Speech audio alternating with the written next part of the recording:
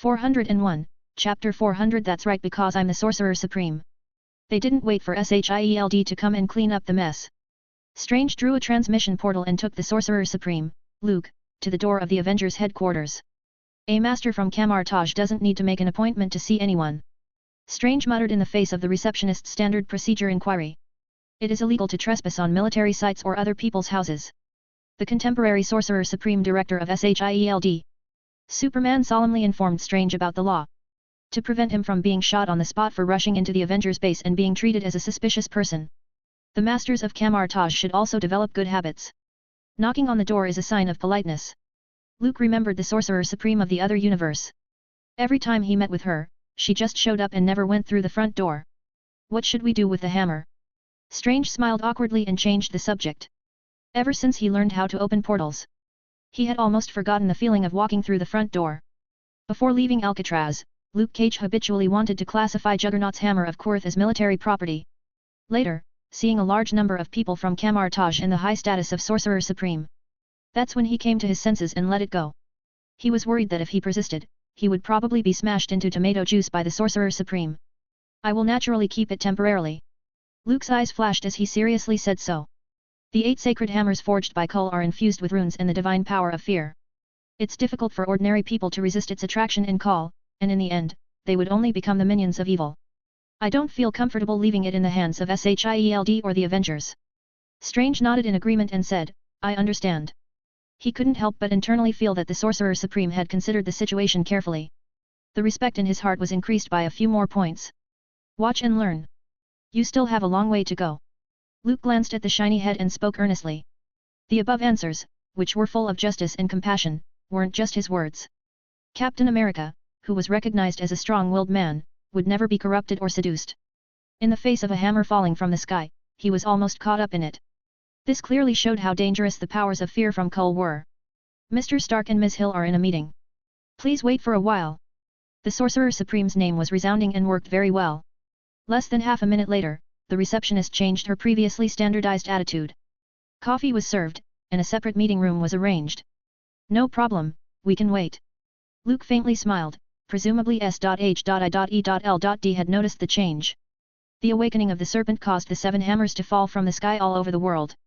In addition to the daughter of Red Skull, Cynthia, holding the hammer of Skadi.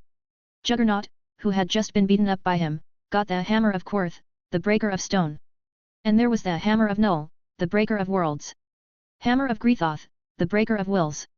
Hammer of Angrer, the breaker of souls. Hammer of Atuma, the breaker of oceans. Hammer of Skirn, the breaker of men. Hammer of Moke, the breaker of faith. Together, there were the worthy. They would automatically select qualified hosts. Anyone who touched them would lose self-awareness and become a slave to the divine power of fear. What? Would it work on Superman? The hammers weren't universal and hardly affected Luke. Like the Infinity Gauntlet of the movie universe, even if Thanos broke his fingers snapping, it couldn't erase Superman's existence. The timeline of this universe is a bit strange. Luke picked up the coffee cup. The last time he came here was when Kamar-Taj held the Sorcerer Supreme battle. Later, after completing the task, he inexplicably took the position of the Ancient One and left Earth 91. There was no contact with the Avengers or Shield. This time, Luke deliberately asked Strange some questions. For example, when was the establishment of the Avengers, the appearance of Iron Man, and other famous superhero groups? He found that, unlike the movie universe, this was closer to the comic book storyline. The most obvious example was that Spider-Man wasn't a high school student, although both of them were named Peter Parker. He worked for the Daily Bugle, and his girlfriend was Mary Jane Watson. There were many other problems. For example, Captain America, Steve Rogers, had retired, and his good friend Bucky took over the shield. The person in charge of SHIELD had changed from Nick Fury to Tony Stark. I hope this is just Asgard's family matters and that no cosmic gods are involved. Luke silently said in his heart. Kull, at best, was as good as Odin.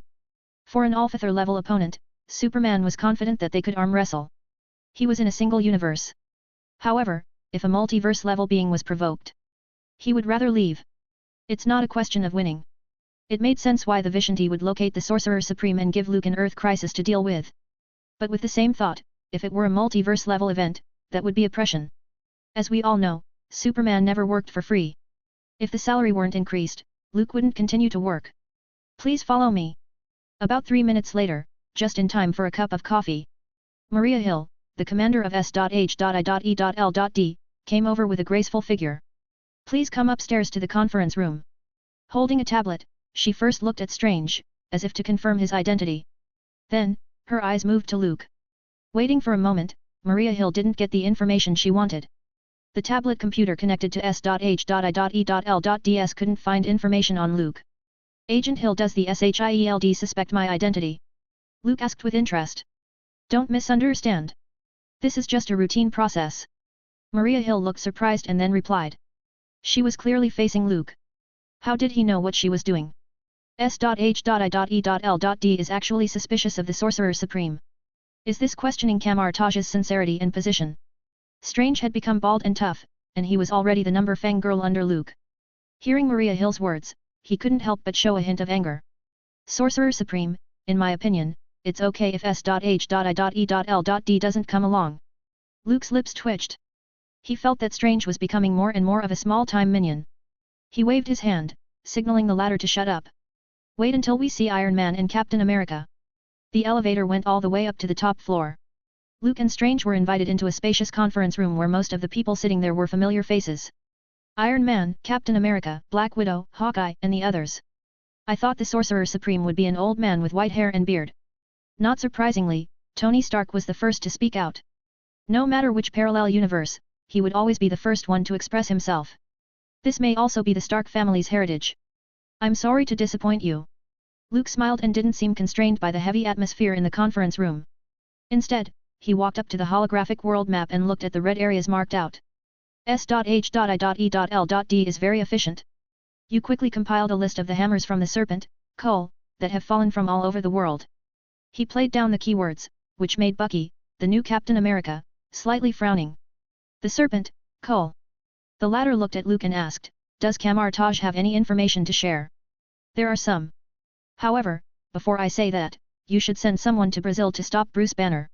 Luke pointed to a red area on the holographic map and spoke in his standard devilish tone. Dr. Banner, he, is indeed in Brazil. One of these objects fell in Sao Paulo, Brazil. Who can hurt the Hulk? He's the most powerful Avenger. Hawkeye polished his arrow, leaned in the corner, and said so.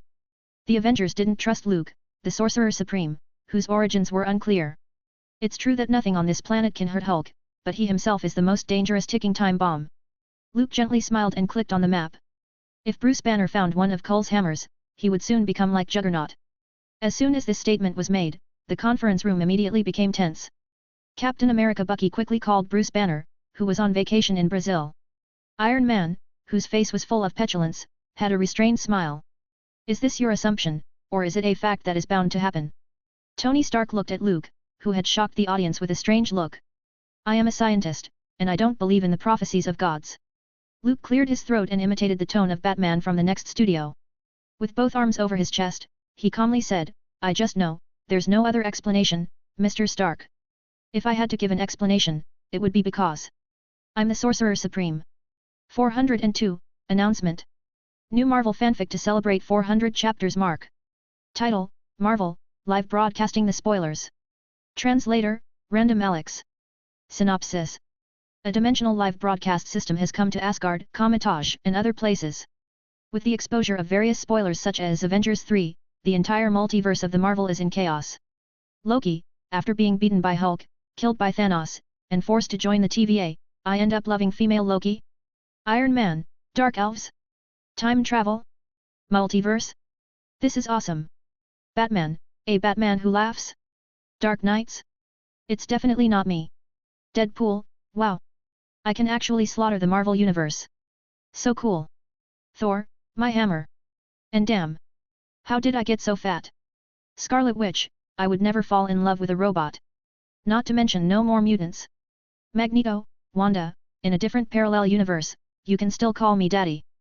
Thanos, I snapped my fingers, but I still failed. The concept is similar to our other novel, but without MC. Let's go. About 17 chapters are already published. Please add this to your library, and try it. This fanfic is built different.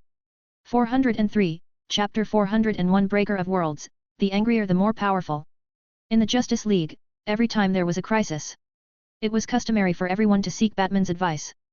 Therefore, the Dark Knight gave a number of plans. 1, 2, 3, 4, and 5, in detail or briefly. He was the brain and thinking tank of the Justice League when Superman went offline, and the Flash was sacrificed. The task of saving the world would be handed over to him. After all, there was an acknowledged fact in the entire studio. If Superman was just the precious son of the editorial department, then, Batman was the father of the editorial department. The scene of the meeting of the Justice League was roughly like this. Flash, what should we do? Wonder Woman, Superman, what do you think we should do? Superman, Batman, it's your call. Others.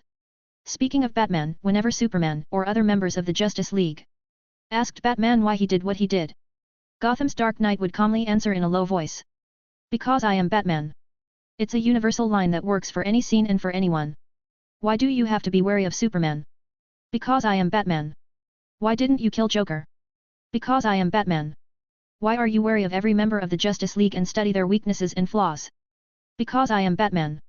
Every time. Remember, every time. As long as Batman said this line, no one would ask any more questions. And on everyone's face, there would be a look of agreement.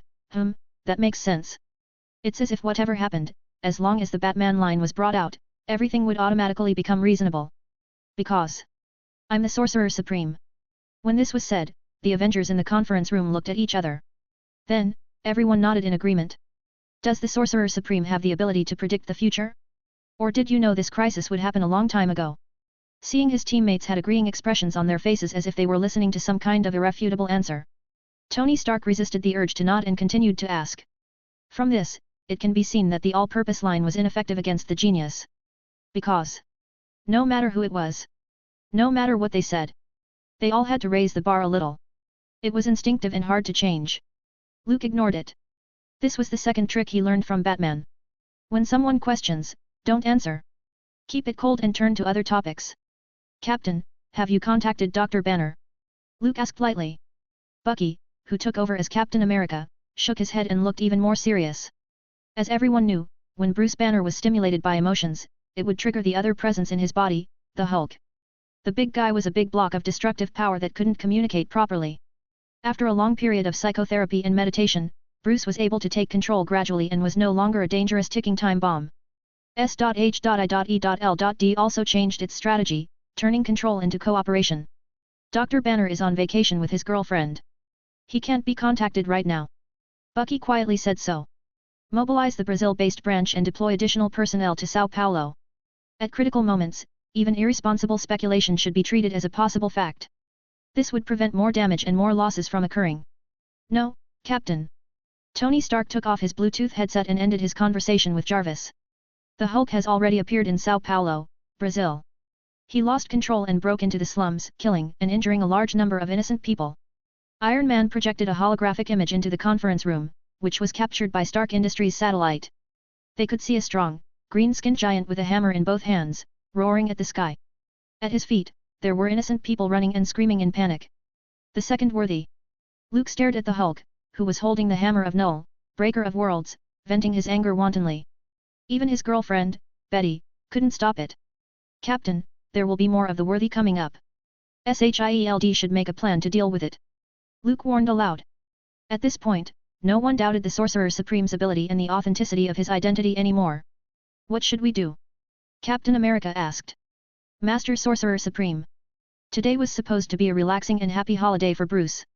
He sat next to the tent and watched his girlfriend in her breezy clothes, bending over and splashing her face with the clear water of the river. The beautiful curves full of temptation made Bruce's eyes burn.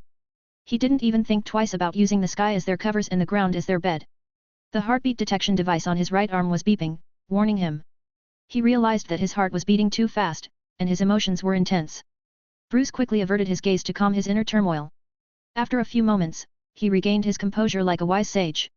Everything was too dull. Bruce, was your watch beeping? Betty, who had finished washing her face, turned her head and asked with a smile. No, just the scheduled alarm. We should go to town to replenish our food and supplies. Bruce covered it up.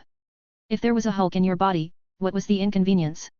In addition to not losing your temper at will and controlling your emotions, the worst thing of all was losing your right to mate. Imagine Bruce was having sex with his girlfriend, rolling in the sheets. As the action gets wilder and wilder, the breathing gets more and more rapid. His heart was racing, his face was flushed, and his blood was rushing. Then, the muscles all over his body would swell up, and Hulk would appear. Not to mention whether Betty, as a fragile human being, could withstand the output of the Hulk. The mere fact that his body had grown and indescribable parts would have expanded along with it was enough to create a bloodbath. Because of this, Bruce had been abstinent for a long time and even quit solo work. Iron Man often made fun of this and marveled at his perseverance. After all, abstaining from sex was a difficult challenge for human beings. Bruce, the look in your eyes just now was very passionate. Betty stood up and put her arms around her boyfriend's neck. She didn't seem to know that such a provocative gesture could easily turn something soft into something hard. Betty, we can't.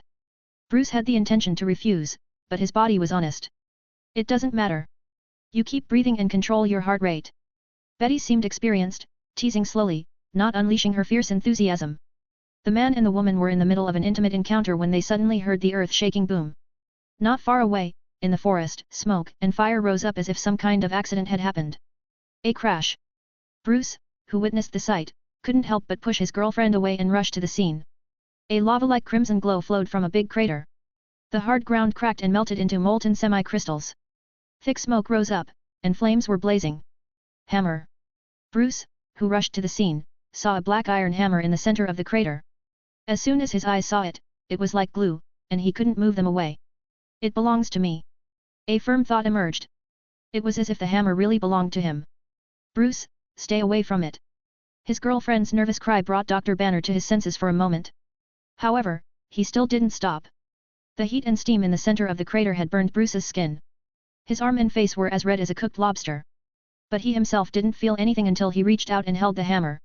Null, breaker of worlds. The runes filled with the power of fear were imprinted in Bruce's mind. A flash of bright light covered the forest. Then, Hulk appeared out of thin air, roaring at the sky. The anger that filled his heart somehow gradually intensified. As it wanted to burn the Hulk to ashes, from the inside out. Vent. I need to vent. The Hulk bent his legs and jumped. It was as if springs had been installed under his feet. His massive form rose up from the ground. Boom. In the next moment, he appeared on a distant hill. The Hulk was like a mad beast, storming into the bustling city of São Paulo. On the other side of the earth, in the deep sea. With the hammer of Scatty in her hand, the daughter of Red Skull was rapidly diving down with a fanatic look in her eyes. The hammer forged with the divine power of fear was like a beacon. The great god of fear. Alfathor. Cull. Cynthia muttered to herself and called out the name of her master. The world needs your return. Binge.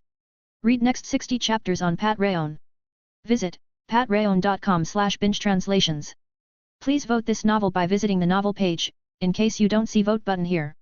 404, Chapter 402 The Chubby God of Thunder, A Waste. Brazil, Dubai, the Californian coast, London, Illinois and the east coast of Manhattan, have all been affected to varying degrees. At S.H.I.E.L.D.'s headquarters, Captain Bucky led the Falcon, Maria Hill, Sharon Carter and other senior officers to the command center of the helicarrier. According to the Sorcerer Supreme, the Serpent Kull was of Asgard, Odin's brother and Thor's uncle. He once forged 8 hammers, except for Hammer of Quirth held by Juggernaut, which had fallen into Luke's hands. There were 7 hammers scattered all over the world. In São Paulo, Brazil, the Hulk became the second worthy under the command of the Serpent and lost his self-awareness. In the latest news, the Hulk rampaged through the city, then disappeared into the vast jungle. The special task force sent by S.H.I.E.L.D. only had time to clean up the mess and deal with the interrogations of the Brazilian government. In the face of the crazed Hulk, there was no other way. The Punisher, a member of the Defenders, and his partner, the Daredevil, pursued him, but there was no other information for the time being. In the following hours, similar incidents occurred in the United States of America, as well as in London and Dubai. An unidentified flying object fell, then attracted a suitable host. Some of the targets chosen by the Hammers are superheroes, like Dr. Bruce Banner, and some are supervillains, like Juggernaut. Bucky's face was stoic and calm as he analyzed. The world was now ablaze with smoke and battles, and a global crisis was brewing. As one of the leaders of S.H.I.E.L.D. and Captain America's successor, he decided to use S.H.I.E.L.D.'s helicarrier to provide support to distant battlefields. Since this crisis is related to Asgard, why don't we call on Thor for help? Sam, the Falcon, asked in a deep voice. The Avengers had already been dispatched. Iron Man, Black Widow, Hawkeye and other leading members led several special task forces to sort out the chaos while fighting against the worthy, who appeared one after another. Thor, he's not on Earth. He can't be contacted.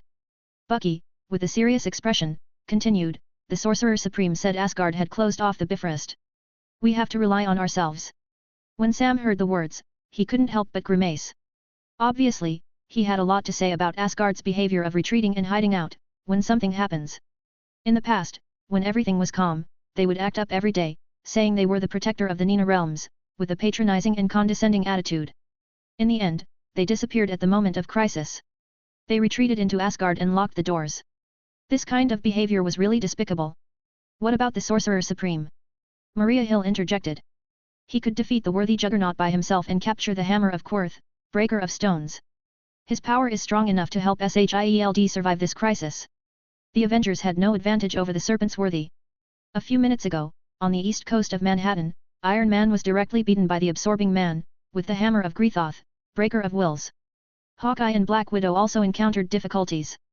The elite team of agents was unable to stop the Worthy from wreaking havoc. Those hammers that were forged by the power of fear. Not only could they significantly improve the host's strength, but they also had various abilities attached to them. For example, applying an aura of fear that could lead people to insanity. An energy blast that was comparable to that of a naval gun missile.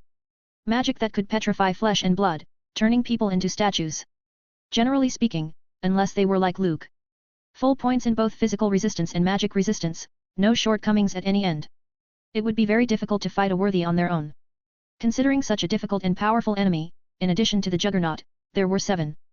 Captain America couldn't help but feel a headache. The Sorcerer Supreme has something else to do.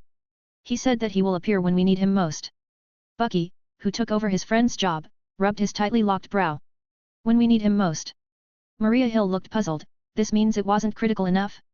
In Kamar-Taj. In a room. He's Thor? The mighty and brave god of thunder. Luke turned his head and gazed at Strange, who was standing in the doorway. In the room, a fat man with a beer belly was lying in bed as if he was pregnant. His thunderous snore shook the walls on all 4 sides, scattering various food scraps and empty bottles under the table. His hair looked like it hadn't been washed in weeks and tangled in pigtails. Yes, he's been frustrated recently. Strange said awkwardly. This Thor had been eating and drinking in Kamar-Taj. If it weren't for the Sorcerer Supreme Luke's sake, Master Mordo would have kicked him out. It was unsightly to have a hobo-like guy wandering around the holy place every day. I didn't expect that Thor would end up taking the path of a fat otaku. Luke shook his head, a little amused. When he was in the movie universe, the God of Thunder, because of the tragic death of his brother, his sister's evil deed, his father's death, and his mother's assassination, half of the population of Asgard turned into dust and other human tragedies. He fell into a long period of depression. He was addicted to Fortnite, fried chicken, and beer.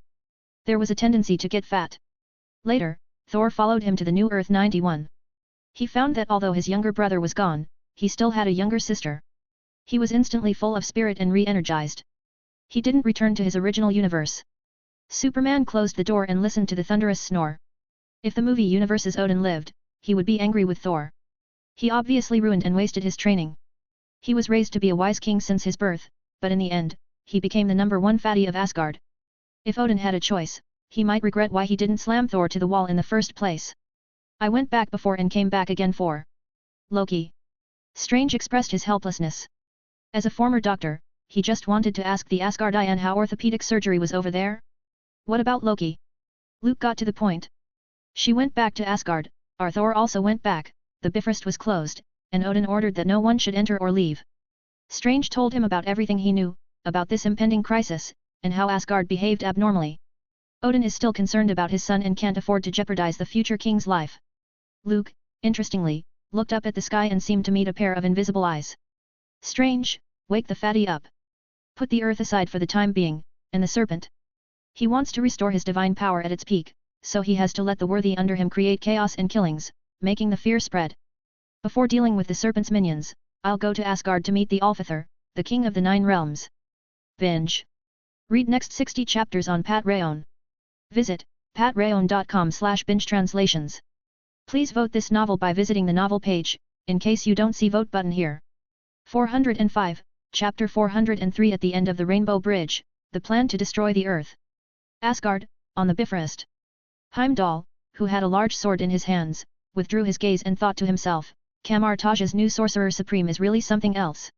It was only a subtle peek, and the other party noticed it. Maybe he will be able to stand on an equal footing with Odin in the future. Heimdall praised. The Ancient One's strength was undeniable, but his successor might not be able to accomplish what he did. This was like Odin's name, which shook the 9 realms. But his son, Thor, would often have a hard time. Among the few strong people in Midgard, the only one on par was the Sorcerer Supreme of Kamar-Taj. Heimdall thought so. He had seen the previous Sorcerer Supreme battle that was broadcasted live across the universe and thought he knew Luke's strength. Regardless of the fact that he took Strange with him, he broke into Hell alone and faced Mephisto. The Asgard gatekeeper was also impressed by the victory he achieved against the devil. However, this crisis in Midgard can't be solved by one person's intervention. As Odin's confidant, Heimdall was responsible for guarding Asgard's gates from all walks of life.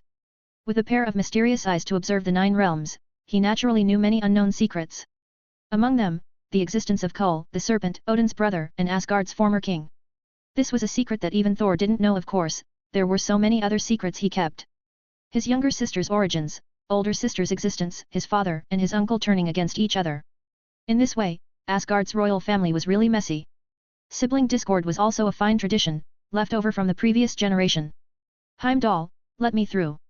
Suddenly, Asgard's gatekeeper saw Thor and Loki, as well as his followers, the warriors 3 of Asgard, and Sif, who was his childhood friend. The group marched up to the Bifrost with momentum. Thor, the leader, waved his arm and motioned for Heimdall to make way. Don't you know Odin's orders? The palace is sealed from inside and outside, and it is forbidden for anyone to enter or leave Asgard. The gatekeeper's face was expressionless. His tall figure was like a mountain, blocking in front of Thor and the others. Father shouldn't do this. He taught us that Asgard is the protector of the 9 realms since childhood. Thor's words were righteous. He didn't even blink, and his words were full of strength. Now that there is a crisis in Midgard, I should go to help. Whether as the son of Odin or as an avenger. Heimdall still shook his head, indifferent to Thor's sincere request. He was only loyal to the king of Asgard, and Odin's will was above all else. Unless Thor succeeded the throne immediately, he had no authority over him. Odin is doing this for your own good, Thor. You shouldn't doubt him, he's your own father. Heimdall said one more sentence in consideration of his usual friendship with Thor. Thor and Kull, the lives of these two, were tightly bound together because of a curse and prophecy and couldn't be separated or severed. If one person died, the other would die too. Odin only had Thor left. He was the only successor. Despite his son's unsatisfactory performance, the king of Asgard remained patient, teaching slowly and waiting for the day of his success. After all, the eldest daughter rebelled, and Loki was adopted. If he gave up on Thor and sired another heir. On the one hand, he was too old. On the other hand, Odin had little confidence in his ability to educate. If the new child was worse than Thor, wouldn't it break his heart? I remember the father saying, no matter what the threat, we are gods. We are to lead the mortals. To give shelter and guard as we should. Thor was very stubborn and didn't listen at all. He had friends and a girlfriend in Midgard. How could he sit back and watch the crisis happen and the destruction come? Asgard is as strong as steel, always unstoppable and unbeatable. Thor said in a loud voice, like a brave warrior with good intentions and unbridled passion. That's why the inhabitants of other worlds submit to us, to receive shelter and offer respect and admiration. But now? We turned a blind eye to Midgard and even took the initiative to close the gates and retreat to the palace. Boom! Thor hadn't finished speaking, but suddenly clouds gathered in the clear sky. The dazzling light passed through, emitting a loud noise. Suddenly, like lightning, the 8-legged horse swept through the dark sky and appeared in everyone's eyes. Wearing golden armor, the majestic king of the 9 realms looked down. Thor, why did you disobey my orders? Odin, with a stern look, glanced at the silent Loki. The latter trembled and lowered her head. In his view, Thor might have been bewitched by Loki. The eldest son was too lacking in thinking and discernment that he was always led by the nose by his second daughter. Everyone in Asgard supported Thor's accession to the throne, but he only cared about what his sister wanted. Such a disappointment. Thinking about this, Odin's heart felt even more annoyed. Alfithor, king of Asgard, please forgive me for my mistakes. Thor raised his head and wanted to argue. Who knew that Loki would nudge him, so he had to bow his head first. But, father, we shouldn't give Midgard up and let the darkness attack Midgard. Thor's retreat was just to start the charge again. As Odin expected, he learned courage and persistence through his exile on Midgard and his suffering. But these excellent qualities were somewhat out of place. You're teaching me how to do things now. Odin's one eye emitted a sharp light. The powerful force surging around him caused the warriors 3 and Sif to bend the knee and submit. You are teaching me how to be a qualified king? Hey? Thor, answer me. Odin coldly asked. The dark sky resounded with thunder as if to express the inner anger of the God King. Father, I meant to say. Thor was silent for a moment, then clutched Mjolnir and struggled to explain. But Odin interrupted it with a wave of his hand. You don't know what crisis Midgard has to face. That's the serpent, Kull. The god of fear from Asgard. An ancient one who should have been asleep, who should have been imprisoned. Odin shouted in anger, and the light behind him grew brighter and brighter. The sound of thunder intensified. His awakening means that the 9 realms will fall into darkness. The trumpet of war has been blown, and you, the future king of Asgard, are still thinking of the mortals on Midgard. Thor, you disappoint me. Midgard is a bargaining chip that must be sacrificed. Take a closer look. Didn't you see that the Bifrost's energy core is filling up? It's aimed at Midgard. Thor turned his head sharply. His eyes burst with light, looking at Heimdall.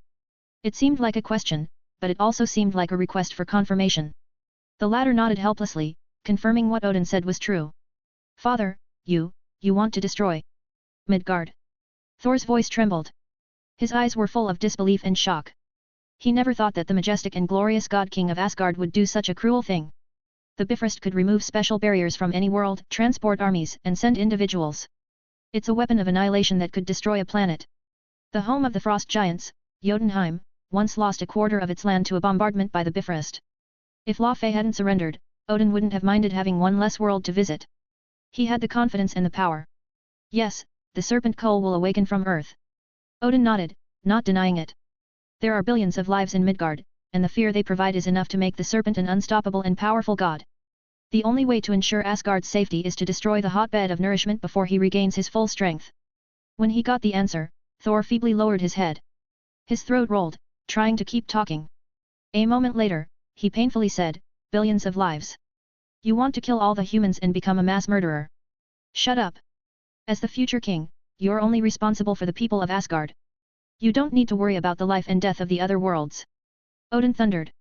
He had a look of disappointment on his face. This was all Loki's fault. She ruined Thor. 406, Chapter 404 Dramatic scene of father's love and dutiful son, it's all the world's fault. Feeling Odin's sharp gaze, Loki couldn't help but quietly move her legs and retreat behind Thor. The king of Asgard was burning with anger, ready to find an unlucky person to vent his fury.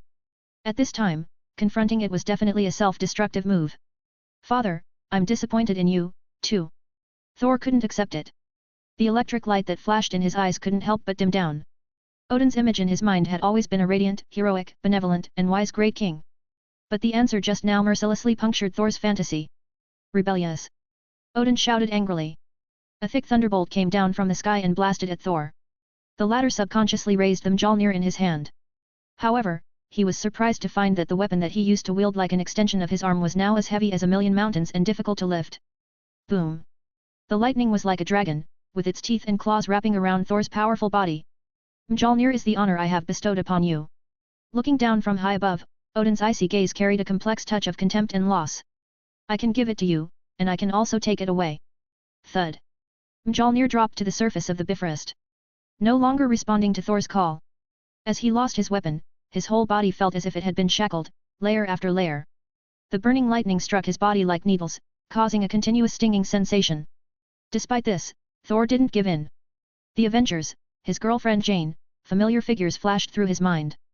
The muscles of his arms were bulging like hills. Suddenly, he broke free from the lightning shackles with a furious roar. Odin was slightly surprised but turned to joy. He ridiculed, Thor, you finally realized you're the god of thunder, not the god of hammers. Father, please give me a chance. Let me go to Midgard. Free of the lightning shackles, Thor no longer disobeyed Odin but got down on one knee and bowed his head. He had already figured out that nothing good could come from hastily confronting the king of Asgard. Such stubbornness! Odin shook his head and spoke to Loki, you took your stupid, reckless brother, who doesn't know how to focus on the future, and have dragged him down with you. Destroying Midgard is not only to protect Asgard but also to protect you, Thor. Maybe you can't understand the decisions I've made today. You will understand when you are in this position in the future. A qualified king must know how to switch positions. Show mercy and majesty to his people. Responded with toughness and violence in the face of his enemies. Guarding the 9 realms and Midgard is a responsibility, but not an obligation. When necessary, we can give up our responsibilities. Do you understand? After Odin's emotional speech, he didn't want to waste time by continuing the confrontation with Thor. He swung Gungnir. The power of the runes turned into heavy metal chains and tied his disobedient son in a tight bundle. Asgard's Alfather, the supreme god king of the Nine Realms, was really angry, and Thor simply couldn't fight back. The seemingly back and forth between father and son just now was just Odin's leniency towards his own son. Thor, I can't help you. Let's just accept this cruel reality obediently. Loki shrugged her shoulders and winked at the warriors three, who was kneeling on the ground. In Asgard, Odin's will above all else, and no one could disobey it. Put him in prison in the lower level of the palace so that he can reflect on himself as a headstrong, reckless boy. The wrinkles on Odin's face seemed to grow deeper. Destroying a world with one's own hands required a sufficiently strong mental quality. In the face of billions of dead souls wailing, without a cold, hard heart, such a decision couldn't be made. Father, you're a cold-blooded butcher, you, humph, humph humph. With Odin's cold glance, the rune power surged. A strip of metal covered Thor's mouth. In his view, there was no overnight grievance between father and son. Thor didn't understand it right now, just because he was too young. Time would dilute everything. The long life of the gods of Asgard would make him forget the human woman in that blue planet, Midgard, that would turn into dust. The warriors three lifted Thor, who was constantly struggling, and gradually went away. Heimdall, how's Bifrost's energy filling process coming along? After solving the disobedient son, Odin descended from the sky and landed on the bridge. 60%, we probably still need a day or so.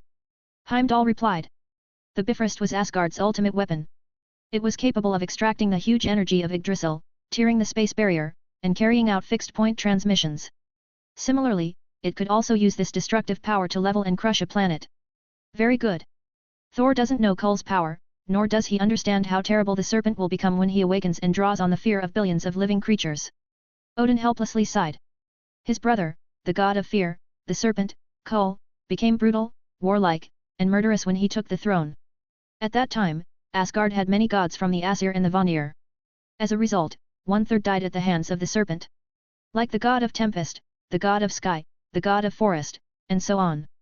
Kull forged 8 hammers of fear from their bones. In order to stop his brother's atrocities from continuing, Odin went to the bottom of the world tree, sacrificed one of his eyes, and hung upside down under the tree for 9 days and nights. Finally, I attained enlightenment and the power of the runes. After returning to Asgard, Odin held Gungnir and rode on an 8-legged horse. Together with the Aesir and Vanir gods, he defeated the Kull and ascended to the throne with the support of the people. This period of history was later erased by him. No one knew about this except for his wife Freya and elders like Heimdall. Therefore, Thor never knew he had an uncle he had never met. Everything is for Asgard. The gatekeeper said. Odin nodded, seemingly a little tired, ready to return to the palace. However, just as he turned around, he pulled back on the reins and turned his head to look at the Bifrost's core. Magic sparks cut through the void, cutting out a passage. I told you to hurry up. A clear voice containing mirth came out as if complaining about someone. I missed a wonderful show of father's love and dutiful son.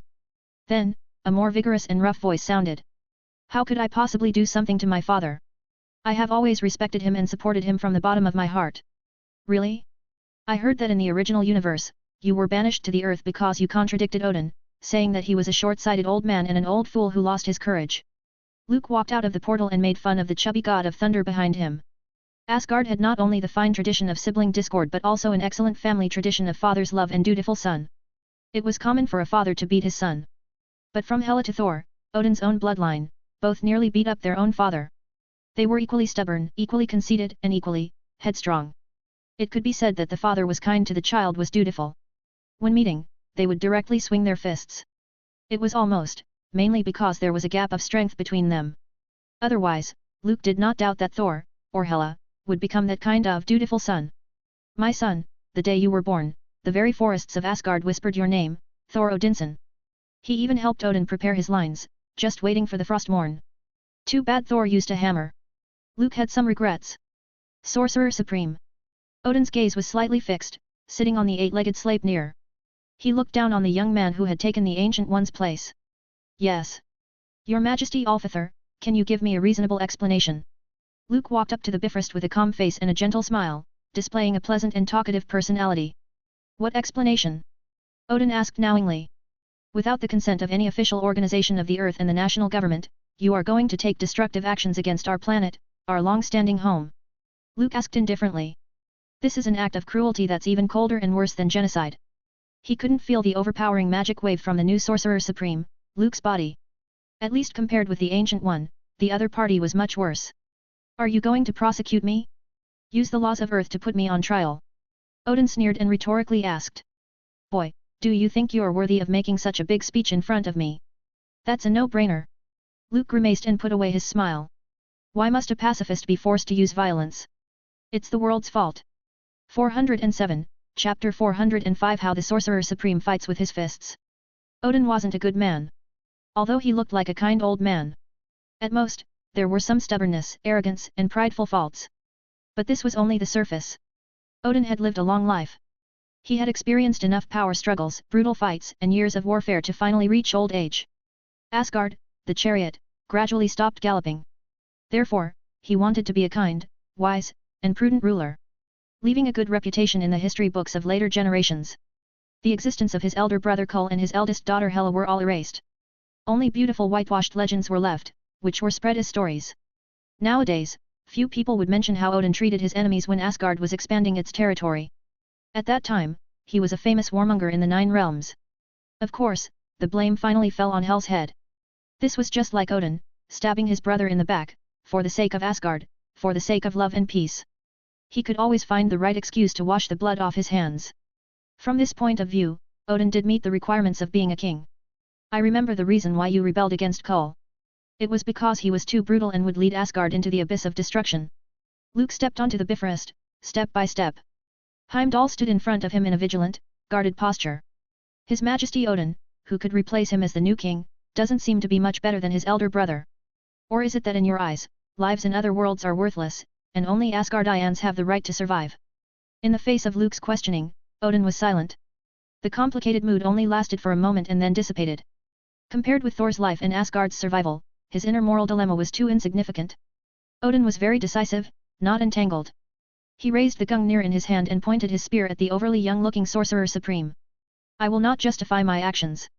Right or wrong, even if the Ancient One was here today, it won't prevent the destruction of Earth. As the most powerful and strongest of the Nine Realms, Odin and the Ancient One sat on equal footing at the top two positions. Behind the Sorcerer Supreme stood the Vishanti, and Asgard also had those who sit above in shadow as its backer.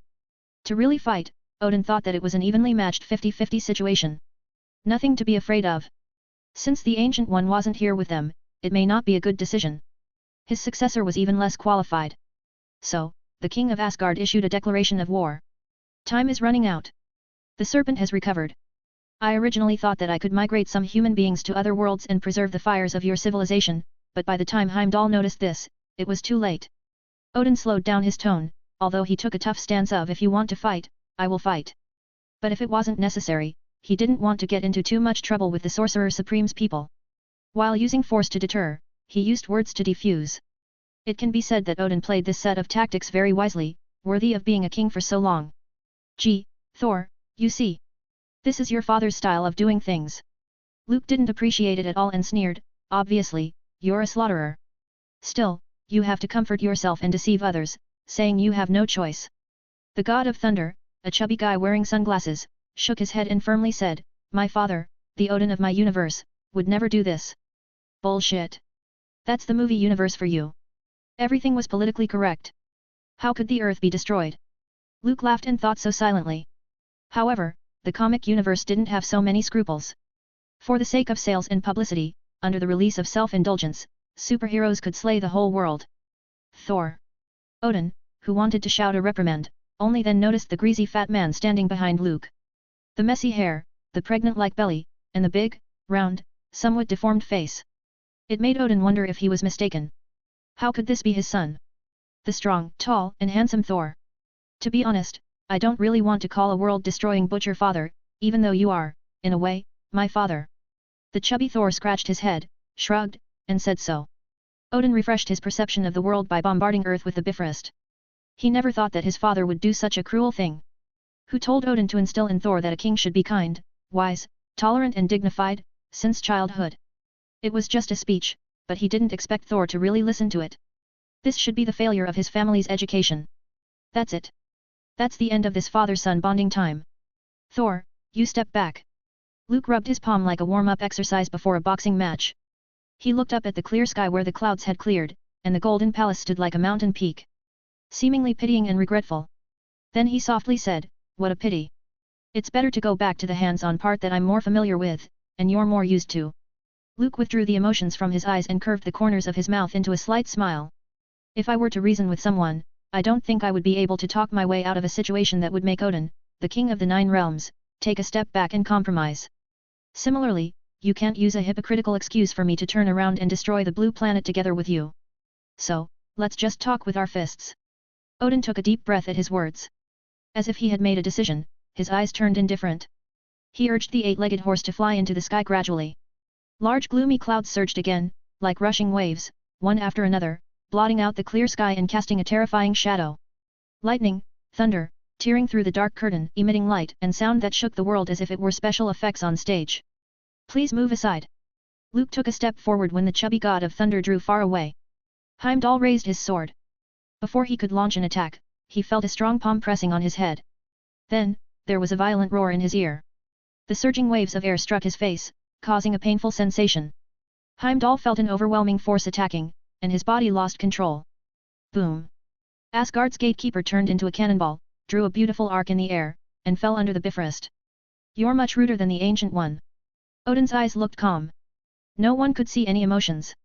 The Gungnir, held in the right hand, was glowing with lighting. The original power of the runes surged and boiled. All of Asgard slightly trembled as if responding to Odin's demand. Heavy pressure squeezed the air, causing people almost to suffocate.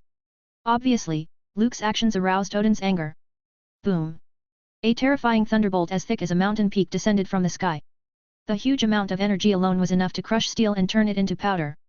The thunderbolt directly smashed down, enveloping Luke, who didn't dodge. The aftermath spread out, and the Bifrost shook. A cluster of intense light burst out. The temperature was so high, it could melt gold and iron. However, the sturdy figure in the middle of it didn't waver. Luke's face was expressionless. He held out both hands. The huge thunderbolt, as thick as a mountain peak, was torn apart by his fierce strength. The world suddenly turned quiet. The slithering bolt of electricity pulsated, the damaged battle suit was healed as before, and there wasn't even a scratch on him. He was super demon. He had no fear towards Odin's magical rune powers.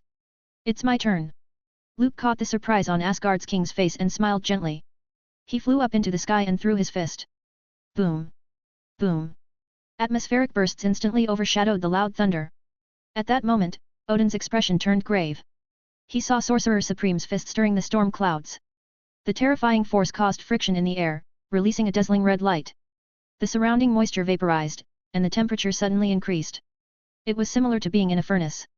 The rampant airflow, the constant loud explosions. The air was frantically compressed, sweeping away everything and crushing everything as if it was the solid matter. The nearby protruding peaks were affected by the wave and immediately disintegrated and turned into powder. He could see the terrifying effect. With one hand on the reins and the other on the Gungnir, Odin effortlessly broke through the terrible storm that was coming at him. The eight-legged Sleipnir neighed as if proudly stating the might of the Alfather. But, in the next second, Odin's expression drastically changed, no longer as calm as before. Stop! The sound of an angry shout exploded, bombarding Asgard. The terrifying sound wave carrying infinite anger sent ripples of intense waves, visible to the naked eye. It turned out that Luke's fist was not aimed at Odin. His goal was the Bifrost. 408, Chapter 406 Alfather Battle, How Dare You Kill My Horse? Bifrost was Asgard's channel to all the other worlds and the most powerful strategic weapon. Relying on the massive world tree, it drew a steady stream of energy and formed a complete circulation system, which was usually supervised and guarded by Heimdall. Such a magnificent project took 100 years to complete. The dwarves of Nidavellir, as well as the skillful craftsmen of the Aesir, joined hands to create this masterpiece. It wasn't only Asgard's shield for defense but also a spear for the attack. It goes without saying how important it was. From the beginning, Luke didn't want to fight Odin directly. If two Alfather-level beings fought at the top, it would be a tough collision. Distinguishing a winner wouldn't happen in a short time. Their physical ability, spirit, and vitality had long surpassed the ordinary, which was difficult to predict. If one party wanted to kill the other party, a great price needed to be paid. So, instead of spending time fighting Odin, it was better to destroy the Bifrost that was threatening Earth as soon as possible, and this should be the top priority. A false move successfully distracted Odin's attention. Luke swung his fist and threw it down. The Bifrost itself was strong and unshakable. In the movie universe, Thor was trying to stop Loki from destroying Jotunheim and exterminating the Frost Giants. He smashed the Bifrost with Mjolnir, trying to destroy the Bifrost, which was releasing terrifying energy. But in the face of Superman's Iron Fist, not to mention the Bifrost, even the giant floating island carrying Asgard, could hardly withstand the fierce impact of this formidable force. Stop! At the same time, Odin noticed Luke's real intentions and shouted angrily. He tugged at the reins and urged Sleipnir to move. Stepping on thunder, Sleipnir was like a bolt of lightning, passing through the dark sky. It took only one breath to burst in front of Luke. Odin's Gungnir carved out a powerful trajectory, pointing directly at the Sorcerer Supreme. However, it was still too late. Crack! The terrifying force of the fist bombarded the Bifrost without reservation. The huge bridge across Asgard, connecting the palace and Yggdrasil. Like a delicate and fragile piece of porcelain, a fierce crack blossomed on it. The energy surging within the Bifrost seemed to have found a way to break through. A torrent of dazzling colors bursts out of control. The wide bridge body, which could hold several carriages running side by side, was split in the middle, and translucent fragments were scattered everywhere. The observatory, which served as the hub, was instantly flooded with a mass of intense light. The wreckage fell into the endless vortex of emptiness. The aftermath of the energy wave created a powerful circle of air that shook throughout Asgard. The guards of Asgard quickly assembled, and they witnessed this scene. Terrible storms stirred up the air currents and created whirlpools.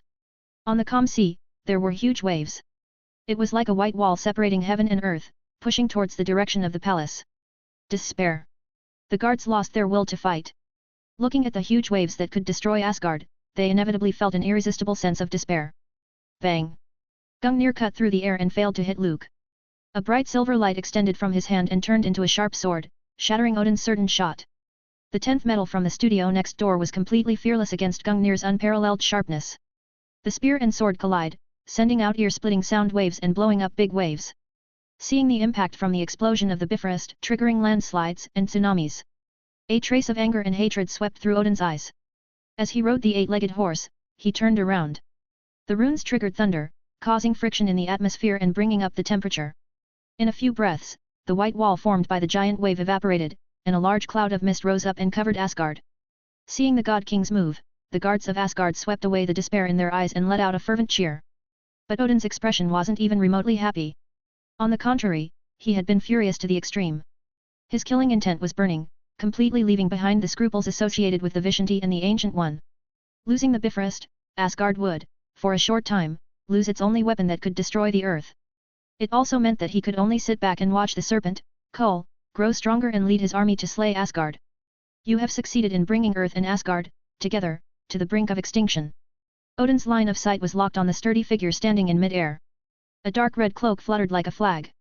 If you really want to protect Asgard and your people, sacrifice everything and take the blame for it. Luke felt Odin's intense momentum building up and climbing and thought that this was probably the most dangerous opponent he had ever encountered. Your benevolent, wise, and mighty majesty, King of the gods, why are you not willing to sacrifice your own son, Thor? The prophecy says that only the god of thunder can kill the serpent and end the final destiny of all things from dying. Odin kept silent. Thor was the future of Asgard. How could he take the initiative to sacrifice Thor's life to save the country and his people? If the eldest son died, who would succeed the throne? Loki? Let the bloodline of a frost giant tarnish the glory of the Aesir gods? Or release Hela? Let a crazy woman lead Asgard to destruction? Odin sneered and gathered up his superfluous emotions. Arcs of electric light jumped and lingered on his golden armor. Gungnir lit up with countless shimmering lights, which were the power of the rune markings. The long white hair waved wildly in the wind, and a powerful force as heavy as a mountain radiated out. It seemed as if all beings should kneel at his feet. The one eye, filled with a chilling aura, stared directly at Luke. Odin lifted the Gungnir like an elderly knight charging forward. Swish! A man and a horse moved like a stream of light. Even Luke's dynamic vision couldn't see Odin's flashing figure too clearly. But the Deathstroke card embedded the world's sharpest combat instincts in his bones. It silently alerted him. The 10th metal was placed across his chest. Bang!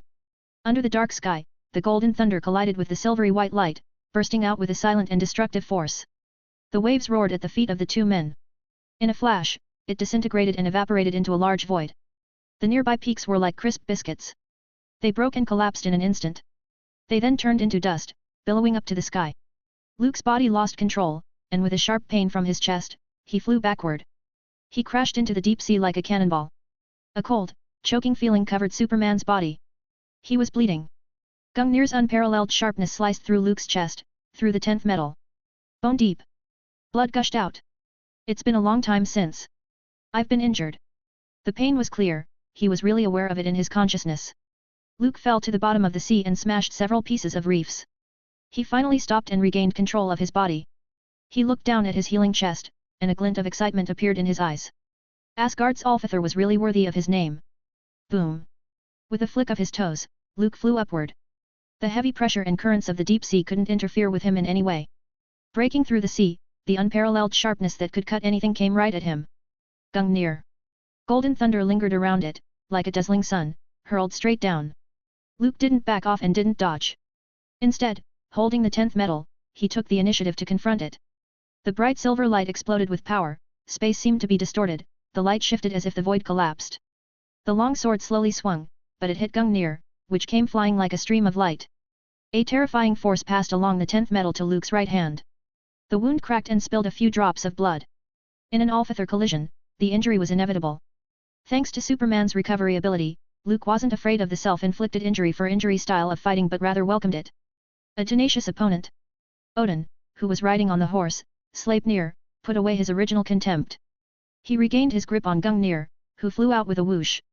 A crack opened on the surface of the supreme artifact that existed in legends. The successor of Ancient One is actually a thug who uses brute force. Odin, a little saddened, stroked Gungnir. Then, he raised his spear again and prepared to throw it. Thousands of runes lit up, overflowing with a terrifying energy. This throw could smash half the world. Well, I've experienced the might of your majesty, and it's time to give something back. Under Luke's feet, the air exploded, setting off a furious wave, like a supersonic aircraft ejected from the starting point. The 8-legged horse that galloped on thunder turned into a stream of light and avoided Superman's surprise attack. The God King's mount, Sleipnir, flew like lightning through the dark sky. The 10th metal sword condensed into a bright silver light, cutting through the dark clouds. The furious attack missed, and where it landed, space shattered and collapsed, forming a deep vortex. Too young. Odin lamented. The young Sorcerer Supreme lacked combat experience. The attack was rushed, but he caught its true intent and again lost the opportunity. Asgard's God King sneered. Gungnir's blade reflected cold light, quietly disappearing into the void. In the next moment, the golden stream of light penetrated Luke's body. Whoosh!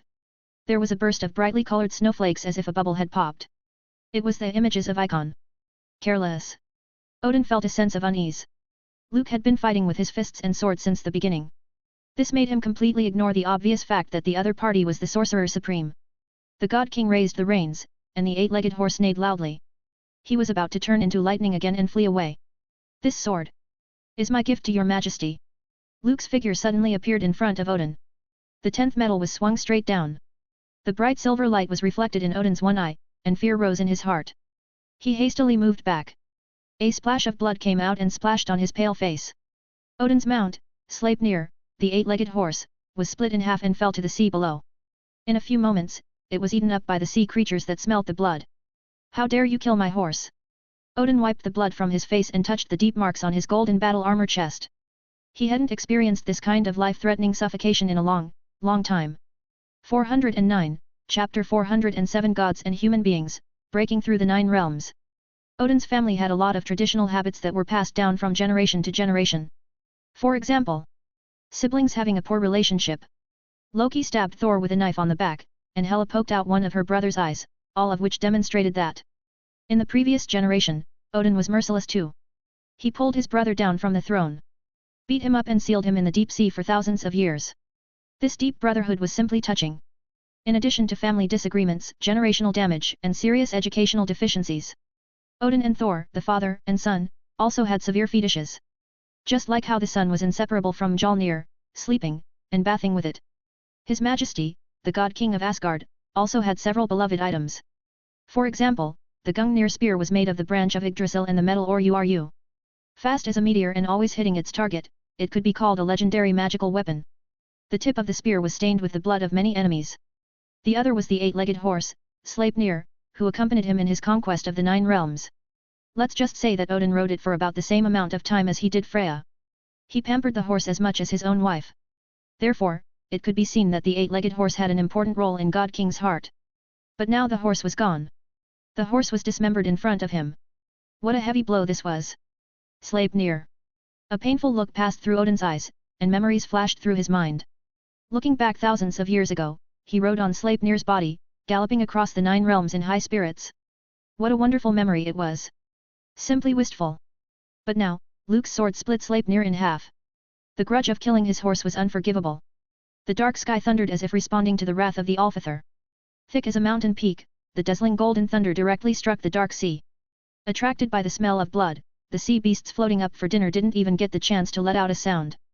Their flesh and blood turned into charcoal and evaporated into a wisp of smoke. They just want to have a good meal. Why should your majesty get angry? Be careful, animal protection organizations could condemn you. Luke added fuel to the fire and spoke in a sinister manner. Anyway, they were already disregarding politeness, and there was no need to act polite anymore. You killed my horse. Very well, even if the Ancient One and the Vishanti come, they can't stop me from taking revenge for Sleipnir. Odin's one eye glowed. The intense murderous energy dispersed the flowing clouds, tore the atmosphere, and filled the air with substantial pressure.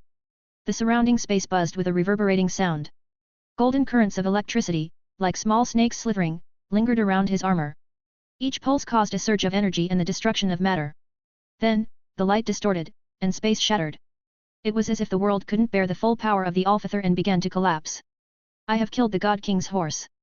I will accept your thunderous anger and revenge. The corners of Luke's mouth, which had been hooked up, gradually faded away and became flat. You intend to destroy Earth and slaughter billions of human beings, how should I calculate this account?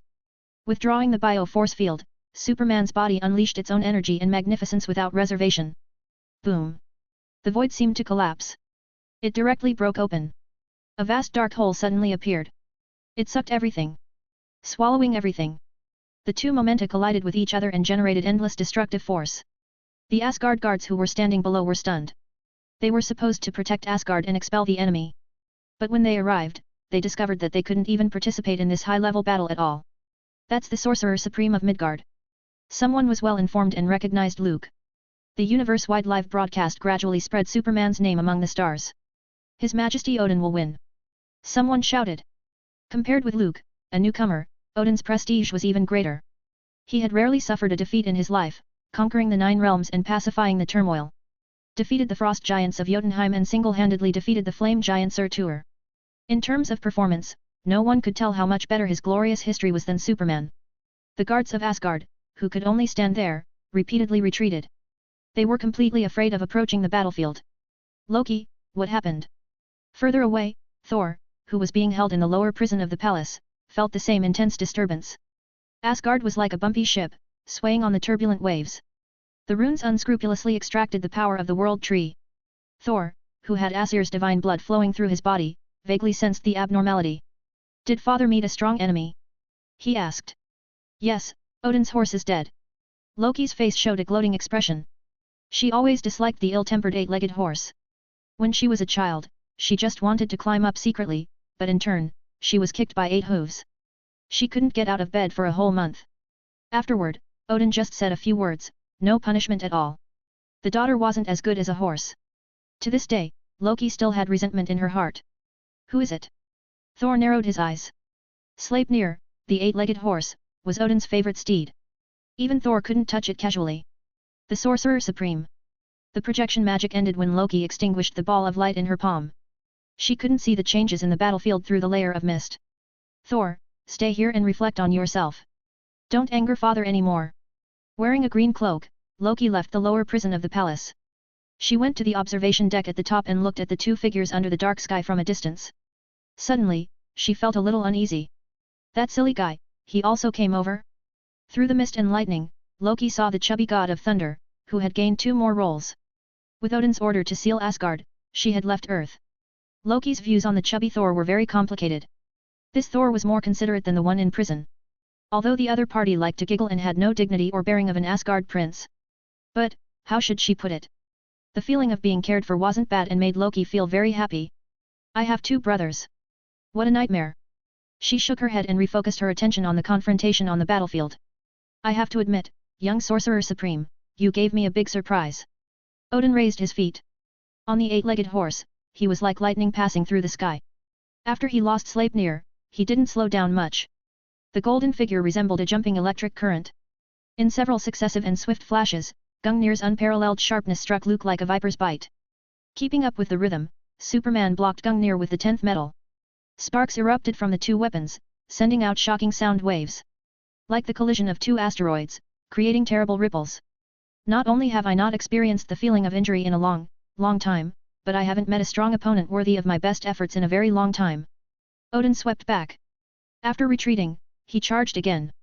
The God King of Asgard and the Sorcerer Supreme of the Kamar-Taj clashed several hundreds of times in a flash. Their weapons collided, bodies collided, and the after effects were radiated in all directions. The buildings around the palace looked like they were made of sand. They collapsed in an instant, turning into dust. If the fight continues, Asgard would be destroyed. Loki thought to herself as she watched. Every time the two Alfathers collided, there would be a storm of destruction. How about a different battlefield? Odin threw Gungnir out, forcing Superman's assault away.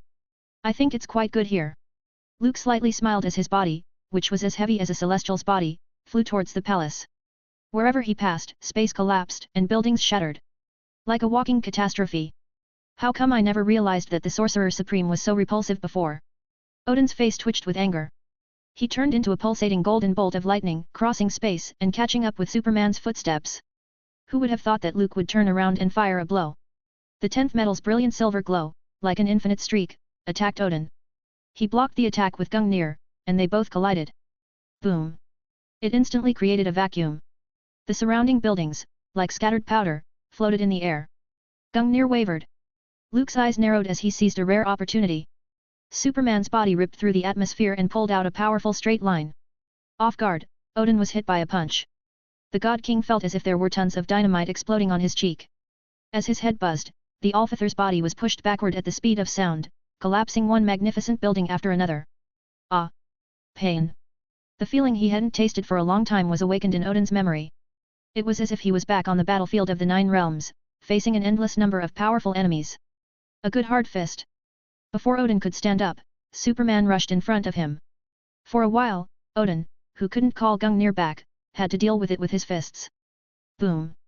Boom! Boom! Like a high-temperature sword, heat vision cut through the ground without hurting Asgard's God King. A surge of power exploded from Odin's palm. It struck Superman in the chest but didn't send him flying. The firm bio-force field gripped the ground tightly and lifted up a large area of soil. Luke kicked off. A circle of air suddenly rolled up and exploded. He accelerated with all his might and delivered a straight punch. The air trembled. The extremely compressed air sent out a sharp howl as if something was physically piercing through. From Odin's single eye, a sharp beam shot out. Many people regard His Majesty as the great god of war of Asgard. But people ignored the fact that he was still a master of magic who was proficient in using the runes. Hundreds of shining rune characters, like small glowing suns, detonated in unison. Searing thunder, terrifying high temperatures, bone-chilling mists, sluggish frosts. Various elements collide with each other, releasing powerful magic. Fortunately, I have a magic resistance. Luke secretly rejoiced. If he were the Superman from the studio next door, he would have instantly died when facing Odin's powerful blow. With the elemental energy gushing out, another punch was hammered onto Odin's chest. Boom! The hard golden armor instantly fell apart. Holding back the blood in his throat, the God King clenched his right hand and struck Luke. They were in close combat. He was an experienced warrior. He understood that when he was at a disadvantage, he couldn't retreat, couldn't be afraid, and couldn't just defend. He took the initiative to attack, exchange injuries for injuries, showing fierceness and courage. This was the way to regain advantage. Who do you think you are fighting with? I'm Odin, the king of gods. The roar drowned out the loud bursts of air. The Alfather's fists were no worse than Superman's. Luke shot up like a cannonball. Despite the rapid healing of the shattered jawbone, Odin didn't give up. The two men, like ascending celestial bodies, broke through the boundary of Asgard and moved the battlefield to Vanaheim. This was where the Vanir lived, full of forests and lakes, full of peace and tranquility, like the legendary land of the elves. Boom! There was a loud explosion. Odin dodged Luke's heavy punches but was hit by a heavy and powerful knee. After smashing two solid mountains into the ground, the God King saw Superman descend from the sky, shooting out heat vision. The two of them broke through the thick layer of rock and tumbled to the boundary of Alfheim. Then there was Jotunheim, the world of the frost giants. The tens of thousands of miles of towering ice peaks appeared fragile in front of the Alfather's body. Large pieces of the mountain collapsed and smashed down, burying the frost giant's palace. As a king, Laufey was furious. The scarlet eyes glared at them, wanting to shout rebukes at the unwanted guests who had entered Jotunheim, tear their bones apart, and throw them to the beasts for food. Boom! Only to see a cloudy sky and burst of golden lightning. A crimson beam, like a long sword sweeping through, melted the ice and snow, cutting through the land. Forget it, let them go for today. Laufey silently retreated to his palace and instructed his men to open the underground palace. In case the two monsters came, he would go into hiding to avoid them. Who the hell is this? Who can compete with Odin like this? Laufey was the king of the frost giants and once a major problem for Asgard. He fought against Odin and knew the strength of the other party. Does a god bleed? Luke sneered when he saw that Odin's golden helmet was broken. Odin's armor collapsed, and his mouth was bleeding. You're the toughest human I've ever seen. You're more of a warrior than the old sorcerer supreme. The god king wiped away the blood and breathed in the cold air of Jotunheim. They regarded the sky as a battlefield, constantly moving around, kicking, and punching. A circle of exploding air crisscrossed into a complex and ever-changing flight path. Luke's right arm hung helplessly as if paralyzed. This was the price he paid. For one arm, he successfully exchanged it with a serious injury to Odin, making him cough blood. Jotunheim shook, Laufey stared at the gloomy sky. Two meteor-like figures ruthlessly fell. The hard frozen ground that has been frozen for 10,000 years ruptured with a bang. Odin and Luke crashed into the ground and broke through the wall of this world. Muspelheim, the realm of fire. Surtur, who was sitting in the palace, waiting for Ragnarok, suddenly raised his head. Did he see the wretched Odin and an equally injured, human? The two figures fell towards the ground. In between their descent, they continued to throw their fists at each other. What's happening? Before the flame giant, Surtur could understand it, Muspelheim's ground, like a shaking carpet, rolled up one huge wave after another. The powerful shockwave spread rapidly and seemed to tear the whole realm in half. Surtur was dumbfounded. Superman's iron fist pierced the realm of fire. He fell into the vortex of the abyss with Odin. The two Alfathers, with their hands free and their strength at their disposal, had broken through the 8 realms attached to the world tree. Until Midgard. Binge. Super long chapter. Please don't forget to vote, smiley face. 410, chapter 408. The end of a hero, the sky falling. Earth. In the eyes of Asgardians, this place was called Terra, also known as Midgard. Those arrogant people in the divine realm still had the stereotypical impression of this place as barbaric and primitive. Thor, who first came to Earth, or the warriors 3 of Asgard who followed him. By and large, they were looking down on this backward place which looked was weak on the surface but was actually the novice village for all walks of life. Not only for Earth but also for other worlds. After all, regional discrimination was a topic that was never out of date in any universe. Even Asgardians who claimed to be rulers and guardians of the 9 realms. Thousands of years ago, their ancestors defeated the Dark Elves and then defeated the Frost Giants.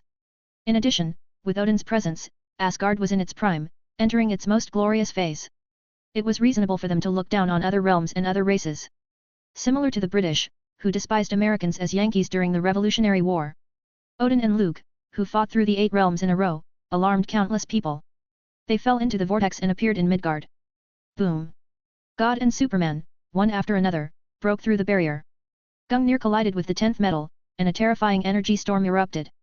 A burst of bright light flashed as if the sun lit up and then went out. Hundreds of glowing runes were detonated with a flourish. It was like a celestial body shattering, bombarding Superman's body with the aura of destruction. The tough and powerful flesh was violently impacted by the energy storm and was instantly covered with scorched black wounds. His whole body plunged down like a cannonball. Luke grinned. The bright silver glint of the 10th metal swept across Odin's neck. Just a little bit closer, it could have slashed off the God King's big head. Odin covered his neck, and blood oozed between his fingers. With an odd look, he looked at Luke as if he was deeply puzzled. In just a few breaths, the horrible wounds on his body were healed as before. The surrounding light seemed to darken as if swallowed by the Sorcerer Supreme. The vitality that was lost was filled back in a few moments. Is this human on drugs? Huff. Huff. Odin was panting, his eyes full of shock.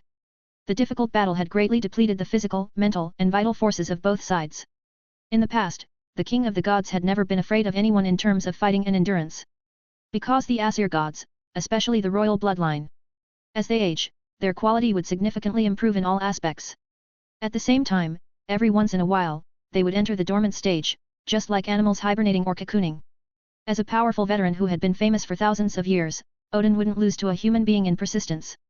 But the truth was brutal. Luke had never shown fatigue but had the tendency to fight even more bravely. Before, he had resisted the burst of magic power from runes, and it was obvious that he was severely injured and dying. But after a few deep breaths, his stats were back to full. It was as if he had taken something. Is it Vishanti's secret blessing? Odin couldn't help but wonder. But he also had the original power given by the World Tree. In addition, it was connected to all of Asgard. It didn't make sense that it was not as good as the Vishanti. This was a gift that he got by sacrificing an eye through a trial. At that time, Odin drank from the well of Mimir, hung upside down under the world tree for 9 days and 9 nights, and finally received revelation, comprehended the rune, and gained unprecedented divine power. Otherwise, it was impossible to defeat Kul, who was the king of the gods at that time. Your Majesty, you are old, and it seems that you are out of your depth. Luke's voice was blown away by the gale and reached Odin's ears. The two men flew down with a bang and landed on a solid glacier. The ice layer, frozen for tens of thousands of years, shattered violently. Like a meteor hitting the earth, it sent out a violent shockwave. The huge iceberg floating in the freezing sea was directly pierced by a human figure and collapsed as a whole, setting off huge waves. That was Odin. The ensuing heat vision melted the iceberg, evaporated water into steam, and penetrated the God King's chest. I think the winner has been decided. Luke landed on the ice. This was Antarctica, the coldest continent in the world. 98% of the area was covered by ice and snow all year round. The ice shelf alone covered an area of about 2 million km superscript 2, with an average thickness of about 2 kilometers. Superman looked around. This was a vast ice field in the middle of nowhere. In addition to the endless white ice, there were only giant icebergs floating sporadically on the surface of the sea. You're not human. A large hole was punctured through Odin's chest. Flesh and blood were evaporated by the high temperature. He staggered to his feet, using the Gungnir to support himself. I've never seen a human being like you, who doesn't know what death is and could fight on forever. A trace of sadness flashed in Odin's eyes. This was one of the few failures in his life.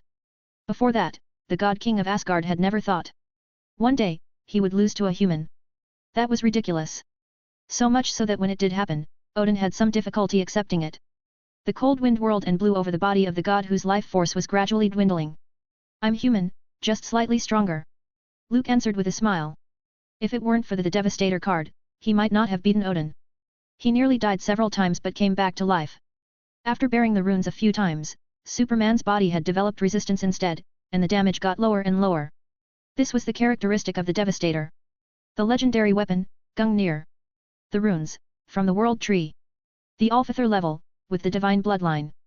These divine objects and powers that mortals could only look up to throughout their lives were superimposed on one another, creating the supreme myth of Odin's unstoppable victory and invincibility. But today, the god had fallen. The myth shattered. Luke smashed it all with his own hands. What are you going to do? Odin closed his eyes, then opened them again. After all, he was the king of the gods. He would never fear death or beg for mercy from his enemies. Gungnir's peerless blade was pointed at Luke. It seemed to be a desperate attempt to fight to the end. Kill you? No, not really. Luke smiled. The 10th metal retracted into his palm. The dark red cloak fluttered and stood out in the white environment. I still need Asgard's power to fight against the serpent. If I cut off the head of the God King, Thor would definitely take revenge for you. And without your suppression, Hela of the underworld may also escape from her confinement. At that time, I would have to face the anger of your son and daughter. If I kill them all too, I would send your whole family back to the embrace of Yggdrasil. Superman would be reduced to a tyrannical villain. That wouldn't be good. Luke explained with a light smile. Odin smiled half-heartedly. He and the young Sorcerer Supreme experienced an Alfather-level battle, and the other side won easily. Would he let me go? But... After a moment's pause, Luke finally spat out this annoying twist. You did have malice towards Earth and almost put it into practice. However, I stopped you. According to the laws of various countries in Midgard, this is called criminal attempt and is punishable by law. Odin felt something was wrong. He tentatively asked, You want to put me on trial? Use the laws here to send me to prison. A god king can't stay with mortals. Luke's smile improved, but in Odin's eyes, it looked like the devil's. Your Majesty, do you know where this is? Odin lowered his Gungnir and seemed to be relaxed. He looked around and shook his head. Forgot? A long time ago, Asgard and the Frost Giants, you and Laufey, fought in Midgard. The artifact of Jotunheim, the casket of ancient winters, opened, sending the planet into the Ice Age. Luke reminded. This is the frozen land created by the casket, called Antarctica. Odin seemed to think of something, and his expression turned ugly. Gungnir was lifted again. I'm the king of Asgard. You can't humiliate me like this. Odin growled in a low voice. Like a warrior, either kill me and give me an honorable death. Or... Luke turned a deaf ear. He didn't wait for his opponent to finish and took a step forward. Superman's body tore the air. Odin, who had run out of vigor, couldn't dodge. He raised his hand and swung Gungnir. Gungnir's blade swept by, golden thunder burst out. Crackle! The electric arcs jumped and landed on the empty space. The thick ice melted into a huge hole. Luke, who pushed forward, smashed his fist into Odin's head. Bang! Like an iron strike. The God King was suddenly attacked, swayed twice, and fell down head first. Since it has occurred to you that Antarctica is the territory of your brother, Cole, let's go and catch up with him. Luke softly chuckled. He picked up the semi-conscious Odin with one hand and flung him out as if he were throwing a lead ball. I believe that Cole, the serpent, will spoil his brother well. My worthy are scattered all over the world. An old man with white hair and a scepter spoke in a hoarse voice. Behind him was Cynthia, the daughter of Red Skull, who had raised the hammer of Skadi. And, respectfully, Baron struck her. My daughter, are you willing to conquer the world and spread fear for me? The old man turned his head and asked in a cold tone. He was wearing a robe woven from raven feathers, and his eyes were flashing with a ghostly green fire, just like a reanimated skeleton. I'm willing. Great Alfithor. Cynthia held the hammer in one hand and knelt on one leg in submission. Baron Strucker followed suit. This was an ancient god. Well, then, go. Go with those brothers of yours, take over the world, and then attack Asgard. I want that golden palace to collapse and crumble. I want Asgard's blood to flow. Boom. The old man's declaration, full of hatred and anger, wasn't done yet, when an object from the sky, with friction and fire, smashed through the South Pole base and landed in front of him. Odin. He narrowed his eyes and saw the figure lying on the ground like a piece of garbage. My foolish brother, what happened to you? 411, Chapter 409 Fear's Army, Confusing No Man's Land. Odin looked up and saw the smiling old face, and memories of the past welled up in his mind. He and Cole were like Thor and Loki. Only more often, Odin acted as the latter. A character who wasn't open, honest and frank. At the same time, Cole didn't have the righteous and just heart to qualify as a benevolent king. There was a little darkness in their bones. Like a glass of water, it was mixed with violence and lust for power, becoming turbid. The two brothers cared about each other, walked with each other, parted ways, eventually turned against each other. Cole, you're still alive. The God King smiled and came up with a friendly greeting, fully demonstrating his concern for his brother. How could I die, Odin? Cole smiled, his ferocious face was full of joy.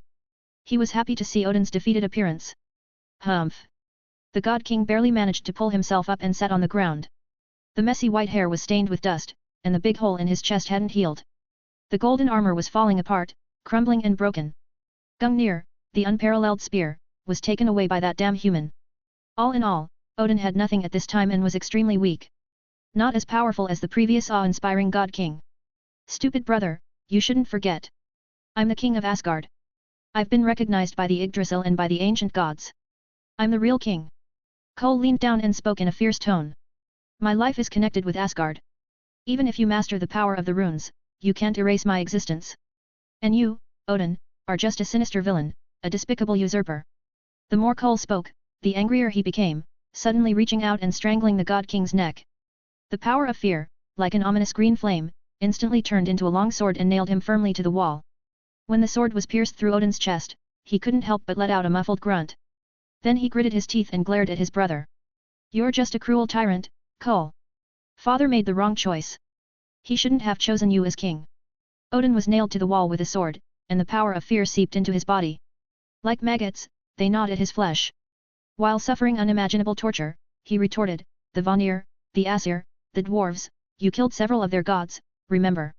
You skinned them, stripped them of their divine power, and forged the hammers of fear. If you continue to lead Asgard, it will only be driven to the abyss of destruction. Odin spoke with conviction, meeting Cole's cold eyes without fear. He didn't think he did anything wrong, nor did he think it was a betrayal. You're still so fond of making excuses for yourself, Odin. Asgard's god of fear coldly said. Do you remember when you were a child? Once you sneaked out behind father's back to the altar of the Vanir gods in the forest and brought back a white colt with 8 legs, what was its name? Sleipnir. The Vanir found out, accused the Aesir of being despicable thieves, and demanded the return of the colt. Father flew into a rage and wanted to punish you severely. But, no matter what father asked, Odin, you never admitted that you had stolen the horse. You replied stubbornly, it came to me on its own, while crying and lying. The serpent Cole's expression was cold, and he seemed to sense his emotions. The green flames that linger around his body surged and turned into a long thorny whip. Snap! The whip struck Odin's torso, creating a bloody scar and tearing away a piece of flesh. Finally, father believed you. For this reason, he believed you and quarreled with Vanir over it. It got very unpleasant. Cole sneered and laughed. He knew his brother too well. Odin loved to cover up his mistakes with grandiose and generous words, flaunting justice and gaining a false reputation. After so many years, nothing had changed. Odin, you will never change. You're still the thief who stole the colt and lied about it. You stole the throne from me and then told the world that it was because of my cruelty and tyranny that you overthrew my reign. This lie has been told so many times and for so long that you even fooled yourself. Snap! Snap! Snap! Cole raised his thorny whip and struck repeatedly, without mercy. Odin, who had lost the ability to resist, could only let him do what he wanted and endure the pain. Asgard's fate is sealed. When Ragnarok comes, the gods will fall. The flame giant Surtur, the ultimate judgment Mangog, and countless more enemies who will burn Asgard to the ground. The moment I ascended the throne, I saw the broken fragments of the final moment in the spinning threads woven by the Norn sisters. The strength of an Alfather is far from enough to cope with it. So, I wanted to become stronger than those who sit above in shadow, to surpass Father and break the limits. Cole whipped Odin until he was drenched in blood, and only then did he stop. In order to prevent him from waking up, the other party erased his existence from Asgard's history. No one knew Cole's name, the god of fear, and his strength gradually weakened. If not for the fact that in the early years, the tale of how he forged the 8 hammers of fear was written down in a book and left in Midgard. Perhaps, the serpent would sleep under the deep sea until he was completely forgotten. This whip, at most, was only a tiny bit of his revenge. As for the rest, he would pay it back in double. With this in mind, Cole, with malice rising within him, slowly said, the 8 hammers of fear are only the beginning. With my plan, they will destroy the other 8 realms and draw the power of fear from billions of living beings, thus forging my true power. Then, I will be able to do everything I can to cut the thread of Asgard's destiny. Odin looked at Cole, who was revealing the truth, with the eyes of a madman.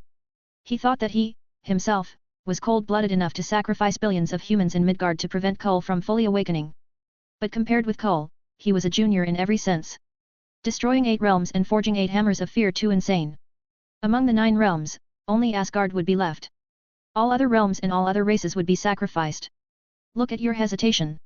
It's hypocritical and disgusting. Cole said in disgust. You could sacrifice Midgard and become a cold-blooded executioner to save Asgard. But you aren't willing to sacrifice more and bear infamy. Why do I have a brother like you? He raised his hand and conjured up an eerie green flame, which formed 8 long swords, piercing Odin's hands and feet, acting like nails to a stake. Then the newly awakened god of fear turned around with his hands behind his back. Rest assured. I won't kill you, Odin. I want you to see with your own eyes, my army of fear sweeping through Midgard and storming Asgard, crushing your lies and your accomplishments. Odin closed his eyes in pain and struggled to say, aren't you afraid of Thor? He is the one who's destined to kill you. Ha ha ha, this is the difference between us. Cole, the serpent, was full of confidence. His rickety body slowly straightened. I don't believe in destiny. The prophecy says the god of thunder is the one who will kill the serpent. But, since I'm determined to stop Ragnarok, why would I be afraid of Thor? He bent down and put his palm on the cold, hard, frozen soil. The green flames spread like wild weeds. Swish! Swish! Swish!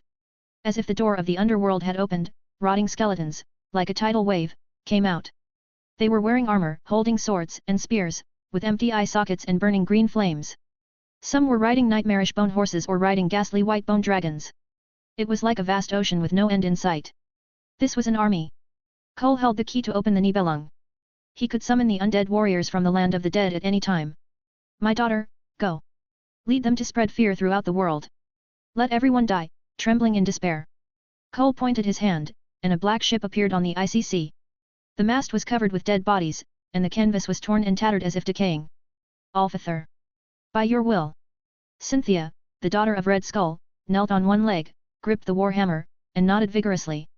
She wanted to accomplish the grand task that her father failed to achieve. Destroying the world. Asgard, royal palace of Valaskjolf. Unfortunately, I have some news for you. Luke looked at Thor, who had just been released from prison, with a sorrowful face. Odin, who had a momentary lapse, fell into the hands of the awakened Cole. Inside the hall, the gatekeeper Heimdall rolled his eyes. He watched the whole battle. The God King was clearly thrown over like a lead ball. The goddess Freya's face was expressionless and silent. Only Thor, who doubted, said, wasn't father fighting with you? I just had a friendly spar with Odin. He is the God King of Asgard, and I'm the Sorcerer Supreme of Kamartaj.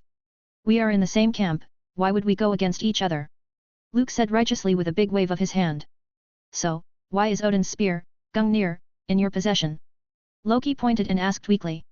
In the Sorcerer Supreme battle, she saw Superman's strength and was too afraid to fight him. Moreover, the other party gave Odin a good beating. This made Loki's heart happy. She couldn't wait for Superman to step up his efforts. Ah, this was given to me personally by Odin before he fell into Cole's hands. Luke gripped Gungnir, coughed twice, cleared his throat, and said, as we all know, a crisis is coming. Not only for Earth, but also for Asgard, and the entire 9 realms. Odin and I, one representing the Earth and the other, Asgard, were supposed to form an alliance to fight against the god of fear. However, in the process of learning from each other, Odin was ambushed, and he was captured alive by Cole. The present situation is also very dangerous. I think he gave Gungnir to me because he hopes I can join hands with Thor, to stop this crisis and rescue the God King at the same time. Luke's face looked serious. He was talking nonsense without even blinking. He didn't believe Thor would reject him, with the Earth at stake and his father in the hands of the enemy. The Eight Worthy, the Legion of the Dead, plus the Serpent, Cole, who was once an Alfithor, hadn't come here yet. What could Asgard do against the god of fear without Odin in his seat? It was obviously not a wise choice to fight alone without the Sorcerer Supreme. This was also the reason why Heimdall didn't puncture Luke's remarks out loud, and the goddess Freya didn't say a word. Patience for a moment of calm, taking a step back and looking at the bigger picture. If they had any grudges, wait until they killed the serpent and rescued Odin.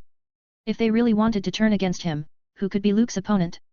Thor, the Sorcerer Supreme, should be telling the truth. Finally, Freya spoke. Right now, the most important thing is to fight against Cole. Other issues should be put aside for the time being. The graceful and honorable queen spoke with deep meanings in her words. Luke gently smiled as if he didn't notice it. If he could beat Odin once, he could beat him a second time. Right now, in the 9 realms, Superman was sitting at the top spot. Unless Thor could surpass his father, understanding of the runes on a whole new level and become the Rune King Thor. Otherwise, Luke believed that he had no rivals. The goddess had a point. The worthy have appeared. The power of the Avengers alone won't be able to stop them. Luke, who bore the Sorcerer Supreme title, skillfully took over the reins. In addition to sacrificing Midgard and preparing to bombard the Earth using the Bifrost, Odin also made other plans. The palace had been turned into an armament factory, with all kinds of armor and weapons being produced like flowing water. Those enchanted swords could be effective in killing the undead warriors. Several Asgard legions were summoned back from other realms, ready to fight. It seemed that Odin was prepared for the worst. But the Bifrost is destroyed. How are we going to get to Earth? Thor frowned and asked. All eyes were focused on Luke. The latter looked calm and didn't feel embarrassed at all. The destruction of the Bifrost is actually a good thing. Luke seriously said. Don't forget, Cole was once the king of Asgard. What? You don't know yet? Let Loki tell you more about it later. Thor, released from prison, scratched his head. He felt that he had missed a lot of things. Cole the Serpent, the Worthy. This was the first time he had heard of this. Maybe he has some kind of means to control the Bifrost and reverse the transmission of his legion to Asgard, which will lead the wolf into the house. Luke showed an everything is within expectations look, while Thor was dubious. As for how to get to Earth, Thor, it's up to you. He pointed to the god of thunder, the chubby guy shrinking in the corner. The sunglasses wearing, bearded Thor, walked up to them with a shameless stride. I know a way. He once avoided the Bifrost with Loki, traveling from the dark underground river to other realms. Is this fat man reliable? Thor, who was holding Mjolnir, didn't look good. He hated the other party. Not only because he had the same name as himself but also because of his bloated figure, greasy smell and decadent lifestyle. What's more, this guy was always staring at Loki, giggling, and always acting attentively. Thor was obliged to smash him with his hammer if he had any bad intentions towards his sister. Who are you calling a fat man? The chubby Thor felt offended. What about a different name, one-eyed fatty? Thor sneered. Wow, I never knew I was so annoying. The chubby Thor shook his head and opened his palm. The Stormbreaker flew in the air. Want a taste of my axe? You rude, uneducated bastard. Thor, unafraid, held up Mjolnir with great fury and asked, have you ever been hit by a hammer? To be honest, I don't want it to touch your fat and greasy body. It would be disgusting. A tall chubby man, against a strong warrior in armor. The closer the two gods of thunder got, the stronger sense of tension filled the air. It seemed that, in the next moment, they were going to fight and beat each other up. That's enough. Shut up, both of you. Loki, who couldn't stand it, shouted. Master Sorcerer Supreme, I know an underground river leading to Midgard. I can lead the way. Let these two idiots continue to argue. We'll go first. After saying that, Loki, wearing a green cloak, stormed out of the hall on her long legs. "Humph, for Loki's sake, I'll let you off this time, you fat bastard," Thor said. "Humph. For Loki's sake, I have decided not to beat the shit out of you, cocky bastard," the chubby god of thunder said. The two men glared at each other, then unanimously caught up with Loki, who ran away. Is this some kind of alternative, no man's land? The battle between two girls. I mean, boyfriends. Luke froze in place. The entanglement between the three Asgardians is a bit complicated. One Thor wanted to be the brother-in-law of another Thor. Or, was one Thor cuckolding the other Thor? Cuckolding yourself. It was too confusing. Luke shook his head, threw Gungnir to Heimdall, and followed them. Binge. Read next 60 chapters on Patreon. Visit patreon.com/binge-translations. Please vote this novel by visiting the novel page, in case you don't see vote button here. 412, Chapter 410 Nine Realms Alliance, Hammer Attacks. With two gods of thunder, Loki and Luke, they set out on a journey to Midgard. Sorcerer Supreme, shouldn't there be a spell that could take us to our destination with a portal? They rowed a ship along the dark underground river while looking for the gap in space. Loki, who had a cold face and was sulking, suddenly remembered. The Sorcerer Supreme, who personally crushed the biggest legendary figure in Asgard and knocked Odin to dust, seemed to be able to use transmission spells. That's right. Luke nodded. Opening a portal was just a casual thing for him. Then why do we have to travel this way? A series of question marks popped up on Loki's head. The underground river was unfathomable and dark. Coupled with the presence of huge beasts, it wasn't an easy road to travel. If not necessary, Loki didn't want to come on this risky trip. Because I forgot about it. Luke shrugged his shoulders and replied. Loki didn't know how to answer that. Judging from his appearance, this Sorcerer Supreme shouldn't have Alzheimer's, right?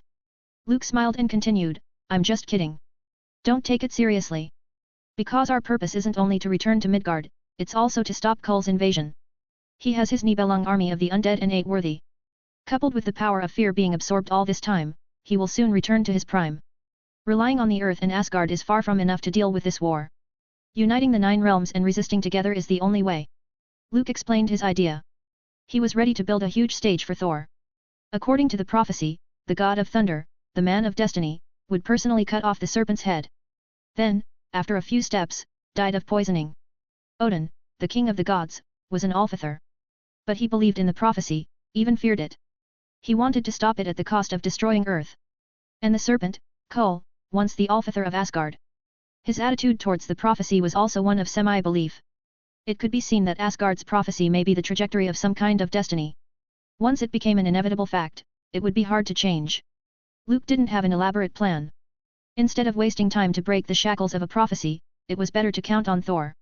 Loki, you should go to Jotunheim and persuade the frost giants to join the war.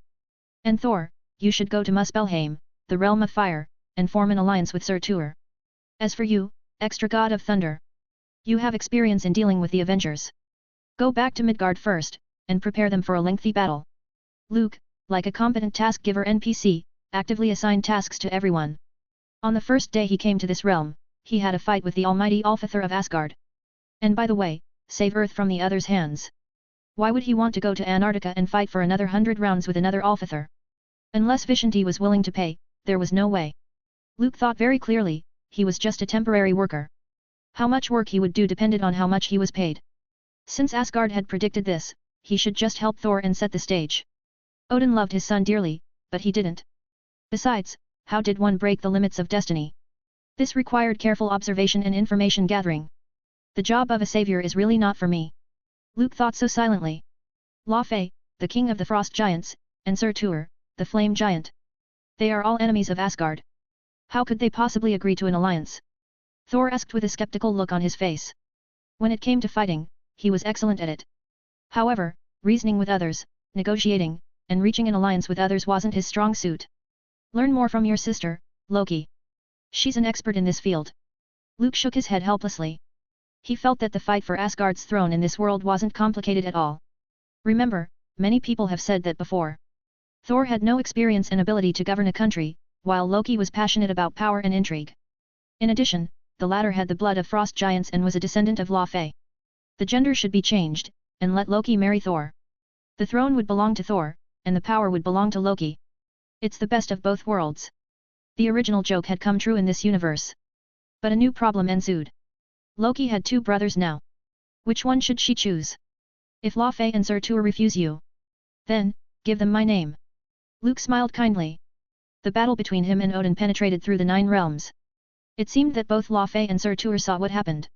He believed that they would both understand what would happen if they rejected it. That's a threat, right? Thor asked straightforwardly. No, it's a friendly way to convince others. Luke answered. Manhattan, New York. A beam of light crashed down and attracted everyone's attention. They saw 3 weird guys coming out of it. It's the Hulk. It's Hulk. Someone recognized one of the leaders of the Avengers. Who are those 2 weirdos? Someone noticed something was wrong. He took out his cell phone and took a video while gradually retreating to a safe place. This was a New Yorker's sense of awareness. When there is an abnormal situation, it is recommended to run away in advance. There might be an intense battle between a superhero and a supervillain later. I like this place, it's crowded. The fearful screams would be very loud later. Cynthia, the daughter of Red Skull, said so while holding the hammer of Skadi. That hideous skull scanned around, not minding the strange looks. I want hit. Crush. Everything. The Hulk, holding the hammer of Null, breaker of worlds, said so, word for word. Turn them all into stone statues. Make them scream, fear and despair. The third worthy was the absorbing man, owner of the hammer of Greethoth, breaker of wills. He worked as a boxer and then was recruited into Hydra. The famous story was that he killed Daredevil's father in the ring. At his peak, he was able to go 50-50 against the Hulk. In the villain camp, he belonged to the 3rd or 4th line characters. Let's begin. Attract the Avengers first. Through a transmission spell from Cole, the 3 worthy arrived in New York. They all lifted their hammers and smashed them on the ground. Boom! A violent wave of electricity and air burst forth. The cars on both sides of the concrete road were directly crushed by the substantial pressure. Glass windows shattered, and large cracks bloomed on the ground. The Hulk took the lead, stepped on the roof of a car, and roared. Sound waves tore through the air and rippled out in a circle. The crowd, which was still watching the commotion, instantly panicked and fled. Of course, they didn't forget to hold up their phones to get a close-up of the Hulk, who exuded a strong sense of power. Binge. Read next 60 chapters on Patreon. Visit patreon.com/binge-translations. Please vote this novel by visiting the novel page, in case you don't see vote button here. 413, Chapter 411 Battle of New York, a chubby man's anger. Captain, it's bad. In the command center on the helicarrier, Maria Hill had a serious expression. Washington, D.C., Chicago, Detroit, and many more, the cities are under attack. The heroic female commander's 2 eyebrows wrinkled together, seemingly with quite the headache. SHIELD had tens of thousands of agents and over 10 special operations teams. But at this time, there was an embarrassing lack of manpower. Even if there were 3 helicarrier to support the world, it couldn't relieve all the pressure. The White House had also been bombed by artillery fire. The Pentagon is mobilizing the Army and the National Guard. Sharon Carter added. She stretched out her hand and pulled up a holographic projection. An army of robots bearing the emblem of the Third Reich was attacking the White House. It's the remnants of Hydra. These robots, which were designed in the last century, were the weapons that Red Skull had used in World War II. However, with Red Skull's disappearance, they had never reappeared. I remember them. Bucky nodded his head. He and Steve Rogers were both eyewitnesses of World War II. In that war, the Red Skull used a lot of advanced weapons beyond the level of science and technology at that time. Part of the Allies' success was due to luck. The Tesseract removed Red Skull from the equation and also destroyed Hydra's defensive line. How is the president? The robot army merely looked impressive, but in fact, they weren't as efficient as combat aircrafts. At the very least, they could level the White House with their weapons. The swarming robots were blocked by S.H.I.E.L.D's Rapid Response Unit. Safe for now. He's hiding in the safe house. Maria Hill replied. We sent in Spider-Man and Iron Fist, and the Punisher also volunteered to join the team. Bucky was relieved to hear the names of these men. These were superheroes who were popular and powerful. They shouldn't have any problems dealing with the scrap metal sent by Hydra. Who's leading them? I remember that the remnants of the Red Skull's people were cleaned up long ago. Bucky held his arms around his chest and asked with a cold expression.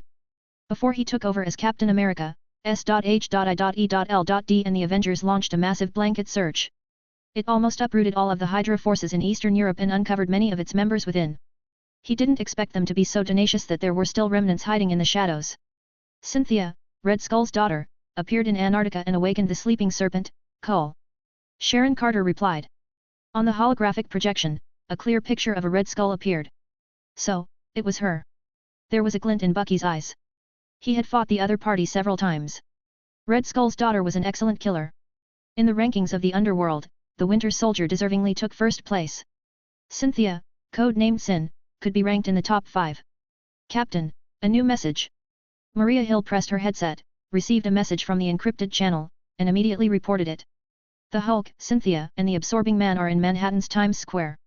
Sharon Carter quickly mobilized S.H.I.E.L.D.S satellite and the nearby surveillance cameras to project the live images. Roar. It just happened to be the image of the Hulk's roaring face. The large, muscular green man was seen stomping on the car at his feet, leaping up and crashing into a nearby high-rise building. The hammer of Null swept through, and electricity raged like a wild anaconda, blasting out several large holes. At the same time, Cynthia wasn't idle. She picked up a car in front of her with one hand and threw it out. Boom! The car smashed several billboards and street lamps, causing smoke to billow and then explode. The scene became even more chaotic as more passers-by were frightened by the flames of the fire. The Absorbing Man raised his hammer and radiated a wave of turquoise light. The strange energy radiation exploded out, and all living things around him were petrified. 3. Worthy. Bucky's face looked grave.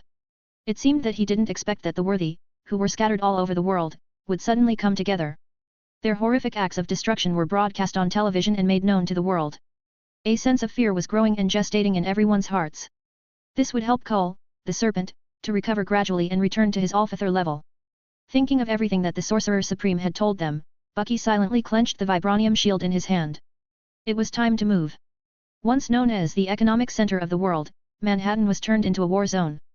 The National Guards quickly responded and were the first to arrive. Police cars formed a defensive line, and tanks drove up the street. The sound of gunfire, artillery, explosions, were heard everywhere. One couldn't help but wonder if World War III had started. Iron Man and Hawkeye are out there. Similar attacks have broken out in Dubai and London, and they're unable to provide support for the time being. Bucky took on his best friend's tone and started a pre-battle speech to boost everyone's morale. He was wearing Captain America's Stars and Stripes uniform while holding the iconic vibranium shield in his right hand.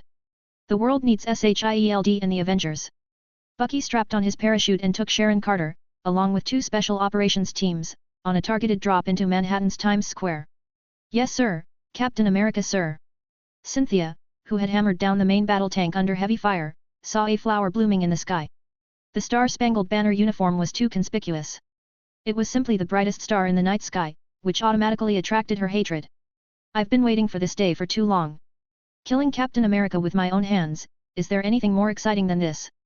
Cynthia took a deep breath, seemingly intoxicated and excited. She swung the hammer of Scatty, and flew towards Captain America's landing site. It's a pity that it's not Steve Rogers.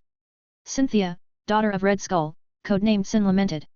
She appeared in front of everyone from S.H.I.E.L.D. like a cannonball, glanced at them, directly waved her hammer, and smashed into Captain America, who had severed the parachute and landed steadily. The latter subconsciously raised the vibranium shield. The terrifying sound wave and shocking power seemed to be absorbed.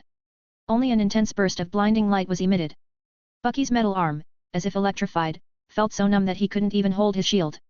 My father died at the hands of Captain America. Cynthia said in a hateful tone. Today, I will kill Captain America and prove who the real leader of Hydra is. With the intensity of her emotions, the hammer of Scatty glowed green, and the power of fear was unleashed. Like the whispers of the devil or a manic scream, it tore and tormented both the minds and the eardrums of everyone there. Bang! The shield in his hand was blown away.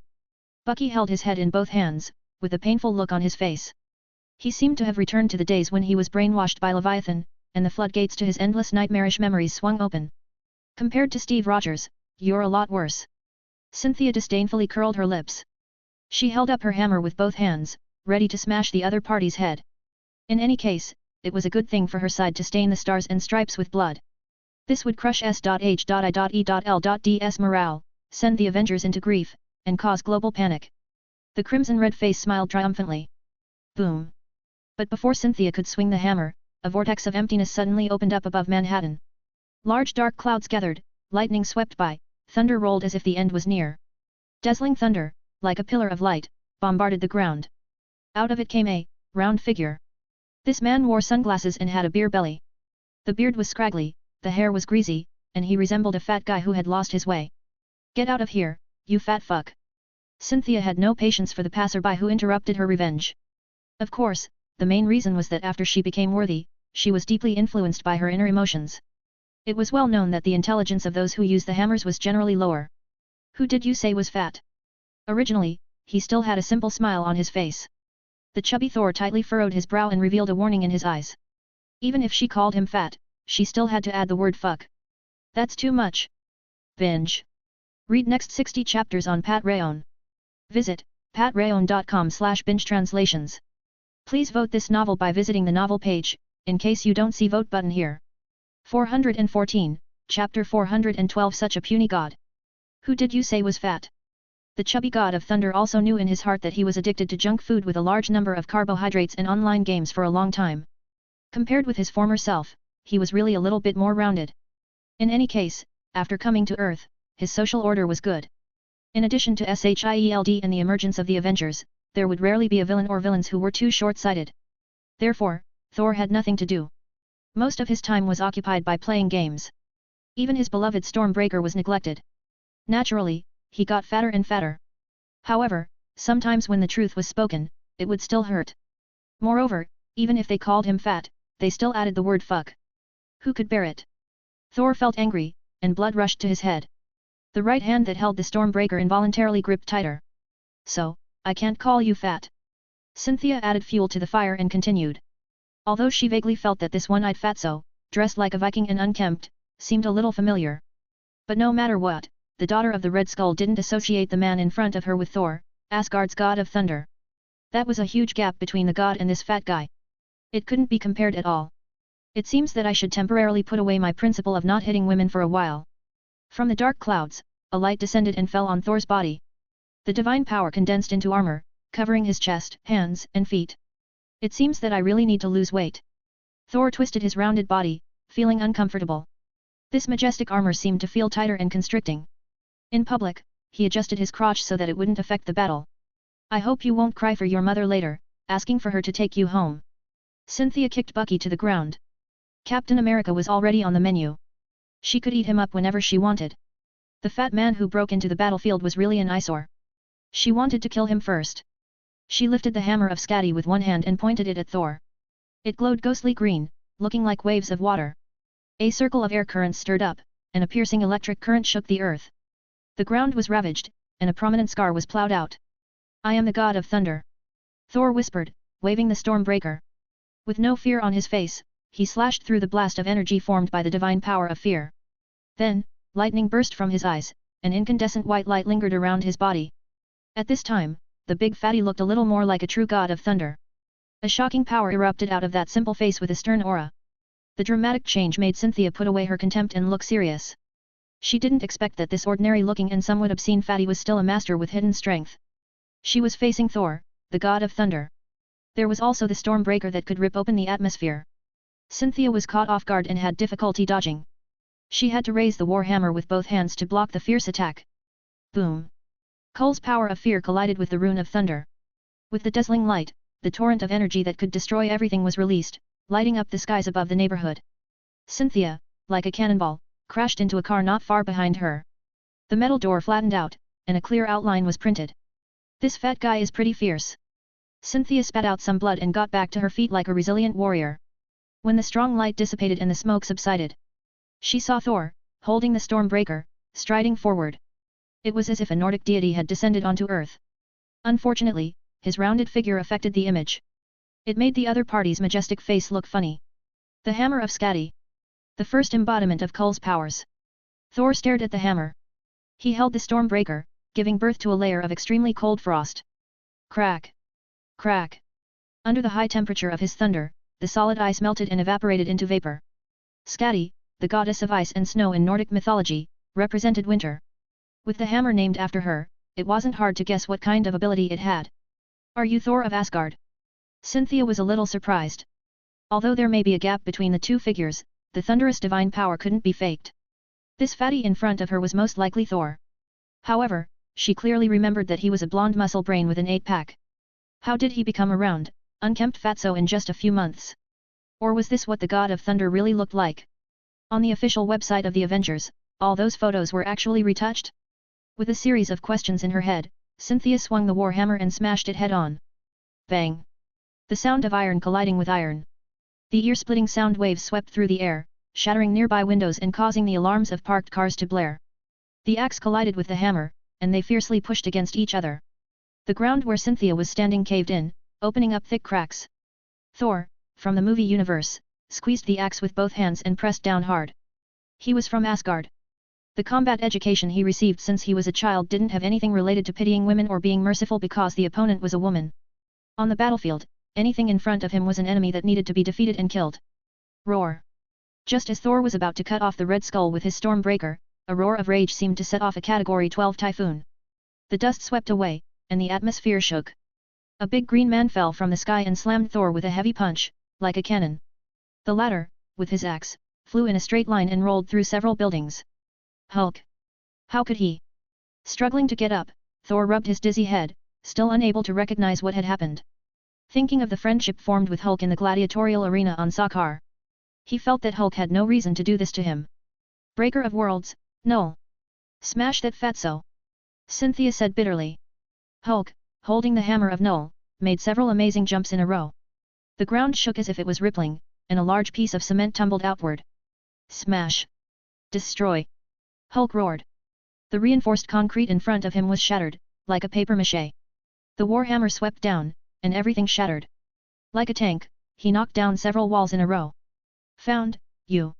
Hulk's eyes were filled with anger, reflecting Thor's fat figure. He raised the hammer of Null up high. The power of fear gathered as if it was going to smash the world to pieces. Wait! Thor quickly stretched out his hand to stop the Hulk from hurting friendly forces in a violent act. A silly smile appeared on his face, like a 300-plus-pound fool. We're friends, remember? Banner. No, you're the Hulk now. I mean, I may not be your friend in this universe, but in another place, I fought side by side with another you, we're good buddies. Hulk's movements couldn't help but pause. The anger in his eyes gradually receded, and he seemed to come to his senses gradually. Yes, that's it, Hulk. Thor was happy with his own resourcefulness. He was no longer the reckless man who had to solve everything by force. He learned to communicate and to use language to disrupt his opponents. By the way, do you remember Loki? Or Natasha? Hearing that, Hulk slowly lowered the raised warhammer. Thor also released the Stormbreaker and reached out to show his friendship. That hammer is bewitching you, corrupting you. Thor foolishly smiled and thought that he had persuaded the Hulk. Unexpectedly, the Hulk's eyes changed, and his anger rose again. He felt it again, the terrifying power of control that overpowered his body and mind. Suddenly, he picked up Thor with his left hand and swung him around like a noodle. Boom boom. Boom boom boom. This kind of feels familiar. Like being run over by an aircraft carrier, Thor felt his whole body aching, and his bones felt like they were shattered. However, the cruel beating wasn't over yet. After a crazy beating, he was thrown high into the air and crashed through several floors of ceilings. Hulk gripped the warhammer in both hands and swung it as if he was playing baseball. Bang! With a dull sound. Like a baseball ball, Thor flew out of control and turned into a shining spot in the sky. I don't know you. Hulk put down the hammer and spoke in a rough voice. 415, Chapter 413 Petrification Magic, Absorbing Steel. Just as Thor was fighting with the Hulk and Cynthia, 2 blocks away. A steel battlesuit painted in red and gold rushed back to Manhattan in time. Oh my god! What's going on here? Tony Stark looked at the street under his feet, feeling terrified, and his hair stood on end. It was too quiet. Compared with the sensational explosion over there was silence here, and even a needle falling to the ground could be heard. There are no living people in the streets, only lifelike stone carvings standing everywhere. On their faces, there were clearly visible signs of panic and fear. What kind of monster or terrible sight did they see? Jarvis, scan the entire street and connect the surrounding monitoring. Tony Stark subconsciously lowered his voice. In an extremely quiet environment, the atmosphere suddenly became overwhelming. I don't know what's going on over at SHIELD. Those damn bastards have turned the world into a war zone, spreading chaos and generating fear. Iron Man had just finished dealing with the turmoil that happened in London. A worthy attacked the Prime Minister's residence. That guy could create a weather phenomenon, triggering tornadoes, lightning, and thunderstorms. It was a tough supervillain. Iron Man, Hawkeye, and the second-generation Ant-Man spent a lot of effort, only barely repelling the other party. After receiving a request for help from SHIELD, Tony Stark left the job of cleaning up the battlefield to Hawkeye. He quickly returned to North America and flew to Manhattan. Sir, 300 meters from here, we found a survivor. Jarvis accessed all the surveillance cameras in Manhattan and found a middle-aged man hiding nearby. He hid in a dark alley and curled up behind a trash can. A bizarre catastrophe suddenly swept through and turned everyone into this. Tony Stark made a preliminary judgment.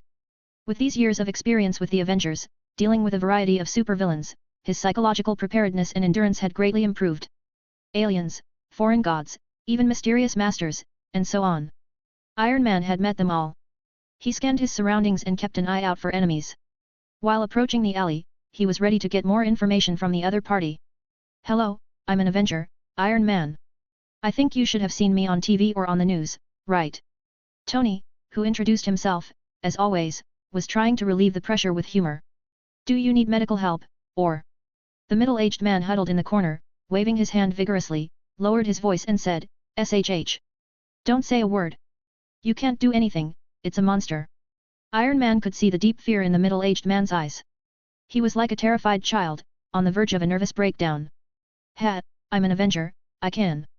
Boom. A huge figure fell to the ground. It interrupted Iron Man's words of comfort. "Tony Stark." The voice was coarse and rough, like rusty metal grinding against each other. Iron Man clearly saw the uninvited guest through his helmet. As the middle-aged man said, he was a monster. Close to 3 meters high, his whole body was glowing with a steel-like shiny black luster. He looked like a swamp thing that had absorbed a large amount of metal and bonded it together.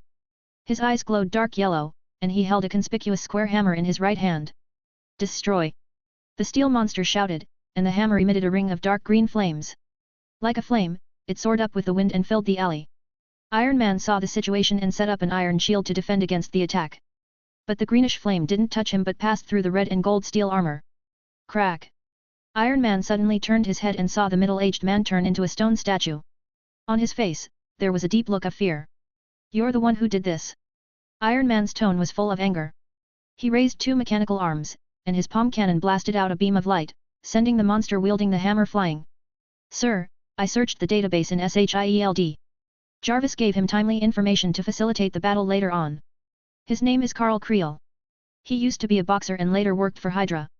Code name Absorbing Man. He's able to change the molecular structure of his body and imitate any material he touches." Iron Man nodded his head. No wonder this guy was covered in metal. Like the hard shell of a turtle, he had excellent defensive power. "What about the hammer that can petrify people? Can you analyze any useful information?" The iron battlesuit flew into the air and temporarily left the battlefield. "It is impossible to scan, let alone detect."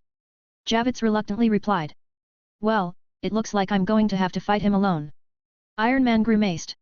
He hated things that couldn't be explained or measured by science. For example, magic. Roar. Destroy. Holding the hammer of Greathoth, the Absorbing Man roared and rushed up into the air. With his powerful jump, he smashed into Iron Man's face like a cannonball. The hammer was swung, sending up a strong wind. It seemed like the atmosphere was blown away. Bang! The nanomaterial steel battlesuit instantly formed an alloy square shield. However, Tony Stark seemed to underestimate Worthy's true strength. The heavy force shattered the solid shield that was strong enough to withstand a cannon. The iron battlesuit was suddenly hit hard. Like a discharged bullet, it spun with great speed and smashed heavily into the ground. 30% damage. The repair process is underway. A broken rib and a large muscle contusion were detected. Medical procedures are being initiated. The alarm rang through the helmet and kept ringing in Tony Stark's ear. It's like being hit by a car. This idea came up in his mind. Destroy. It seemed that this was the only sentence that the strange man could say. He landed firmly on the ground and walked towards Iron Man. With every step, the street shook. Extremely powerful. Do you want to know why I talk a lot on the battlefield? Iron Man, who had a slight concussion, finally regained awareness. He struggled to get up despite the pain all over his body. The words traveled far and wide through his speakers. Sometimes, I also ask myself, why would I act like the pajama-wearing spider baby? I can't stop talking and saying stupid things when I meet an enemy. Iron Man's hands joined together, and parts of the robot arm clicked together, forming a huge barrel. The arc reactor on his chest kept charging up, causing nearly a dozen gun barrels to light up with a white glow. Because we're scared, because we're afraid. Iron Man gripped the ground with both legs. Like a pile driver, he dug deep into the concrete pavement to prevent himself from being knocked away by the terrifying recoil. Yes, superheroes are afraid of death, injury, and loss. Some people are scared out of their wits by fear, but some people can turn fear into strength. Boom! The high temperature that could melt everything erupted. The absorbing man raised the hammer of Greethoth. The god of fear's power rippled out in a circle, blocking the terrifying energy blast like a force field. By the way, I named it the Gustav Cannon. It can flatten half a city.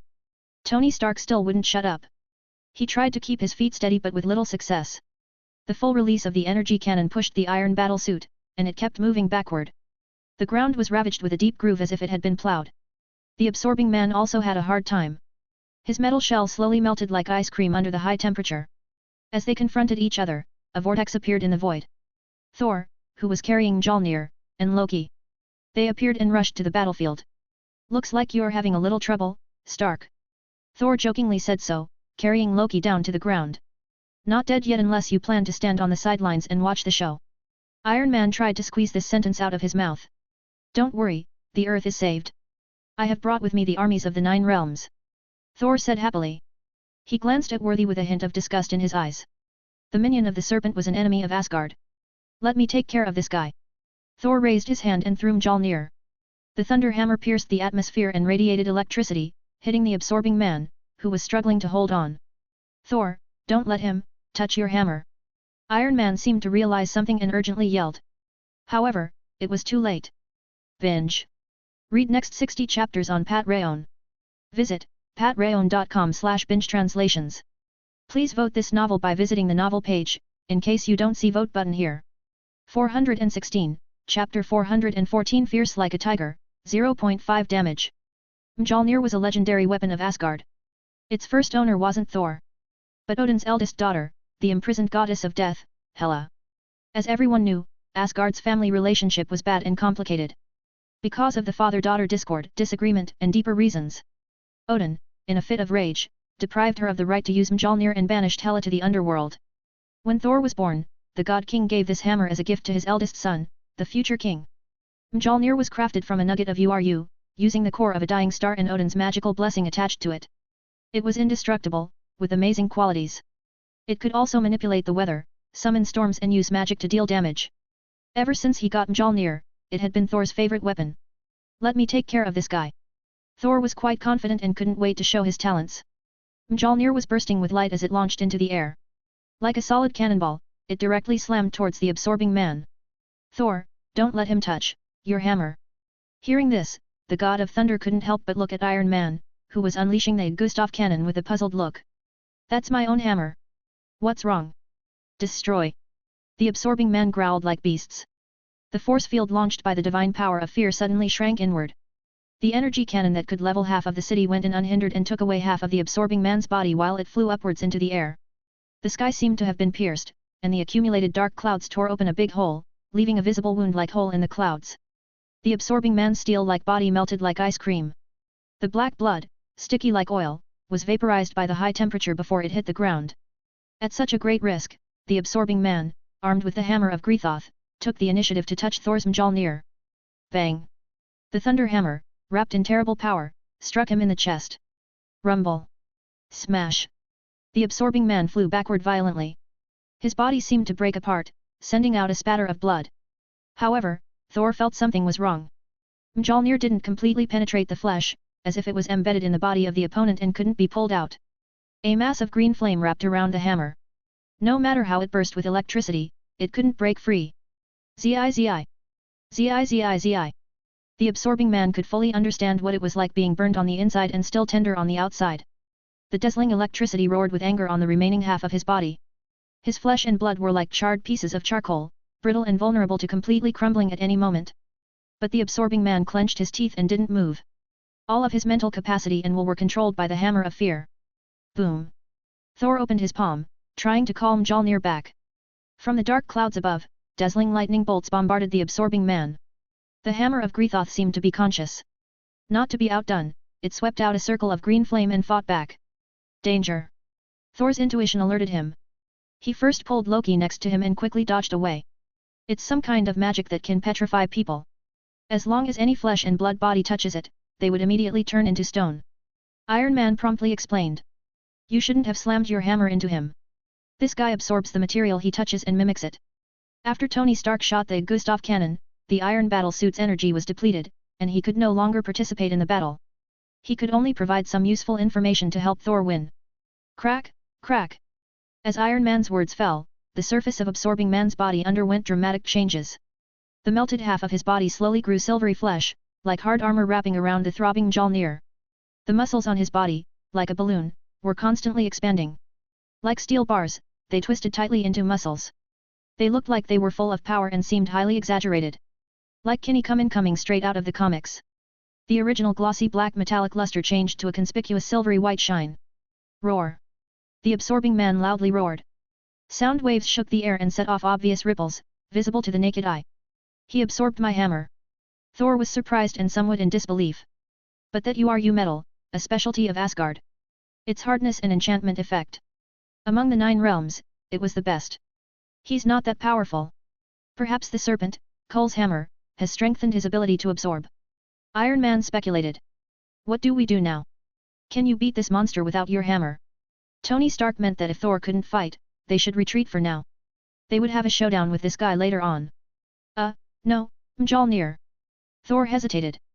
Without his hammer, he felt like a 50% similar knockoff. It was difficult for him to display his full combat powers. The guy who absorbed the URU metal, on the contrary, would get stronger and stronger. In this situation, he wasn't optimistic. Retreat? Thor, get the hammer back later. Loki tugged her brother's cloak. That metal monster didn't look easy to deal with. She knew too well that even though Thor was called the god of thunder, but he was actually the god of hammer. Without Mjolnir, his combat power would be less than 30 or 40%. If they stayed here, they would only be passively beaten. No. I'm here to save Earth. How can I run away? Thor righteously refused, and his tone lowered to a whisper, Mjolnir is my partner. I can't leave her here, in the hands of that damn bastard. Loki helplessly shrugged, expressing her speechlessness. Her brother had this peculiar hobby. She couldn't do anything about it.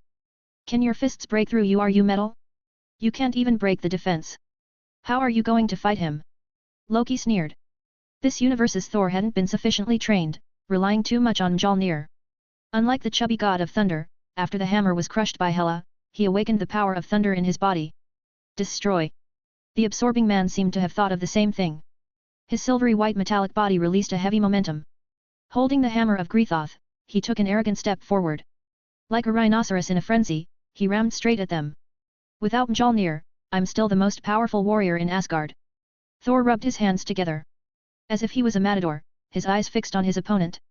As for Loki and Iron Man, whose energy was already depleted. They had already stepped aside and waited for the god of thunder to make his move. Come on!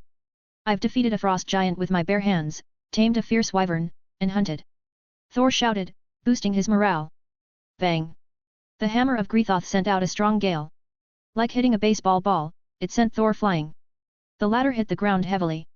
His legs and feet twitched and then stopped moving. Such a weak god! The Absorbing Man said in a deep voice. He stopped and looked at Loki and Iron Man, who had ducked to one side. Isn't your father Odin? Ask him to come to the rescue.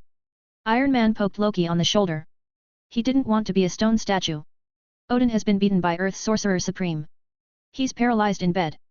He can't come. Loki grimaced. She had already reminded Thor, the idiot, to retreat if he couldn't fight.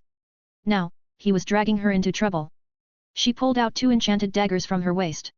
With a swish, she flung towards the Absorbing Man's steel body, sending out a few sparks. Then, conjuring magic with one hand, she created several illusions. Don't judge Asgard's third princess from her delicate appearance. In fact, she was proficient in magic, and her combat abilities weren't weak. It's just that she had always been hidden under Thor's aura and seemed unremarkable. Her doppelgangers scattered in all directions, and their daggers slashed at the opponent. But it was of no use. Loki's attacks were as fierce as a tiger, but the damage was only 0.5. Because of the size and strength gap, it didn't look like an assassination raid but rather like giving someone a pedicure. When the dagger was slashing down, it only resulted in silver sparks, not even leaving a wound. Binge. Read next 60 chapters on Pat Rayon. Visit patrayon.com/binge-translations. Please vote this novel by visiting the novel page, in case you don't see vote button here. 417, Chapter 415 Portal, Just One Punch. The Absorbing Man stared down at Loki, who was jumping from side to side and performing her acrobatic movements. It seemed as if he was saying, is this it? The damage caused by the 2 enchanted daggers were like simple scrapes. No, if she scraped a little harder, they may still be in a little pain. To be precise, it should be a slight tickle. It's all Thor's fault. Loki used all her skills that could cause damage, but it couldn't even break the metal monster's defense. Seeing that the situation wasn't good, she jumped back, and out of the battlefield. She blamed everything on her reckless brother. If he hadn't given away Mjolnir for nothing and let the opponent absorb Uru metal, how could this have happened?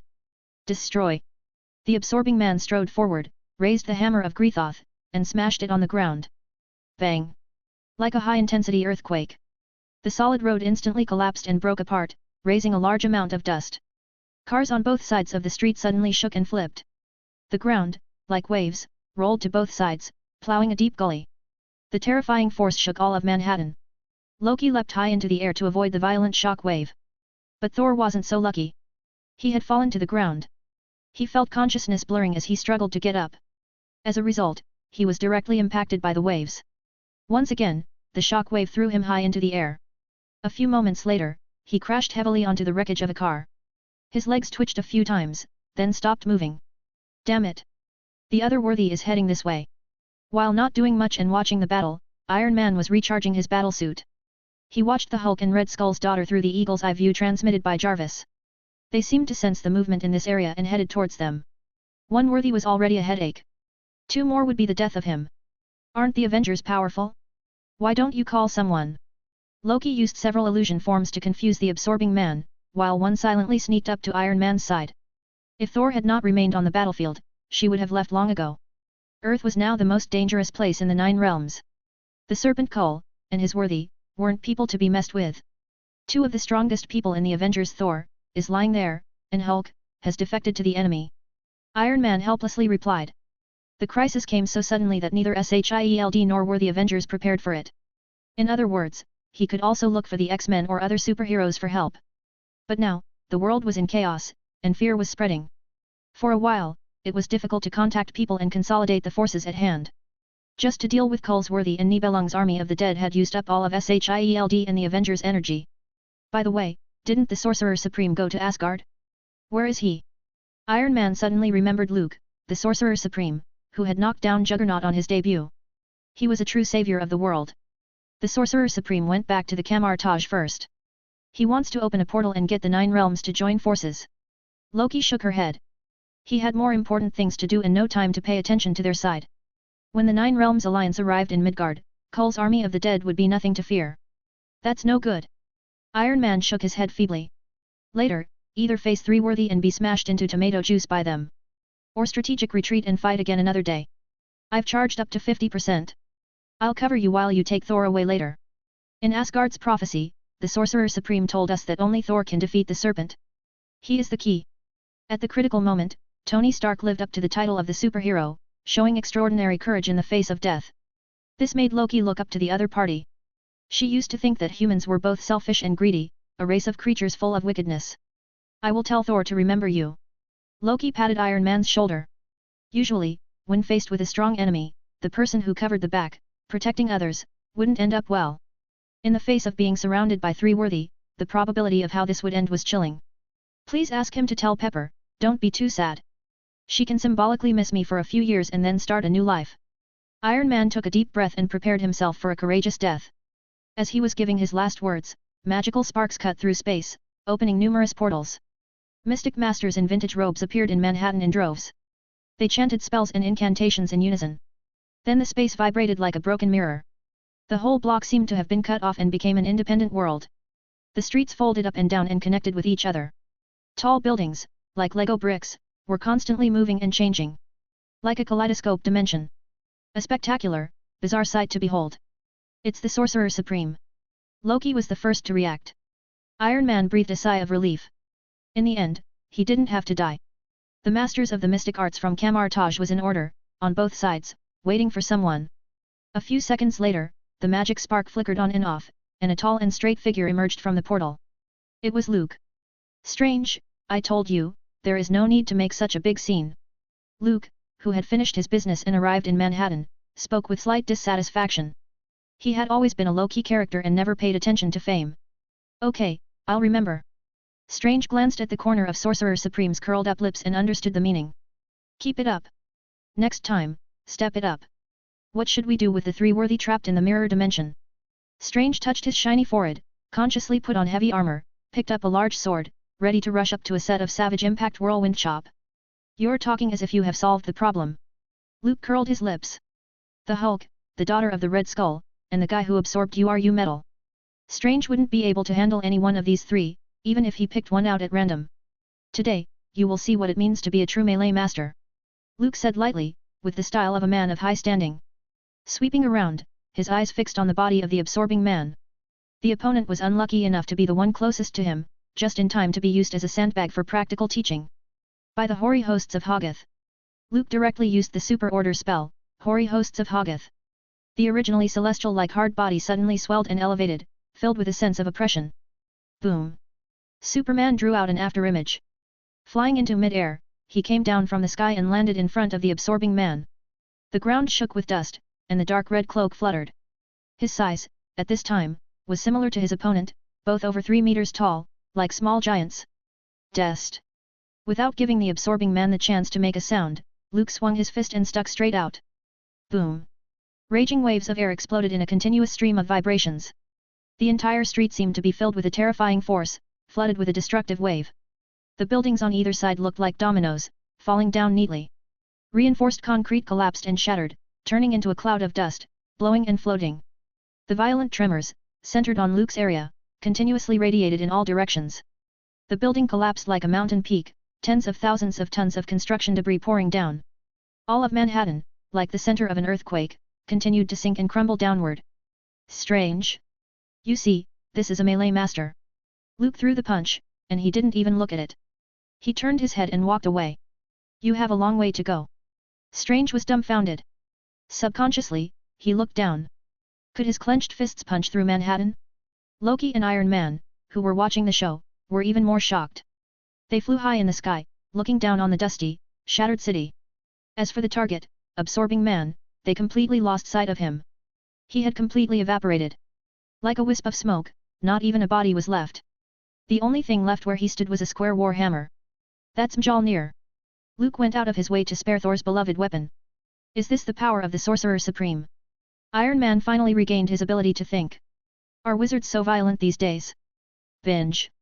Read next 60 chapters on Pat Rayon. Visit patrayon.com/binge-translations. Please vote this novel by visiting the novel page, in case you don't see vote button here. 418, Chapter 416. I think there's something wrong with this script. With one punch, the absorbing man was blasted to pieces. Luke reached out to dust off the non-existent dust on his battlesuit. The clouds and breeze were light, and the atmosphere was calm. It was as if he just accidentally stepped on an ant when he was going out. Iron Man, as well as the Worthy, which Thor had a difficult time dealing with, were so small in front of Superman. So strong. Although she had witnessed the Sorcerer Supreme and the God King Odin's battle, Loki was still a little shocked. The punch that sank Manhattan and killed the Absorber in seconds had a strong visual impact. Is the Sorcerer Supreme not from Earth? Iron Man had doubts.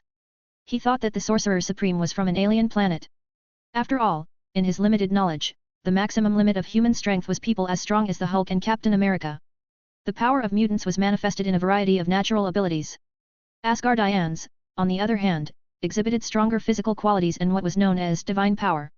Someone like the Sorcerer Supreme, relying only on pure strength, highlighting their own formidability, was absolutely unique. You should ask him. I'm also curious to know whether mortal bodies can match gods. There was a hint of surprise in Loki's eyes, remembering Odin's defeat. She was even more in awe of Luke. That was a god king who had never faced a rival across the 9 realms.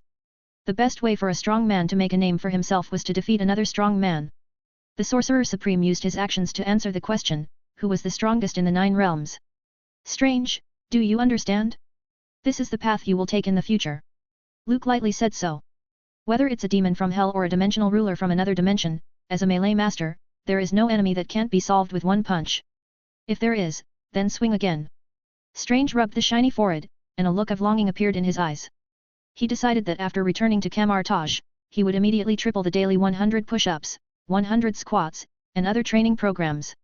As long as his training wasn't wasted, he would train to death. One day, I can be as strong as the Sorcerer Supreme and become a real powerhouse. With this in mind, Strange felt like he was pumped up and was instantly filled with fighting spirit. Are you all right?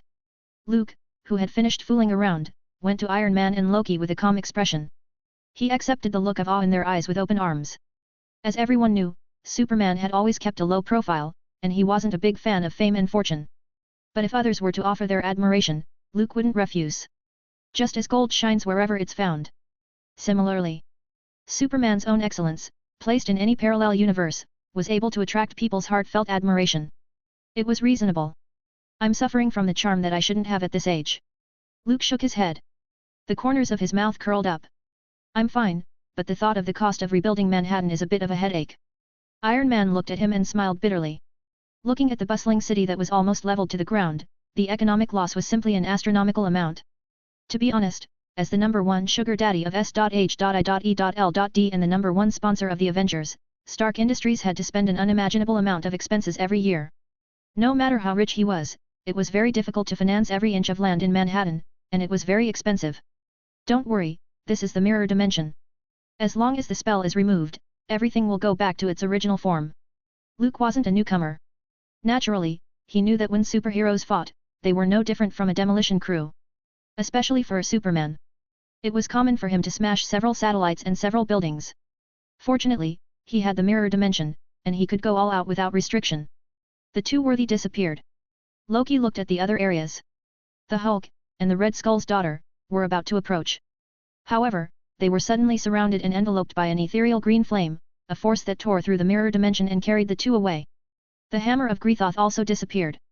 Cole can sense every worthy. When he sensed that something was wrong, naturally, he would pull his minions back. Luke smiled. He didn't stop them. The final battle wasn't in New York but in Antarctica. Cole's kingdom of fear was slowly rising there. The other party only sent the worthy to create chaos and extract the emotional energy of billions of living beings. The army of the Nine Realms are gradually gathering, and the stage has been set for Thor. By the way, where's Thor? Luke didn't want to start another battle with an Alphathor. After all, the Vishanti didn't offer to raise his salary either. There. Loki looked slightly disgusted and pointed to a certain place covered by dirt. Before Luke gave orders, Strange took the initiative to take everyone from Kamar-Taj and started digging. He was already a mature master, who knew how to share the worries of his boss. Is this really the man of destiny that Asgard predicted would kill the serpent? Seeing the dusty-haired Thor being dug up, Luke was somewhat speechless. He couldn't help but feel doubtful. Did Odin deliberately spread some gossip and create momentum for his son's succession to the throne in the future? How could he defeat an Alphathor? Just by acting pretentious. The serpent was an existence that was at the same level as Odin. With the 8 hammers of fear providing power, his strength shouldn't be underestimated. Thor couldn't even beat a worthy. How could he beat the god of fear? That prophecy seems to be watered down, no matter how you look at it. To be honest, if I hadn't seen it, I wouldn't believe it. Loki shook her head with a bitter smile and helplessly said so. She went through Asgard's ancient collection of books to confirm the truth of this prophecy. The 3 Norns said it themselves, and they would never lie. But no matter how one looked at it, Thor couldn't be the son of prophecy, who was going to kill the serpent and claim victory over the god of fear. In Loki's eyes, the Sorcerer Supreme standing in front of her was more like a man who could stop the serpent and save the world. With his ability to defeat Odin, getting rid of the god of fear wasn't a problem. Where's the other Thor? Luke glanced at Thor, who was unconscious, and asked again. The Thor of this universe was unreliable, but he still had the chubby version. Loki shook her head, indicating that she hadn't seen the other one. Floating in outer space. Iron Man's robotic arm projected an image transmitted by the satellite. The chubby god of thunder hit with a home run swing by the Hulk, smashing through the atmosphere, and floated along a suborbital path. Well, does Asgard have someone reliable or not? Luke couldn't say anything. Odin was a cold-blooded butcher who intended to bomb the earth and destroy the world. His brother Cole, the serpent, was even more ferocious. As for the 2 Thors, in addition to both being siscons for Loki, one was full of muscles, and the other was full of fat. How will this play out? Luke was full of doubts. When the final battle arrived, the 9 Realms allied forces versus the army of the dead, the Avengers would go against the worthy. If, in the end, Thor, the son of prophecy, was beaten half to death by the serpent and sent to reunite with his father, wouldn't it be embarrassing for Asgard and the 3 Norns? 419, Chapter 417. A person full of courage, everything can be blessed. After a moment of thought, Luke raised his hand to dismiss the mirror dimension. The devastated, sunken, and collapsed Manhattan disappeared. In its place, there was the still bustling metropolis, full of tall buildings. Luke looked up, looked through the clouds, and found the chubby god of thunder floating in outer space. This satellite-like object was smashed by the Hulk's hammer and flew straight out of the atmosphere. Fortunately, Asgardians were physically strong, especially Thor, who had the blood of the Aesir gods. He was in a coma for a while, but his life wasn't in danger. It was a relief to Luke that both Thors were the protagonist characters he had arranged for this script. If he lost any one of them, the possibility of slashing down Cole would be drastically reduced. With such a brother, Loki must have had a difficult life. Luke sighed helplessly. He flew out of the atmosphere and brought the chubby Thor back to Earth. After that, the two Thors were placed together, so Loki could give them a few heavy slaps. She used physical means to help them regain their consciousness. "Where's my hammer?" At the moment the Thor of this universe opened his eyes, he asked from Mjolnir. He exhaled a long sigh of relief, knowing that his beloved Mjolnir was safe and sound. Then, covering his flushed face, he asked with a grin, "Why does it feel like I've been beaten up?" What the fat god of thunder did was different. This Thor only had his sister in his heart. After regaining consciousness, his first sentence was, "Loki, are you okay?" This made the latter's heart flutter with emotions. The round face also looked much more pleasant to her eyes. As for the Thor of this universe, he was still thinking about the lost Mjolnir. He didn't realize that his sister was being pried away. This world is too messy. Luke tried to sort out Asgard's family relationships but found them too complicated and tangled and had to give up. "Sorcerer Supreme, what should we do next?" Iron Man wasn't aware of the delicate relationship between Loki and the two Thors. Looking at the block that the worthy had destroyed before, a touch of worry appeared in Tony Stark's eyes. Cole only sent his minions and the Avengers, and SHIELD already had a difficult time. When Asgard's god of fear officially appeared and extended his claws to the world, what should the superheroes do to resist? With this in mind, Iron Man couldn't help but look to the young Sorcerer Supreme. Luke's strength was obvious to all, and along with Kamar-Taj's overwhelming status, it wasn't shameful to ask him for help. "Get ready to fight, gentlemen. Cole's kingdom of fear is slowly rising in Antarctica. When the gate of Nibelung opens, and the army of the dead would gather in the frigid ice fields. Thor and Loki have reached a temporary alliance with Jotunheim and Muspelheim. The army is gathering, and we will be launching an attack on the Serpent in 2 days. The fate of this planet is in your hands and mine." Luke's tone was flat, without the gravitas of an impassioned speech, but every word seemed to contain intense emotions. The crowd's emotions were stirred, and their blood boiled. But, before that, Luke paused for a moment. Before the final battle, he had a surprise package for the Avengers. "I need to build the best weapons and armor for the soldiers who will join this war." In Asgard, the royal palace of Valaskjolf. Looking at the huge warehouse that was about to be emptied, the gatekeeper Heimdall looked distressed. He thought that Thor was too generous. It was all the little bit of fortune that Odin had saved up. Swords of the highest quality, enchanted armor, scepters and lances that emitted energy, instruments made of rare materials. These superb equipment made by the dwarf craftsmen themselves were all thrown into a huge furnace. Asgard had become the military factory of Midgard. The weapons and equipment were turned into a red-hot liquid, similar to magma, in the furnace and slowly injected into molds. After that, the dwarves repeatedly forged and smelted it with their unique sense and finally formed it. Blessed by the power of Odin. AK-74. Inside the active volcano, Iron Man looked dumbfounded. Is this what the Sorcerer Supreme calls the best weapon? He thought it would be a legendary magic weapon, like Thor's hammer or Gungnir. Thor wasn't going to use his hammer, but instead, carry an assault rifle? His momentum and style would be somewhat inconsistent. As an arms dealer, you wouldn't think that cold weapons were better than hot weapons, would you? Luke picked up a well-built magic version of the AK-74 assault rifle and walked out into the wide open area. In front of Iron Man, he pointed at the target, pulled the trigger, and started shooting. The bullets with the attributes of Holy Light, Armor Breaker and Demon Repeller instantly turned a roaring beast into minced meat. It was so powerful and so effective that Tony Stark thought he was an expert. Later, call the Avengers. Equip them with 2 assault rifles each and an unlimited supply of ammunition. Luke was quite satisfied. The dwarven craftsmen's forging skills were unique in the universe, and there were no problems with the new weapons. Coal has been sealed for thousands of years, and he doesn't know that times have changed. The key to deciding a battle is no longer the tactics of man, but the intensity of firepower. It's a shame we didn't have time. Otherwise, I would have let the dwarves melt down Odin's destroyer armor and get some enchanted tanks and artillery. Iron Man's throat rolled twice. Thinking of his Mark series battlesuits facing the worthy and passively beaten, he suddenly had a bold idea. Master Sorcerer Supreme, do you think my iron armor can be enchanted? Tony Stark squirmed and said so. As a talented, world-class scientist, he put aside his research and turned to seek the comfort of magic instead. If this got out, it would be somewhat embarrassing. After seeing the power of the AK-74, Iron Man decided to throw away all the unnecessary worries in his mind. Other people's comments would only last for a short while. But the enhancements he would get after getting his items enchanted would give him long-lasting benefits. This is technically difficult, but it's not completely impossible. Luke smacked his lips twice and slowly said so. Previously, he had arranged for Stephen Strange to get an enchanted hot weapon in response to the Sorcerer Supreme battle. Cole's army of the dead, who were undead, were difficult to kill in the true sense of the word. Only with the blessing of Odin could they be completely resolved. The King of the Gods was at the South Pole, imprisoned by Cole. He had no time to bless any weapons. But with the Gungnir he left behind, Luke could barely replace the other and complete the task. To Iron Man's question, the Sorcerer Supreme thought for a moment and replied, "It depends on whether you have the courage to do it." "Excuse me, Stark men never lack courage."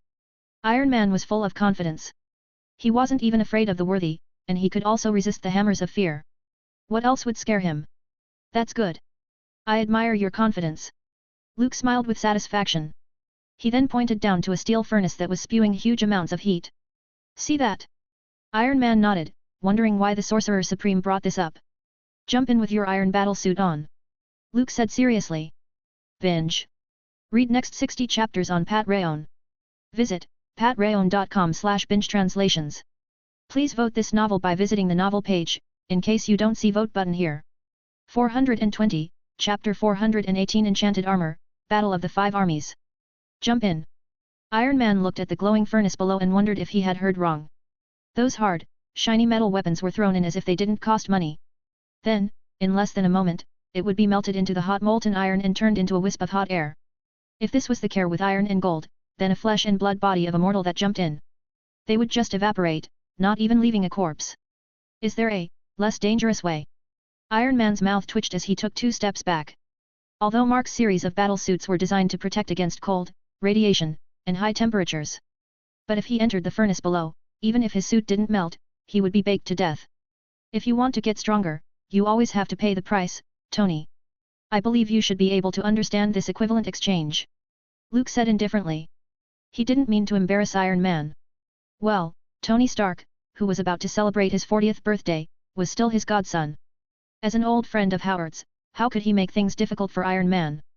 This request was made because, according to Odin, the only way to receive the blessing of the gods was to go through the baptism of fire and hold on to one's innermost beliefs.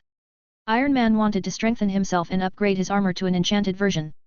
Luke could only provide the method, and not much more. Then wait for me to write a will and arrange my own affairs. Iron Man was chattering, it seemed to be a nagging problem. By the way, Sorcerer Supreme, remember to tell Pepper that I was burned to ashes to protect Earth instead of falling into a furnace. He said the same things he prepared when he was about to face the absorbing man. All this nonsense and rubbish talk was meant to help him overcome his inner fear. If you don't want to jump, there's absolutely no need to force it. Luke waved his hand. Compared with Tony's fear in the origin event, with his active intervention, Captain Bucky was not sacrificed, and Odin didn't destroy the planet. Moreover, Cole's 8 hammers were incomplete. Juggernaut's hammer of Quirth fell into his own hands. Although it was restless and constantly struggling, wanting to return to its master's arms. But it was in Luke's underworld, which was more independent than the mirror dimension. Therefore, it couldn't be recalled no matter how hard Cole tried. That meant that if the god of fear wanted to break through to the Alfather level, his success rate was slim to none.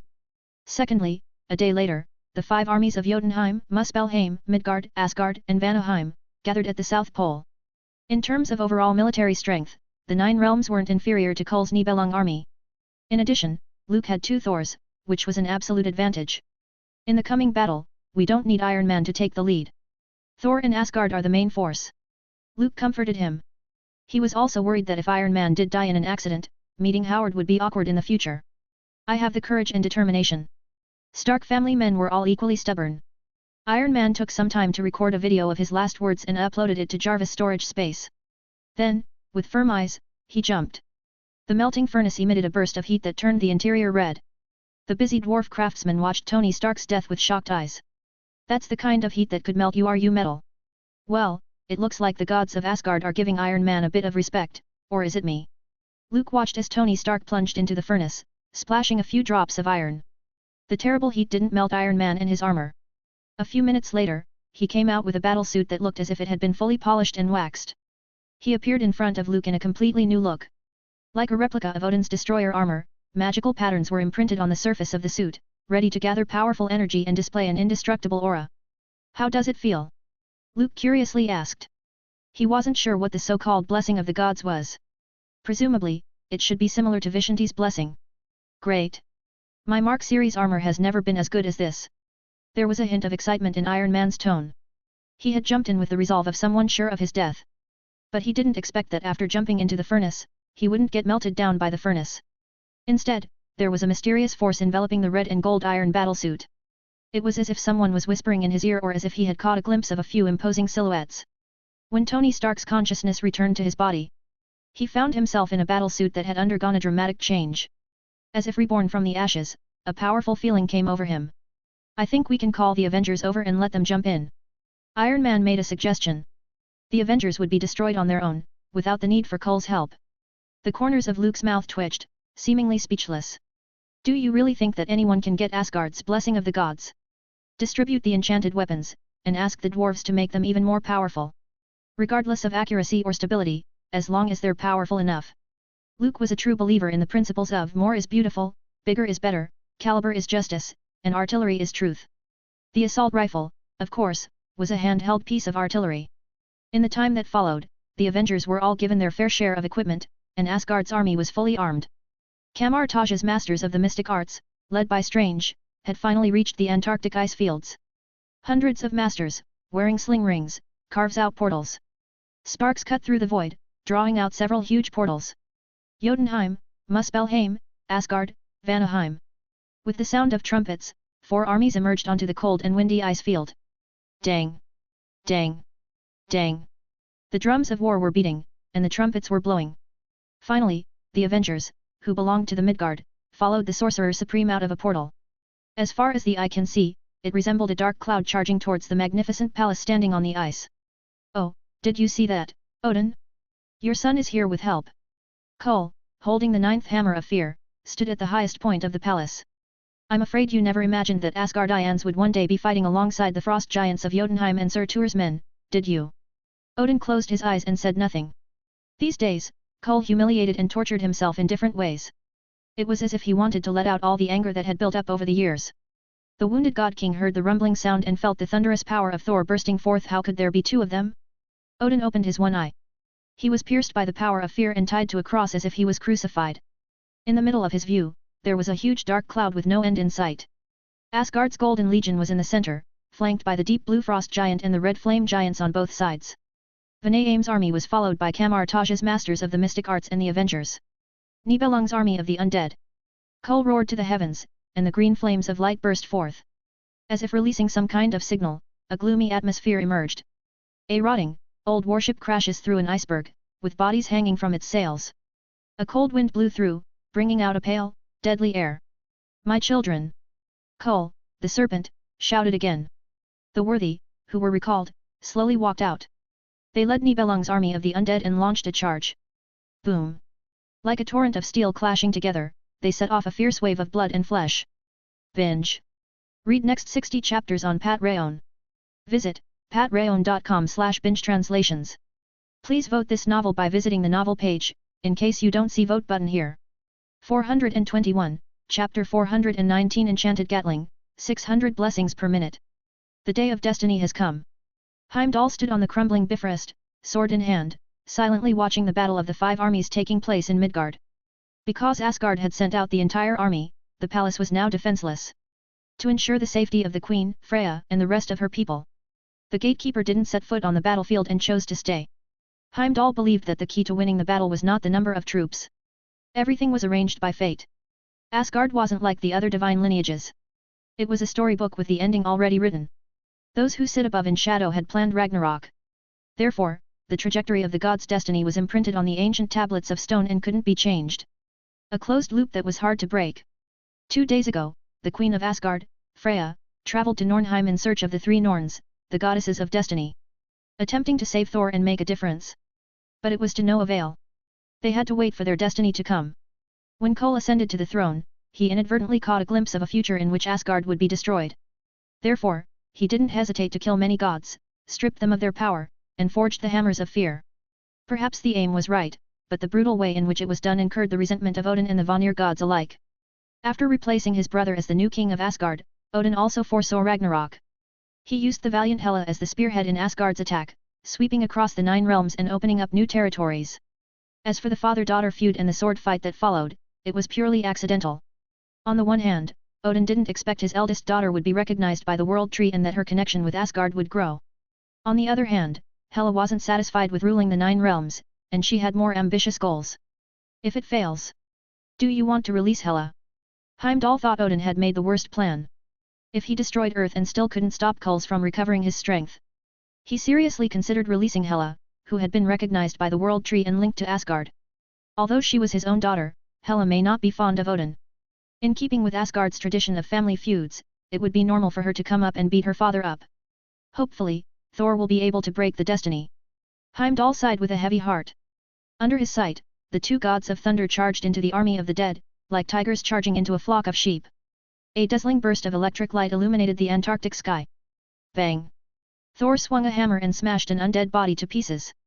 Loki, do you see how good I am? He was happy that he had recovered Mjolnir. Boom! A thunderstorm of blazing electricity spread across the sky. The constant stream of undead forces was instantly cleared. The chubby Thor held the Stormbreaker and flew to Loki's side with mighty momentum. He gave Thor a sidelong glance and grunted, "That's it. How dare you call yourself a god of thunder?" The 2 guys were bickering as if they were about to fight. Boom!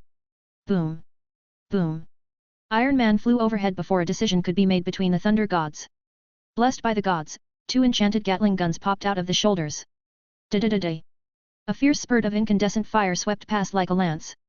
The undead warriors swept up in the metal storm were instantly reduced to powder and disappeared with a wail. Iron Man was like a harvesting machine. Wherever he went, the army of the dead was defeated. Enchanted Gatling, with a rate of 600 rounds of blessings per second. Luke had some regrets. In his opinion, Iron Man's reinforcement wasn't enough. Seeing Tony Stark's power, he smashed the 2 undead ships and purified a huge swathe of the undead. The 2 Thors couldn't be helped, one swinging a hammer and the other carrying an axe, and they went into a killing spree. On the Antarctic ice field, the sound of shouting and killing broke through the heavy clouds that had built up. "Master Sorcerer Supreme, aren't you going to make a move?" Strange followed Luke's side and acted as a guard. If he spotted an undead warrior rushing towards him, he would take it away with a set of blows and slashes. With his shiny bald head, strong body, armor, and sword, he was like a wall of iron, creating a sense of oppression. Didn't the Asgardians say that this was the day the prophecy would be fulfilled between Thor and Kull, so why should I interfere? Luke shook his head. He was just the last insurance policy, the one responsible for ending it. In the final analysis, all this mess with Kull could be classified as a family feud. As we all know, for such events, law enforcement usually only mediated rather than interfered. But there are 2 Thors, who is the son of prophecy?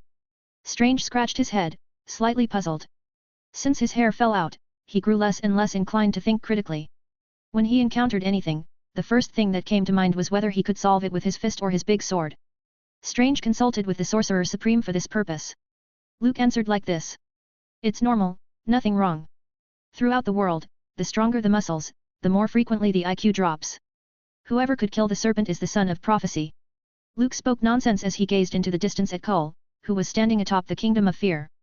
Judging from his aura alone, he was roughly on the level of an Alfithor, slightly less so than Odin. But considering the fear hammer forged by the other party, it could absorb the emotional energy of the living beings. His real combat power was definitely more than that, and it could continue to improve.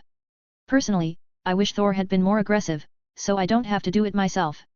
Luke rubbed his palm together as if he was warming up. A fight with an Alfithor was mentally and physically exhausting. It may take 3 or 4 months to recover, solely from basking in the sun. The small amount of compensation given by the Vishanti wasn't enough to pay for Superman's second appearance. Luke couldn't help but think twice. At the front of the battlefield, the 2 Thors had cleared a path. High-ranking undead warriors on beasts and dragon corpses were no match for the electrifying weapon-wielding Thors. The thunderous lightning poured out in all directions like a boiling torrent. The thick ice cap melted and evaporated, sending up a huge cloud of white smoke. The undead warriors in it burnt to ashes in mere moments, and they could never return to Nibelung. "When did you have 2 sons? And they both have the power of thunder." Kull turned his head and looked at Odin. In his memory, Odin only had 1 son. "Can't I be old and strong?" Odin said indifferently. Although he didn't know why there were 2 Thors. But at this point in time, it was important to act firm. Cole was sealed in the deep sea. Before he ascended the throne, he didn't care for women and left no children. In terms of sowing, Odin was confident that he could outperform the other party. Oh, I only wanted you to lose one son today. Cole sneered. In his view, mating impulses were animalistic. As a noble god, that kind of boring activity was meaningless. My children, and the destiny of Asgard's children. Trample them underfoot. Cole shouted. Hammer of Nurkod, Hammer of Skirn, Hammer of Moke, Hammer of Grethoth, Hammer of Angrer.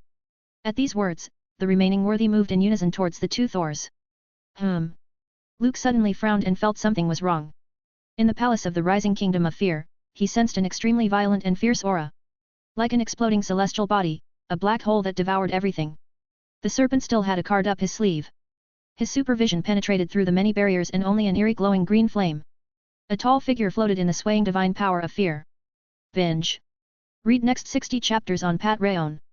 Visit patreon.com/binge-translations. Please vote this novel by visiting the novel page, in case you don't see vote button here. 422, Chapter 420 Disadvantages, Mystery Man. Dude, which one are you going to pick? Thor glanced at the chubby Thor and told him to choose his opponent first. 8 worthy, except for Juggernaut, who took the lead in being defeated, and the Absorbing Man, who was blasted to the ash with one punch. Right now, there were still 6 people left in the group. Most of them were 3rd and 4th tier villains or criminals with little popularity. On a normal day, vigilantes like Iron Fist, Daredevil, and the Punisher could solve them, and there was no need to dispatch the Avengers at all. It was different now. They had been chosen to become worthy from the favor of the Hammers of Fear. With how the powerful strength was easily attained, the price was trivial. For example, self-awareness. This was very important in the eyes of many people. But it was worthless for others. The big green guy. I've got a score to settle with Hulk. The chubby god of thunder was furious. He couldn't forget how he was hit by the hammer and flew into outer space. At least, they fought side by side in Sakaar and formed a deep friendship. Why was it, when he returned to Earth, he didn't even show mercy? What's more, Hulk even slammed him back and forth. This was a treatment only Loki deserved. Hulk swore that he would never do that to me. Fatty Thor looked like a grouch. He fought the Hulk on Sakaar's arena in an alternate universe. The big green guy beat himself up in the same way he did Loki. Later, Thor asked Banner to keep it a secret and told Hulk not to do that again. Being tossed around like noodles was a humiliating thing. I'll take the 2 next to him too. Chubby Thor said so as he gallantly lifted his Stormbreaker. If you ignore his beer belly, he really looked like a god. Then I'll take the other side. We'll see who's faster. Thor firmly gripped his Mjolnir, looking confident. Not only was Iron Man strengthened, but he also received the blessings of the gods. The mighty battle armor was laced with wisps of electric light. Like a cannonball, Mjolnir ripped through the air and cold atmosphere, bringing up a strong gust of wind. Boom! A terrifying blast rang out across the ice field. The owner of the Hammer of Skirn was caught unaware. Snap! One left arm was broken off at the shoulder and reduced to a crumbling mass of flesh. The worthy let out a bitter cry of pain but didn't retreat. He took a giant step forward and slammed into Thor with his war hammer. It was a fierce, aggressive force. Bang! The ice cap collapsed and shattered downwards, sending large chunks of ice up and over like waves. Undaunted, Thor swung his hammer. Mjolnir collided with the Hammer of Fear, one silvery white, the other ghostly green. These 2 extreme colors clashed and mixed with each other, bursting with endless destructive power. Within a few kilometers, the entire area became a field of lighting. A thunderous plasma that could melt everything, overflowing and scattering, scaring people away. Eat this! Destroy! The master of the Hammer of Nurkod, Breaker of Oceans, and the new master of the Hammer of Moke, both worthy, also joined the fray. An eerie green glare kept flashing. It was an explosion of energy. With 3 against 1, Thor's situation wasn't optimistic. He was a bit vulnerable, switching from attacking to defending, and his boldness was stifled. The 3 hammers of fear came down in unison, unleashing a massive torrent of energy that drove Thor back. He gripped Mjolnir, and thunder descended from the dark clouds. Like a hard rock in the heart of the river, he stood firm against the onslaught. The 2 sides were in a stalemate. On the other side, the fat god of thunder wasn't doing too well either. Despite all the bravado, facing the Hulk was easier said than done. The Hulk was always angry, and this extreme emotion was magnified by the Hammer of Fear. This also meant that he was stronger than usual. Once this fierce green beast released his anger, the consequences would be unimaginable. Smash! Banner's consciousness was suppressed to the very corners of his mind. With great force, the Hulk swung his hammer high in the air. Boom! The ice field shook. Crack! Crack! The solid ice cracked, and the terrifying power conducted along the ice even caused the fat god of thunder to pale. He flew into the air and dodged the Hulk's fierce and powerful blow. He took advantage of the situation, and his Stormbreaker pulled his body straight down. Since the incident with Thanos, that is, the one time he failed to kill, Thor had become a beheading maniac. Whenever he encountered an enemy, he would always go for their heads. Smash! The Hulk roared, and the sound waves swept through the air. Circles of substantial lines could be seen. Let the rapidly falling chubby god of thunder, like falling into glue, slightly slow down for a moment. Death to Asgard's Thor! An extremely sinister laugh rang out. An atmospheric blast of air from the hammer of fear struck the chubby Thor. The power was strong enough to send Thor flying backward like a cannonball. He broke through an iceberg, and his whole body was firmly embedded in the ice. The situation doesn't look good. He saw that Iron Man was about to go over to support him when Cole swung his hammer and knocked him down from the sky, leaving a long trail of flames. The other superheroes also tried to help. But the army of the dead surrounded them like a tidal wave, blocking their way. Cole's eyes looked indifferent, but his behavior appeared to be saying that no one should interfere with the battle. Sorcerer Supreme, are you not going to make a move? Strange was anxious. If this continued, the two Thors were likely to get a beating from the worthy and lose again. Maybe, they wouldn't even get a chance to see Cole's face before they died under the hammers of fear. It looked like the Avengers wouldn't be able to recover from the disadvantage too. Strange pondered over this but eventually turned his attention to Luke. A man who could defeat Odin was equivalent to an important weight that could break the balance. I'm waiting. Luke's expression was slightly more serious, no longer appearing relaxed. With his supervision, he couldn't break through the shroud of fear to see the true face of the tall figure. However, the horrible aura from the other party, as well as the divine power of fear covering the surface of the body. He could tell. This was a terrible opponent who wasn't inferior to Odin. It was even younger, even better than Odin. Is there such a person on Earth? Luke's brow slightly furrowed as a ball of pure white light gathered in his hand. Just like making a phone call, he was going to contact Vishanti. If his guess was right, they had to raise his salary. Otherwise, he would lose too much. At the same time, the tall figure in the Kingdom of Fear seemed to have sensed something. He slowly opened his eyes, and the dark green flames of light dominated his mind. The serpent's voice, like a loud bell, echoed over and over. Worthy, destroy everything. A raspy voice rang out, like rusty iron scraping against each other. My name is... The man looked as if he had lost his memories. He tried to recall them but got nothing. Under the negative influence of the divine power of fear, it was difficult for any man to concentrate. Robert, my name is Robert.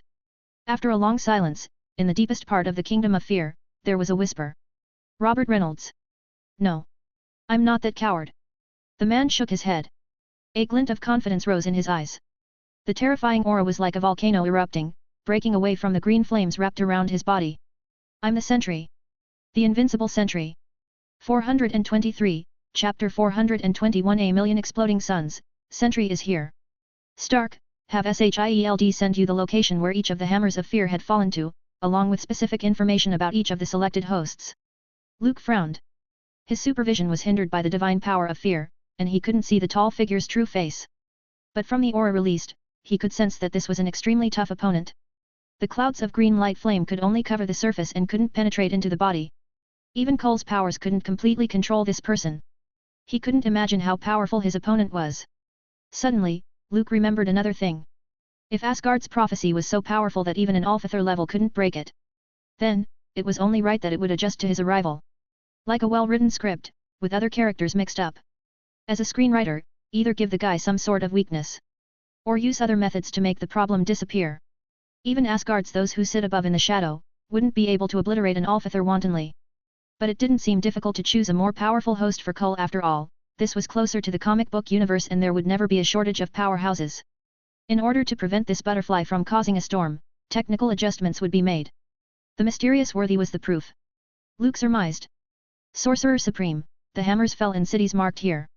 Iron Man, who was killing people with his Gatling, was summoned and flew to Luke's side. He gave Jarvis direct access to S.H.I.E.L.D.'s database and pulled out the relevant information.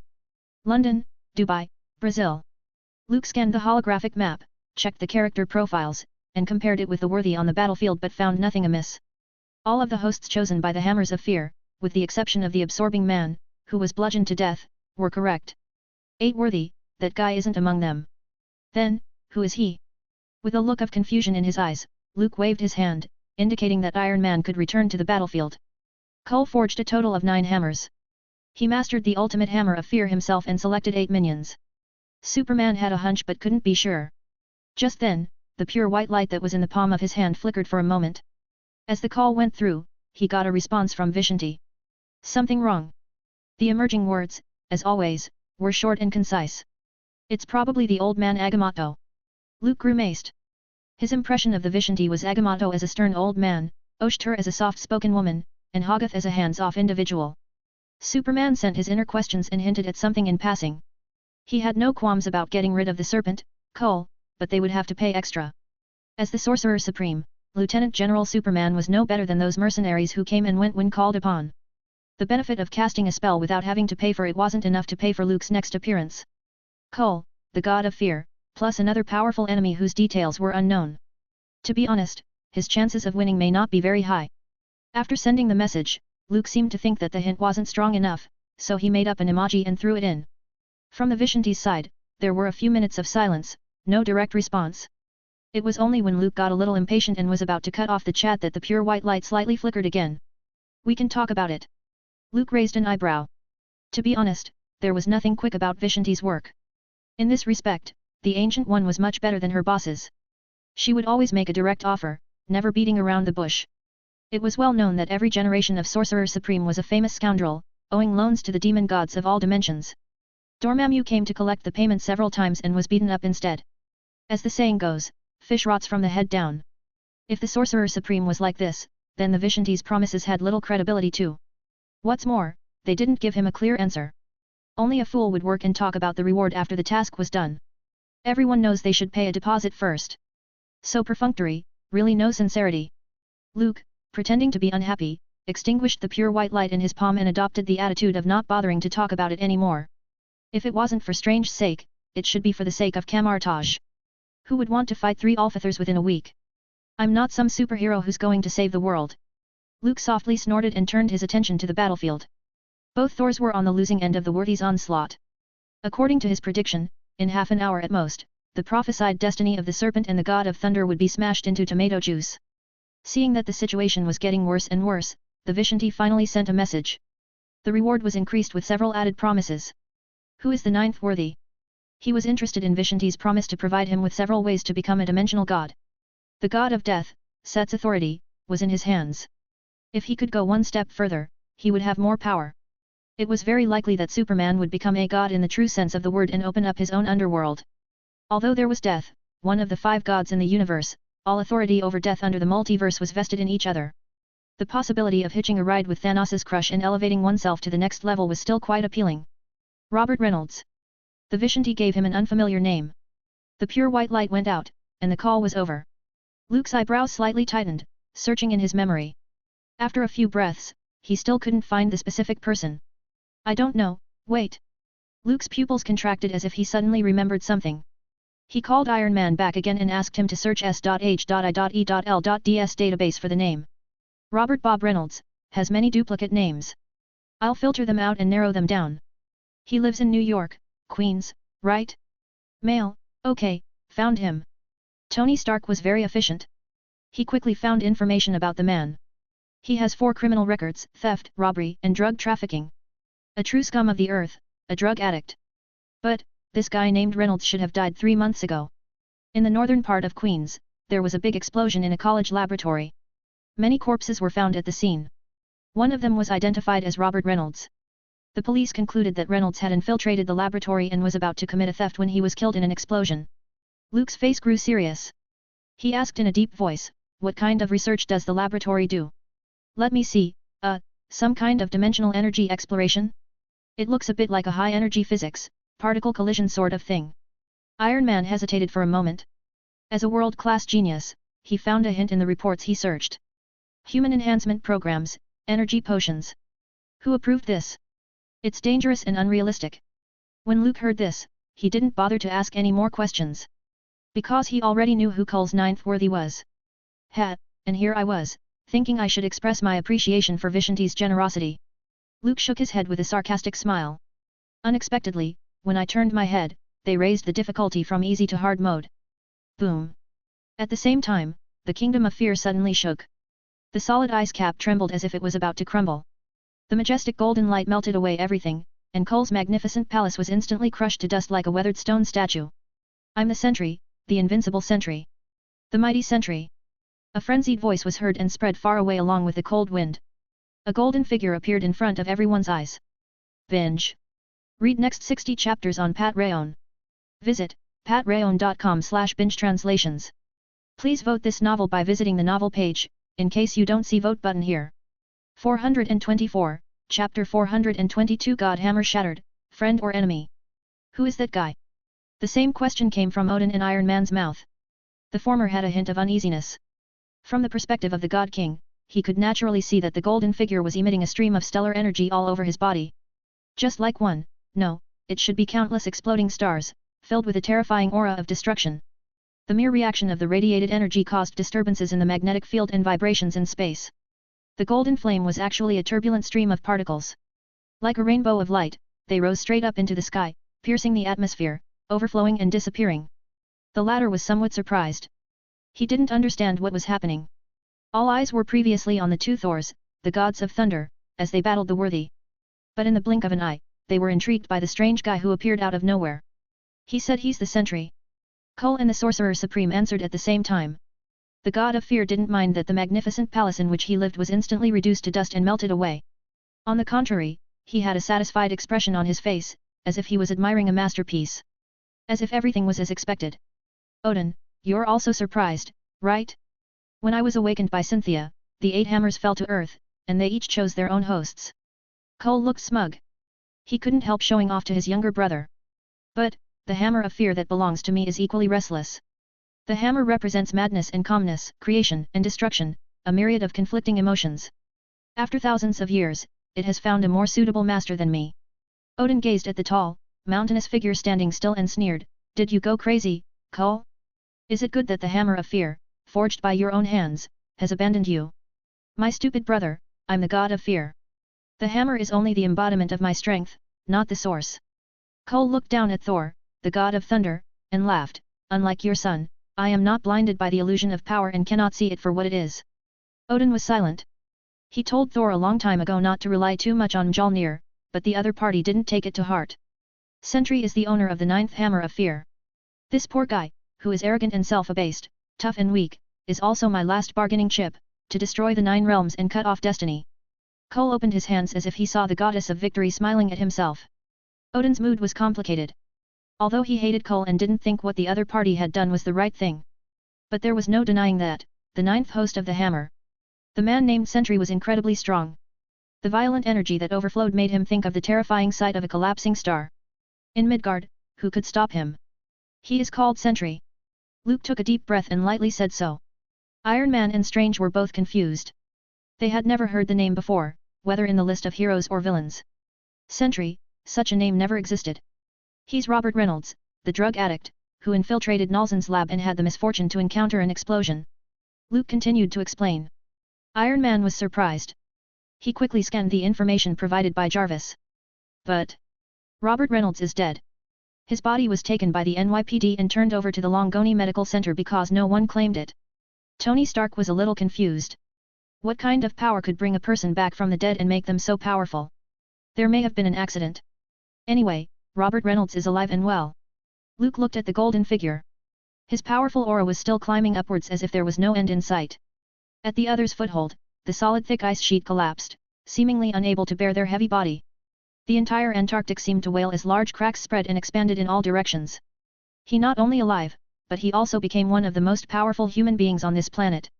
The corners of Luke's mouth curved up, and his long dormant quest list slightly flickered. Side quest, Absolute Power, who is the strongest on Earth? Requirements, defeat Sentry, Hyperion, Gladiator, and Blue Marvel. Reward, every time you beat one person, you will get a lucky draw. Even if it wasn't for the Vishanti's task, the mere chance of a lucky draw was enough to get Superman's heart pumping, and he went all out for an amazing battle with the Sentry. One of? Is there another human on Earth as powerful as this guy? Iron Man asked in surprise. From the energy readings shown by Jarvis, it appeared that Sentry was the center of a nuclear explosion, with high-energy particles emitting intense radiation similar to gamma rays. Worst of all, the energy readings, which had already exceeded their peak, didn't stop there but continued to soar. This proved that the sentry still had room for improvement. He was constantly and rapidly getting stronger. Iron Man's keen intuition told him that if he continued to let that guy be, once the incalculable cosmic energy erupted, the Earth would be violently impacted. This was an extinction-level crisis. Of course. Luke nodded and chuckled, and me. If it's just about physical strength and sheer power, the sentry is right up there with me. Iron Man was speechless. He thought there was another villain as powerful as the sentry. At the same time as Tony Stark was annoyed, there was a glimmer of hope in his heart. Can Sorcerer Supreme save the world? Superman versus the sentry seems interesting. Luke was relaxed on the surface, but his fists were silently clenched as the stellar energy surging inside him began to boil. Iron Man and Strange were standing close to him. Inexplicably, they felt the air around him freeze and the pressure increase. Sentry. As the focus of the audience, Robert Reynolds was in a trance and in an unstable state. The green flame occupied a part of his consciousness. But in the infinite depths of his mind, there was a dark shadow firmly rooted. Brutality, destruction, slaughter, countless negative emotions were released from its twisted black tentacles. What should I do? Robert Reynolds muttered. The divine power of fear couldn't erode his spirit completely but made the man even more insane. At this point, the sentry was like a drug addict who had just gotten high. He seemed like he was confused, not knowing where he was. He soared to the clouds and looked down on the earth from above. He saw countless tiny black dots, like a swarm of ants. Stomp on them. Stomp them to death. There was a voice that rang out and struck deep in his heart. Robert Reynolds was on the move, with a crazy grin on his face, ready to take on this nest of ants. Just then, a worthy was sent flying by Thor and landed in front of the sentry. He was the master of the Hammer of Skirn, and a minion of the Serpent, Kull. But Robert Reynolds didn't care about that. All he saw were ants. This one is stronger, ha ha ha ha, stomp it to death. A sharp voice squeezed out of his throat as the golden figure lifted his foot and stomped down. Boom. It was as if a violent earthquake of magnitude 10 had occurred. The cracks in the Antarctic ice field were instantly widened by the force of the impact. It was as if a pair of hands ripped it apart and turned it into a bottomless glacial canyon. The unlucky worthy, before the solace of his feet landed, was shattered into a puddle of mud. Then the slimy pile of limbs disintegrated again into tiny particles invisible to the naked eye. Robert Reynolds was oblivious to the huge commotion he caused. His eyes were wide open, and a look of ecstasy flashed by. Then, the sentry bent down and grasped the indestructible hammer of fear. The palm of his hand gripped it tightly. Boom! An eerie green light burst forth. Like a whale before death. The Hammer of Skirn was shattered into powder. Sentry, what are you doing? Seeing this, Kull angrily asked. He never told Robert Reynolds to destroy the hammers of fear that he had painstakingly forged. That was the embodiment of his own power. They aren't your enemy. Obey the will of the serpent and kill Thor. The angry roar reached Sentry's ears. He tilted his head, turned around, and looked at the god of fear with a strange look. You are also an ant. He held out his hand, pointed to Kull, and spoke with no expression. Binge. Read next 60 chapters on Pat Rayon. Visit patrayon.com/binge-translations. Please vote this novel by visiting the novel page, in case you don't see vote button here. 425, Chapter 423 The Other Way Around, the minion biting its owner. Ant. Asgardians had always been proud, boasting that they were the guardians of the 9 realms. What's more, Kull was a member of the Aesir gods, the supreme monarchs who were once crowned king. From status and power to an honorable bloodline, it was a first-class birth. Today, a human being called him an ant. It had exceeded provocation and was equivalent to a direct insult. As we all know, Odin's family was a cranky bunch. His brother Kull was no exception. How dare a mere mortal mock the gods? Kull decided to give Sentry a good beating to let the other party know who the real boss was.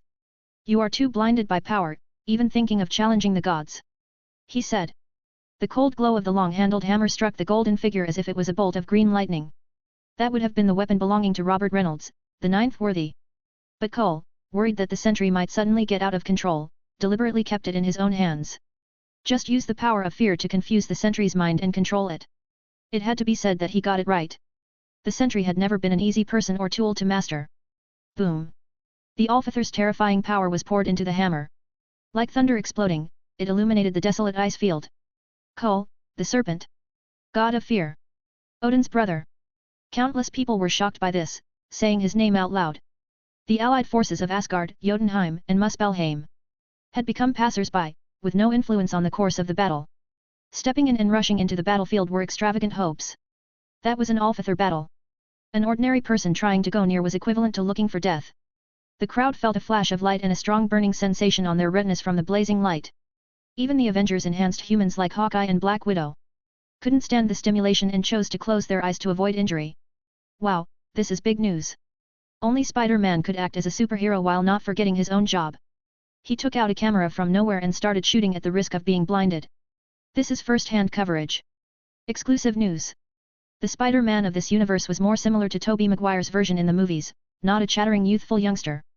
In this world, Peter Parker's girlfriend was Mary Jane. After graduation, he didn't join a big company. Instead, he worked for the Daily Bugle, trying to earn money to support his family. Compared to other universes, this Spider-Man had lost his Uncle Ben, his best friend who became the Green Goblin, and even his Aunt May. When he pursued his crush, he succeeded in getting her heart, but he wasn't happy, being scolded by his boss every day. To be honest, when Luke saw him, he wondered if the young spider crossed over from the studio next door. Otherwise, why was his life so dark? Who is that man? He looks so strong. A vast expanse of ice made Spidey's acrobatic mobility useless. He had to work as a war photographer, weaving in and out of army formations, looking for angles to take pictures. He's called the Sentry. This guy is terrifying. Flying in mid-air, Iron Man, who was sweeping up the undead warriors with his enchanted Gatling, told him what he had found out from the Sorcerer Supreme. A few moments later, the name Sentry was spread around through Spider-Man's mouth.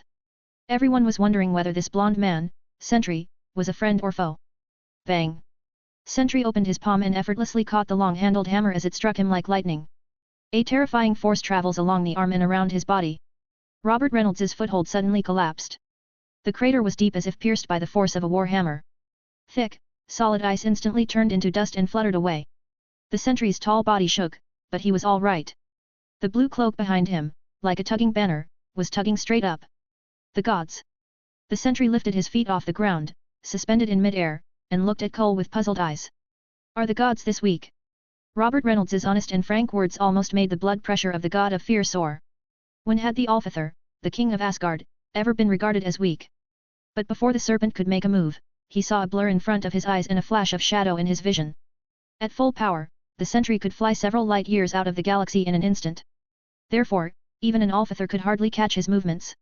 With just one step, the air exploded in a series of blasts, like an explosive charge burning out.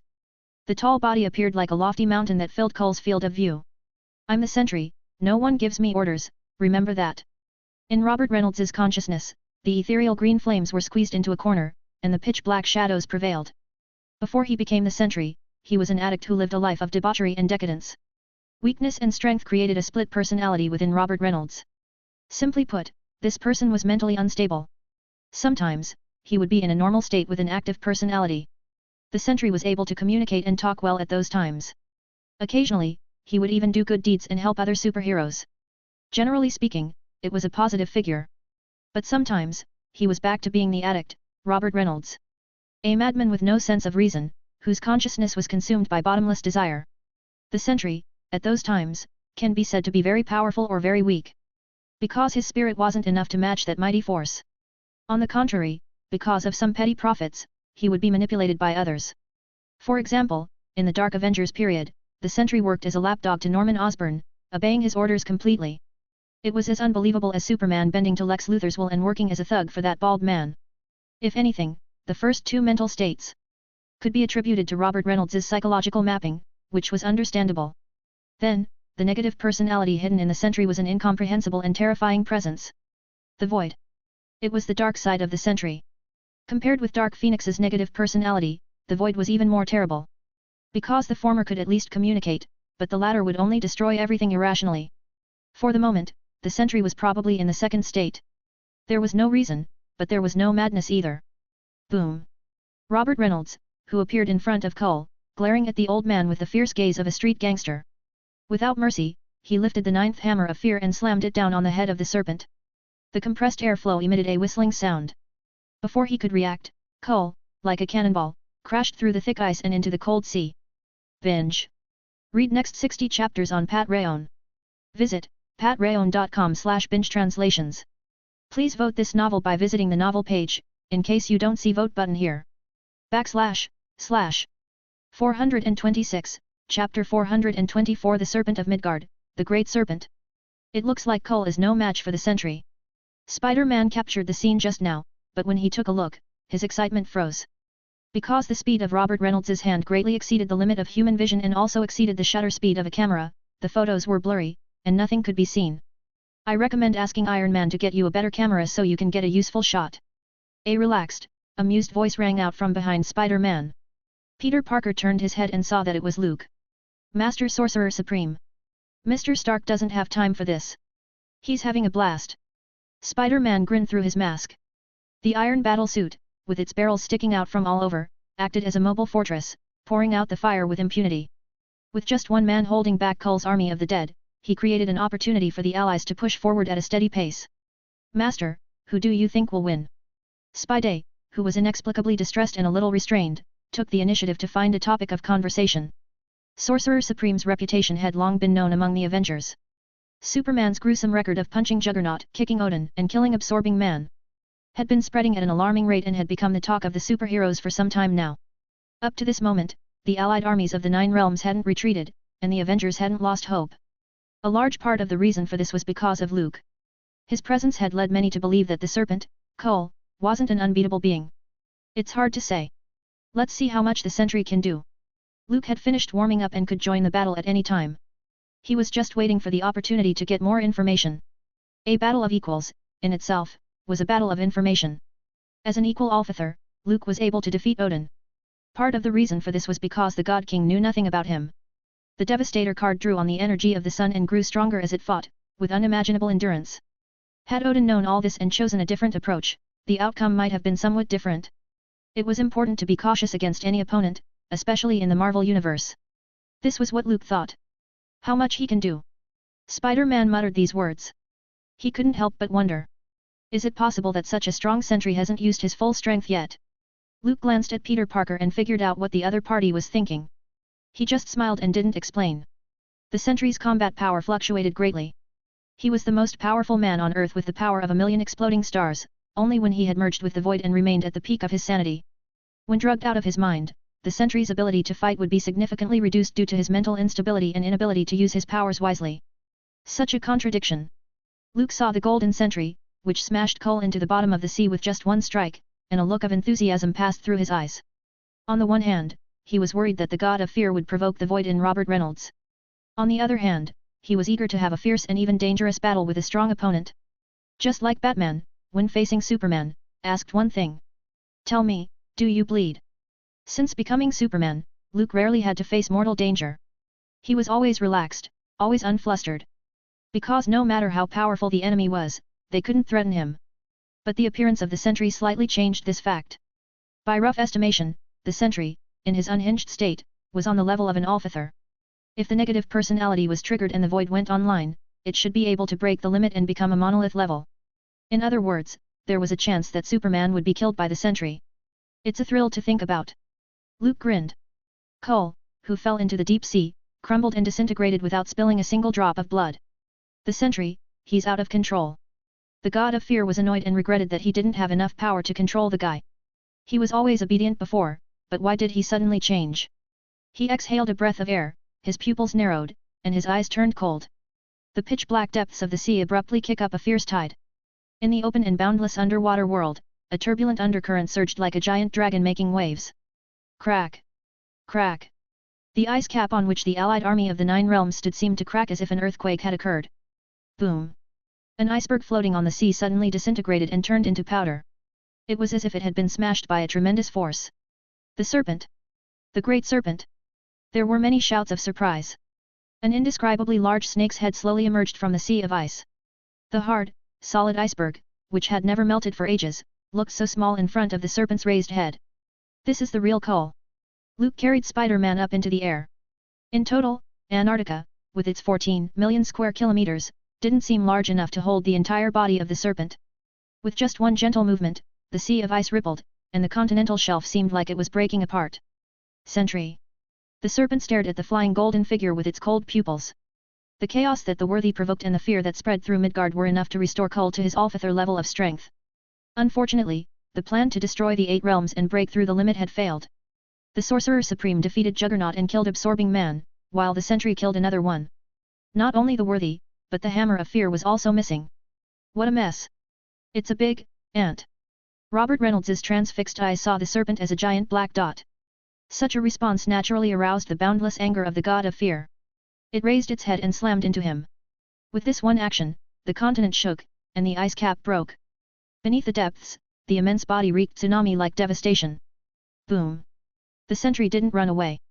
In fact, in his current state, he didn't know how to fight. He only clenched his 5 fingers, made a fist, and swung it hard.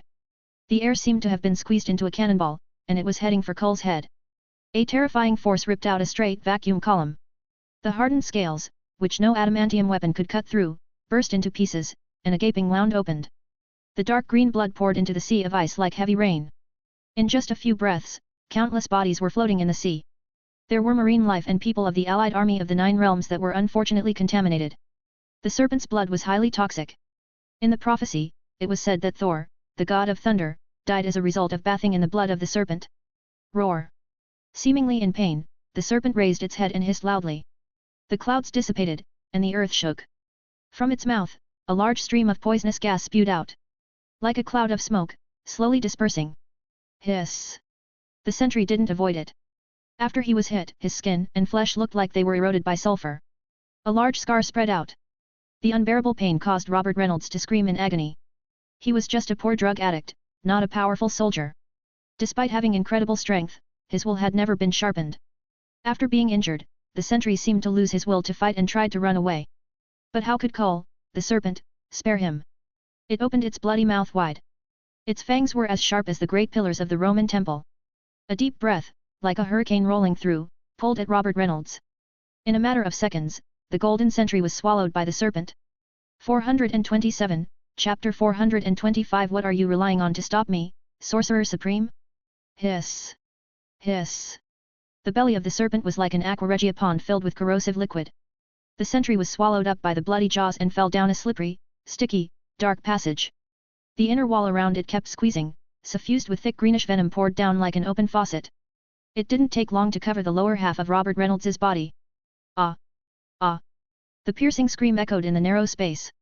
The sentry didn't have a strong spirit. His face was distorted by the pain, and thick, blue veins burst out. Snot and tears surged together, and bean-sized sweat came out all over his forehead. At the moment, Robert Reynolds, a powerful man, was no different from ordinary people. Every muscle in his face trembled and twitched as he felt the delicate process of flesh and blood being melted away by the venom. In just a few breaths, the sentry's 2 long, muscular legs were reduced to 2 white bones. This was far more cruel and torturous than death. Robert Reynolds nearly collapsed at the sight of the vacant lower half of his body. This was a symbol of his masculinity, the inalienable dignity of men. Pain, fear, like an effective catalyst, causing the madness that dominated his mind to grow even more incomprehensible. I don't want to die. The sentry felt like he was going to die, like a drowning man struggling for his life. Panicked, he swung his fists, no longer skimping on the infinite amount of stellar energy. Boom! Boom! Boom! The terrifying force raged and tore at the serpent. The sentry, who was close to a mental breakdown, shouted. It ran down the esophagus and smashed through a thick mountainous spine. Roar! Cole, who had raised his head and looked down on all beings with cold pupils, thinking he had won, felt a sharp twinge of pain. He never expected that the sentry hadn't been melted away by the venom in his body. Instead, he was upside down in his body, on the rampage. It hurts. The unimaginably huge body of the serpent involuntarily tumbled. As a proud Asgardian, presumably, he hadn't read China's 4 great classical novels, especially Journey to the West. Otherwise, the god of fear would surely know that it was irrational to swallow the enemy whole. I don't want to die. The sentry flew at full speed. The melted flesh grew and healed rapidly thanks to his superb self-healing ability. A torrent of energy, like a cannon, pierced the tail of the serpent. With a raised hand, he tore open the rectum of the great serpent and burst straight out of the cloaca. The serpent cried out in pain as his true body was wounded. As if stimulated, the huge, gigantic body rolled over. The entire continent of Antarctica shattered and ripped apart in a tsunami of apocalyptic proportions. The sentry's face still looked fierce. The pain had taken such a toll on his mind that he had unconsciously switched on his survival mechanism. For humans, when they can't cope with intense emotions or extreme pain, they pass out. But Robert Reynolds was different. If his life were in danger, he would fall into despair. The negative personality hidden in his consciousness would appear. For example, right now, The sentry's pupils were devoid of focus, their radiance abruptly dulled, as if a computer had been rebooted. Seconds later, the open pupils turned black, and a destructive wave spread out. It was as if the air was being gripped by a large hand, constantly making explosive sounds. "I'll crush you to death." A hoarse voice reverberates across the open landscape. The sentry's body moved instantaneously at sub-light speed with the slightest thought. It was like a flash of lightning that arrived in a split second. A heavy fist, like a huge hammer that crushed space, smashed onto the head of the serpent. Boom! It was as if a planet had collided with him, and in a thousandth of a second, the terrible force spread throughout the God of Fear's entire body. The hard scales, the huge body, ruptured with a bang, turning into endless pieces of flesh and blood. "This ant! I'll crush you to death," the sentry said with a cold face. In his dark eyes, there was no compassion for life and no mercy for his enemies. Nothing but the void. The ultimate nothingness where nothing exists beyond the destruction of all things. "Finally, willing to let me out? You fucking coward!" The sentry spoke with contempt towards Robert Reynolds, the original owner of his body. In his opinion, that guy was an example of how to make a mess of everything. The hardest fists and the toughest flesh in the world, but he didn't know how to use them. At least satisfy one's personal desires as a human being. For example, be ambitious. He could kill all the superheroes in the world who resist him and rule the world. It was fine to be less ambitious, to indulge in lust, to indulge in desire, to vent the possessive instincts of a male creature. But Robert Reynolds did nothing. All he had in his head was becoming some kind of shitty superhero. This was simply ridiculous. While that loser is unconscious, why don't I destroy half the world first and then enjoy his poor and pathetic expression? The sentry revealed a crazy, psychotic smile. It wasn't difficult for him to blow up a planet. Then it's decided. Sentry, who had made up his mind, didn't bother with coal. It was just a dead snake. Destroying the world was much more fun. "Mr. Sentry, shouldn't you ask for my opinion before destroying the Earth?" Suddenly, a calm voice came from behind. The sentry narrowed his eyes. He was surprised that, with his vigilance, he didn't notice anyone approaching him. This wasn't normal. He turned and found that the other party was wearing a similar battlesuit, his dark red cloak fluttering behind him. "Who are you?" The sentry, in the void state, seemed much more polite than Robert Reynolds, who sees people as ants without even thinking. "The Sorcerer Supreme of this universe." Luke returned the smile and said, "Mr. Sentry, I'm afraid you don't know that just a few days ago, there was an old man who wanted to destroy this planet too." "Oh, and how did it go?" The sentry seemed curious and asked.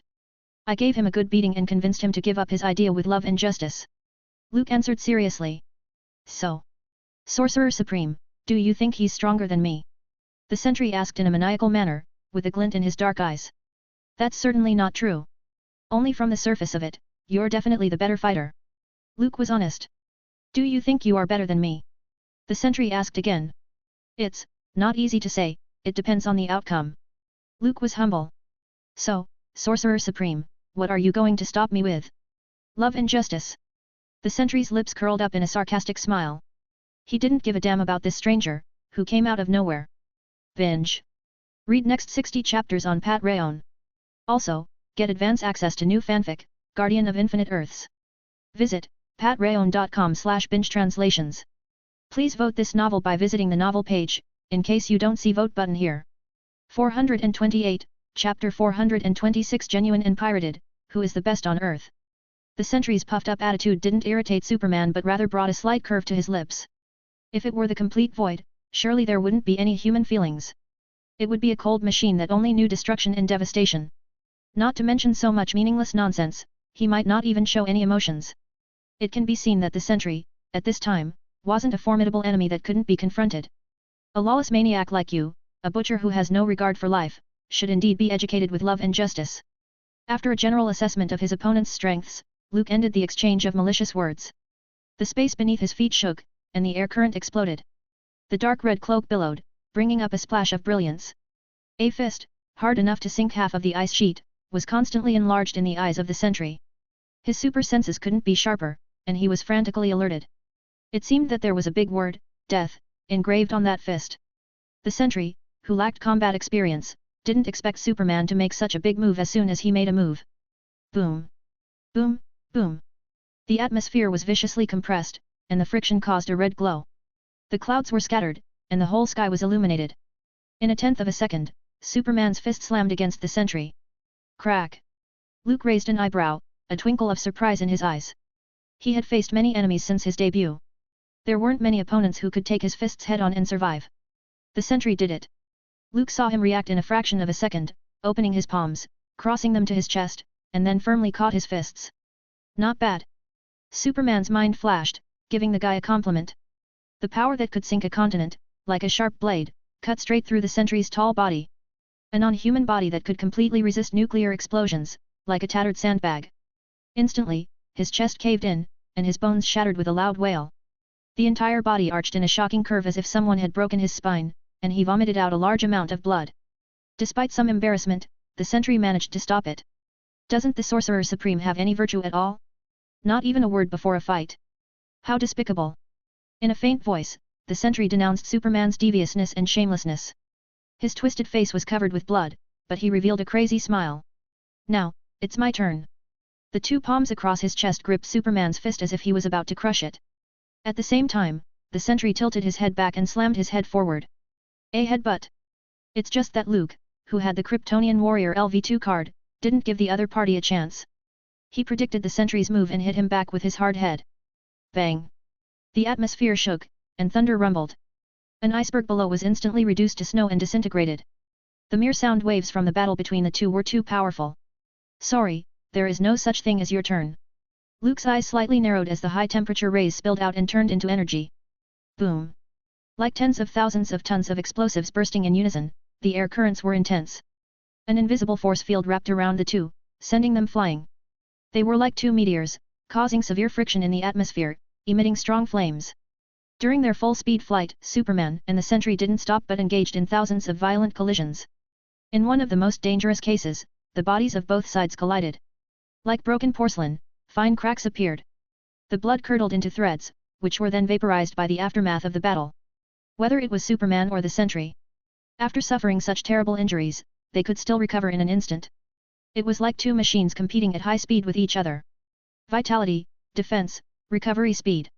They kept clashing and healing. An infinite supply of stellar energy, like gods of war bathed in sunlight, never getting tired. Both seemed to be immortal and could recover from any serious injury within a few breaths, provided it wasn't fatal. This incredible self-healing ability had far surpassed Wolverine. Boom bang! Bang bang bang! The rapid flight of the two men brought about a series of bursts, leaving a long vacuum in their wake. In a matter of moments, it struck from the Antarctic to Australia. Bang! The clash of fist and palm sent a powerful aftershock. The towering buildings close to the battlefield collapsed like an over-baked crisp biscuit. Before the humans below knew what was happening, the two magnificent figures standing in the sky had disappeared. When they appeared again, they were already in Paris, France. Loud roar sounded in Champ de Mars, which attracted everyone to look up. However, before they could see Superman and the sentry clearly, a figure like a cannonball crashed straight through the Eiffel Tower. The 7,000-ton landmark building looked like butter sliced through with a red-hot knife, revealing a smooth cut. After destroying the icon of French culture, the culprit crashed into the ground. Champ de Mars seemed to have been bombed by a large shell. The hard ground rippled in all directions from the fallen figure. Do you feel the love and justice from the Sorcerer Supreme now? Superman, standing in mid-air, looked down at the sentry, whose chest bore a gaping hole. You fucker! The sentry spat out a curse, his dark eyes filled with madness. The golden figure drew a straight line and slammed into Luke. Boom! Another explosion. The clouds overhead looked like torn wool, leaving two clear flight paths. Where did they go? Iron Man, still in Antarctica, was trying to capture the battle between Superman and the Sentry through Stark Industries and S.H.I.E.L.DS satellites. At this point in time, everyone has been relegated to a supporting role, unable to intervene in the battle and slaughter between the two most powerful men on Earth. Thor, the god of thunder, who should have been in the limelight and fulfilled the prophecy, gazed up at the sky in awe. Then, as he looked down at the broken and scattered ice field, a feeling of insignificance came over him. It turned out that there would be a time when the gods of Asgard would appear weak. Superman and the Sentry were engaged in a battle that surpassed the Alphather level. He was curious, who would be the winner and the strongest human on Earth? You can't kill me. You'll just make me, even crazier. A blurred, violent voice emerged from the roaring air currents. Strong muscles twisted together like a titan from ancient times to deflect Luke's punch to the head. With the pain of his broken arms, the Sentry lifted his knee and slammed it into Superman's chest. Then, the two rapidly healing arms threw a dazzling combination of punches. Luke was passive and beaten. He uncontrollably flew straight out of the atmosphere, destroying one of Stark Industries' satellites in the process. But presumably, with Iron Man's character, he wouldn't look for him to claim compensation. Under the dark starry sky, the blue planet gradually shrunk. Luke opened up his bioforce field to stabilize his flying body. Let's see what you've got. He looked directly at the increasingly crazy and powerful sentry and took the initiative to provoke him. He used his psychic powers and provoked the guy's mind. Sensing the contempt, the sentry grinned and accelerated with all his might. The crimson heat vision across the darkness of the starry sky was like the light of a great sword, sweeping across the universe. In the past, on Earth, Luke always felt that his hands were tied, afraid of damaging a continent or a planet. But now, he didn't have to worry about it anymore. The feeling of ease rose from his chest and went straight to his brain. Superman also waved his invincible fist at the sentry. Binge. Read next 60 chapters on Pat Rayon. Also, get advance access to new fanfic, Guardian of Infinite Earths. Visit patrayon.com/binge-translations. Please vote this novel by visiting the novel page, in case you don't see vote button here. 429, Chapter 427 Facing Death, the Void appears. This was a tough battle. For either side. Whether it was Superman or the Sentry, it was the same. They were like two celestial objects on a collision course. Their clashes caused a frenzy of violent rays and energy particles that illuminated the deep, dark space. The darkness of space served as a backdrop, and the stars were like flickering beacons. As the main characters, Superman and the Sentry. On one side, he was white and dazzling, dissolving all things. On the other side, there was a majestic golden light and an awe-inspiring presence. The two figures confronted each other in space, emitting the same terrifying aura. Although the battlefield was changed to space, the aftermath caused by their encounter was still astonishing, as if a violent tidal wave of energy had been whipped up in the void, impacting the barriers of space. All kinds of tiny invisible particles collided and burst into a glorious display of cosmic splendor, making for a rare cosmic spectacle. Huff! Huff! Luke was panting heavily, his chest heaving like a bellows. Sweat that had just come out of his forehead instantly evaporated. The tattered battlesuit slowly recovered, and his left arm weakly dangled. He felt like he was playing a real-life fighting game. The difference between the two sides was very small in terms of blood recovery speed, blocking technique, and explosive damage. The key to winning or losing wasn't who was stronger or faster. Rather, it was a question of who could hold out longer in such intense combat. Because as long as it's not a certain death situation, Superman and the Sentry could recover quickly and continue to fight. What kind of monster are you? Burning with a golden flame, like a huge celestial body, the Sentry, with an extremely strange look, gazed at Luke in the distance. He was in a worse condition than Superman, who was somewhat in disarray. Although his chest was covered with ferocious holes from heat vision, the flesh was squirming and gradually growing. Compared with the previous instant recovery, the Sentry's self-healing speed had slowed down. Monster? I'm the good guy. Aware of the other's mental fluctuations, Luke responded with a smile. At this point in the battle, time had become irrelevant. If this situation continued to develop, even if he could do this all day like Captain America, a week's worth of energy was consumed. Doesn't he ever get tired? Sentry's crazy expression showed a look of doubt. He couldn't understand that even he, who had the power of a million stars, had suffered a drastic decline in physical strength after the high-intensity battle. But this young Sorcerer Supreme was still calm. At best, his breathing was a little heavy. As if this kind of intense battle, for him, was just a matter of climbing 5 flights of stairs. To borrow a quote from a friend of mine, I could play all day, all week, or all month. Luke's mouth curled up in a provocative smile. But only if you can hold up. At this time, the Sentry was a mentally unstable madman. To provoke him was easier than taunting people in chats in online games. Sure enough, after being provoked, Sentry, who was about to stop when his anger subsided, had a cold glint in his dark eyes. Swish! In the blink of an eye, the golden light flames twisted and flashed. The Sentry crossed the void and appeared to Superman's right. His arm was raised, and his elbow was bent, aiming directly at Luke's head. The latter reacted quickly, also using a strong flash-like movement to avoid the Sentry's attack. Such a fierce and swift attack and defense. In just a millisecond, they switched between each one, hundreds of times. It was a close fight, but no one could touch anyone. With each fist swing and leg kick, the vibrations and explosions caused were annihilated in the dark and silent vacuum environment silently. Only the torrent of surging and turbulent energy destroyed the surrounding cosmic dust and crushed it into smaller particles. The two men fought fiercely while moving at high speed. Boom! Superman punched out a terrifying force of energy, Sentry was unable to dodge, and his left arm was shattered into flesh and disappeared in an instant. At the same time, Luke's arm was caught by the other party and violently torn off. The scene was extremely bloody. Like two fierce beasts fighting to the death.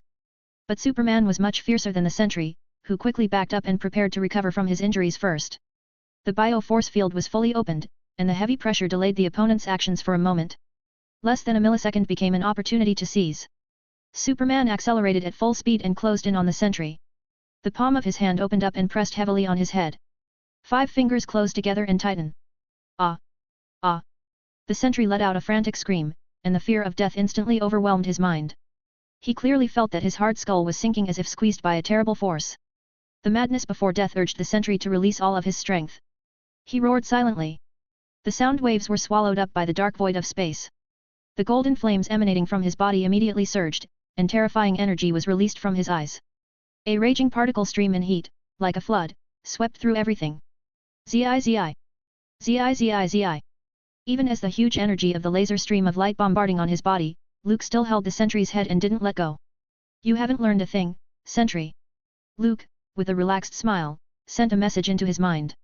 In battle, sometimes it's about the courage to face death. Boom. At the moment when the mental fluctuation dissipated, Superman showed no mercy. He closed his palm and gripped even harder. The sentry's head, like a watermelon pierced by a bullet, directly burst and shattered. The red and white mixed turbid liquid, as well as the residue of the meat, were all evaporated by the high temperature and disappeared. Only the headless body stood quietly in the void. The golden flame, like a candle in the wind, faded down. Luke couldn't help but breathe a sigh of relief when he realized that the sentry's life was annihilated. The body of Superman, whose magnitude was comparable to that of a planet, had a slight tear when it was confronted with the laser beam. Like broken porcelain, it was about to collapse. He was facing the young, warm star. Hungry and thirsty for the radiant rays. The arm torn off by the sentry quickly grew back. The Devastator card is really useful. Luke whispered. Superman from the studio next door didn't have this extraordinary recovery ability. Now, as long as his brain was intact, he could recover from any serious injury. And after taking single damage, the immunity would also be greatly improved. Killing him was an impossible task. Superman Doomsday? Luke smiled and lifted the newly grown arm. The sun's rays shone on his face through his fingers. By the way, I almost forgot the last strike. Luke looked at the headless body in the void and held out a finger. The extreme energy was compressed and condensed into a dazzling point of light. Swoosh! It shot out. The terrible energy penetrated the sentry's flesh and exploded from the inside out. On Earth, this would be enough to sink the North American continent and trigger an apocalyptic disaster. Superman never took it lightly when dealing with a strong opponent who deserved vigilance and respect. Hey! Luke, who was engaged in the one-stop funeral service business, suddenly raised his eyebrows and realized something was wrong. The sentry, whose skull was crushed and lifeless, didn't seem to be dead. The sentry was subjected to a shot of a high-temperature laser beam, but something strange was happening. The energy attack released by Superman didn't cause him fatal damage but seemed to be absorbed. Hoo! A red, blood-like sharp limb crawled out of the ruptured skull. A dark shadow overshadowed the golden flame that erupted from and released by the sentry. Its twisted tentacles stretched out, transforming one of the Earth's most powerful beings into a monster. Luke's pupils contracted, and his body tightened as if he had sensed danger. The Void. A name was squeezed out of his throat. 430, Chapter 428 Blowing up the planet and seeing the Sunday. The Void. It was a negative personality in the sentry. As the saying goes, because of the plot, justice always looked 3 times weaker, and falling into evil would always look 3 times stronger. This law was applicable to any film, television, and literary works. The sentry claimed to have the power of millions of stars, but in fact, under normal conditions, he only had the strength of one exploding star. Only by completely abandoning himself, letting the void take the lead, and breaking through restrictions could he fully release the terrifying force that could dominate the world. He didn't die but still could release a big upgrade now. Luke had a slight headache and rubbed his furrowed brow. With a blow to the brain, followed by a crushing shot to the bones, the sentry still couldn't completely be killed. He could only say that this guy's vitality was really tenacious. The blood-red glow, mixed with the dark shadows, merged little by little from the sentry's headless body. Sharp joints constantly popped out from behind, like wings opening up. Luke tried to attack and once again emitted a high-temperature ray that could evaporate flesh and blood from his fingertip. But, it was like a lump of clay falling into the sea, evaporating without causing any damage. If Superman had been wearing some kind of high-tech glasses that measured battle power, he would have found that the sentry's energy readings were soaring wildly and had already broken through the original limits. In other words, becoming the Void, he completely broke through the shackles of being at the Alphather state. As long as he wanted to, he could destroy planets and become a humanoid catastrophe on a cosmic scale. Luke's brain was racing, thinking about how to save the situation. At the same time, the sentry, which was possessed by the dark shadow, grew a new head. It was still the same face, Robert Reynolds's look. But compared to before, there was no expression on his face, like a cold machine without feelings. The dark eyes were filled with a craving for destruction. Sorcerer Supreme. The void raised its head, a heart-pounding cold-killing intent, suddenly spread across the space between them. Luke was irritated and subconsciously narrowed his eyes. Now! The void seized the opportunity. The tall figure appeared in front of Superman as if he was teleporting. In a matter of microseconds, Luke was attacked by a fierce storm. Sharp limbs easily penetrated his body, causing bright red streaks of blood. The fist, filled with terrifying power, slammed down at the same time. Luke felt as if one planet after another had crashed into him. The fully healed Superman was on the verge of collapse again. The first time experiencing a beating. Luke didn't lose his fighting spirit, but he was in the mood to laugh at himself. He raised his hands in a defensive stance, like a boxer waiting for a chance to counterattack. The explosive onslaught almost crushed the atmosphere. After a while, Superman's eyes suddenly became sharp as blood surged out of his body. He grabbed the arm waved by the void with unparalleled precision and twisted it into a spiral-like shape. Then, with a powerful kick, the opponent was sent flying. Longer bursts would inevitably slow down the speed of the punches. Luke traded a 3-minute-long passive beatdown for the chance to attack. Boom! The full force of the blow didn't turn the void into mincemeat or bombard him to bits. Like a propelled meteor, he flew backward at an alarming rate, eventually crashing into an uninhabited planet. Is this strength? It's too light. The void stood up calmly from the huge crater where the aftershocks radiated for tens of thousands of miles. He faintly scanned through, his psychic fluctuations covering the planet, and got the general information. The surface temperature is between -238 and -218 degrees Celsius, composed mainly of rocks and ice. Its mass is 1/6 that of the Moon. The surface is covered with a layer of solid nitrogen and a small amount of solid methane and carbon monoxide. This is Pluto. The void wasn't like the sentry, whose brain was full of madness and no rationality. On the contrary, he was like a cold machine, knowing how to calculate and think. There you are. I thought you'd run away. Moments later, Luke caught up with the void and landed at the other end of Pluto. The former seemed to see it and spoke with a tone devoid of any emotions. In his view, this was just a calm statement, with no mockery. This young Sorcerer Supreme was indeed the most powerful of all the creatures that the void had ever seen. But compared with himself, it was still too far behind. How can you leave your back to your opponent on the battlefield? Luke said with a smile. He looked around. The planet was an ultra-low temperature hell, just like Jotunheim, where the frost giants lived. Even breathing could freeze people, turning them into ice sculptures. Then wait for me to kill you. The void said coldly. The muscles of both arms swelled up like mountains. The blood-red flames were like volcanoes, erupting violently. He was like an unstoppable sword, cutting the ice on the surface without hindrance. Boom! The distance of tens of thousands of miles only took a few moments to cross. In less than a breath, Luke saw the void's fist. He caught the lightning-like trajectory, accelerated his feet, and dodged away. The void's fist smashed into an empty spot.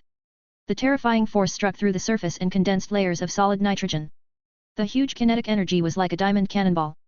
The friction with ice and rocks caused an explosion, and a spectacular mushroom cloud grew out. With a single punch, several hundred kilometers in circumference sunk into the ground, sending up rolling waves of air.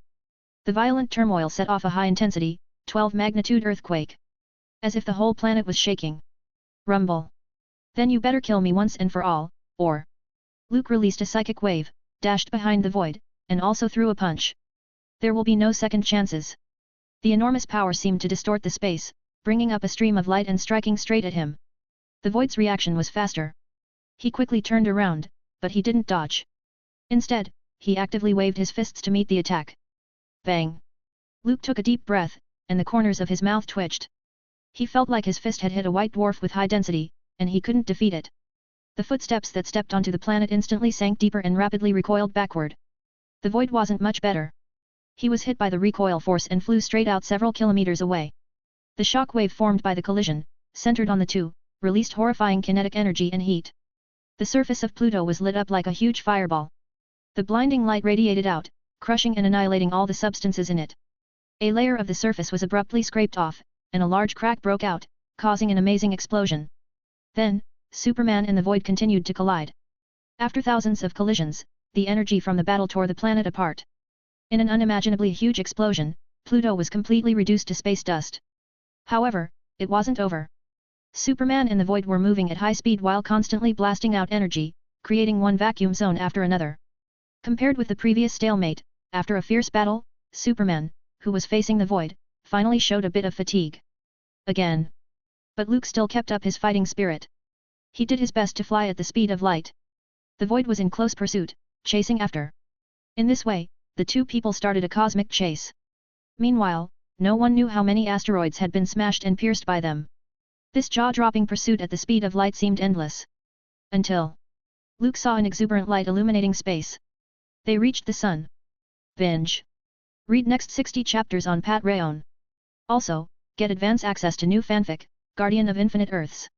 Visit patreon.com/bingetranslations. Please vote this novel by visiting the novel page, in case you don't see vote button here. 431, Chapter 429 Falling Down, Radiation Bursts. This is the battlefield you have chosen. The Void seemed to understand something. His mental fluctuation strafed out, and he looked at Superman near the sun. They arrived at this huge star body one after another. The powerful magnetic field released by it slowed down Superman and the Void's actions. It was as if they had chains on their body.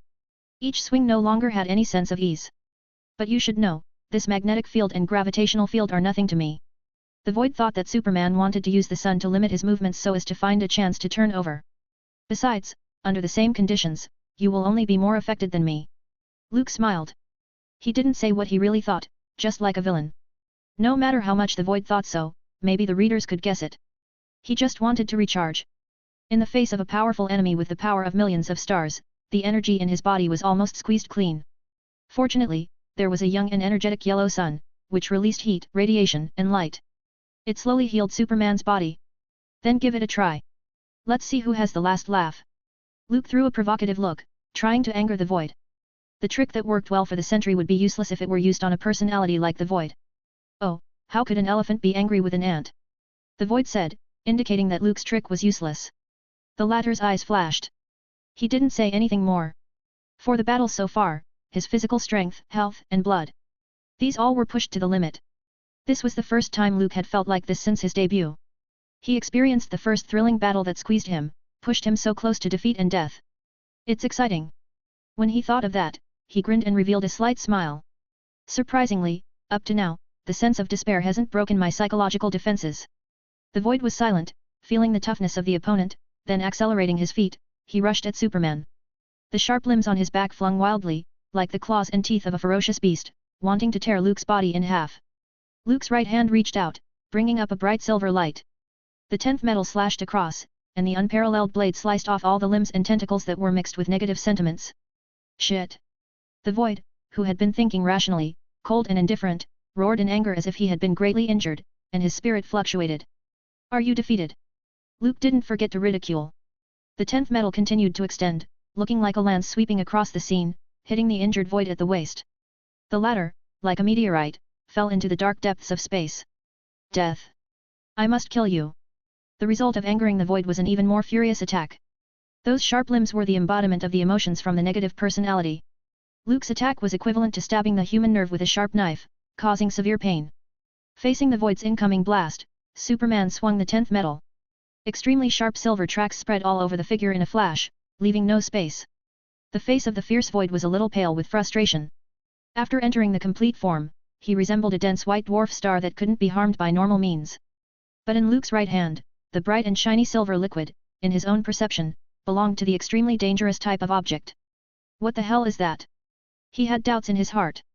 Luke didn't want to take out the 10th metal that he had kept tucked away in his pocket, but the momentum of this battle was too explosive. Who knew if the multiverse bosses would notice? Exposing things from other universes wasn't a good thing. According to the Void's defense and density, he was theoretically impossible to be killed or hurt by any conventional weapons. Even the legendary artifact, the Gungnir, Stormbreaker, or Mjolnir. Facing the Void would still have a difficult time. The only thing that could come in handy was probably the 10th metal from the studio next door.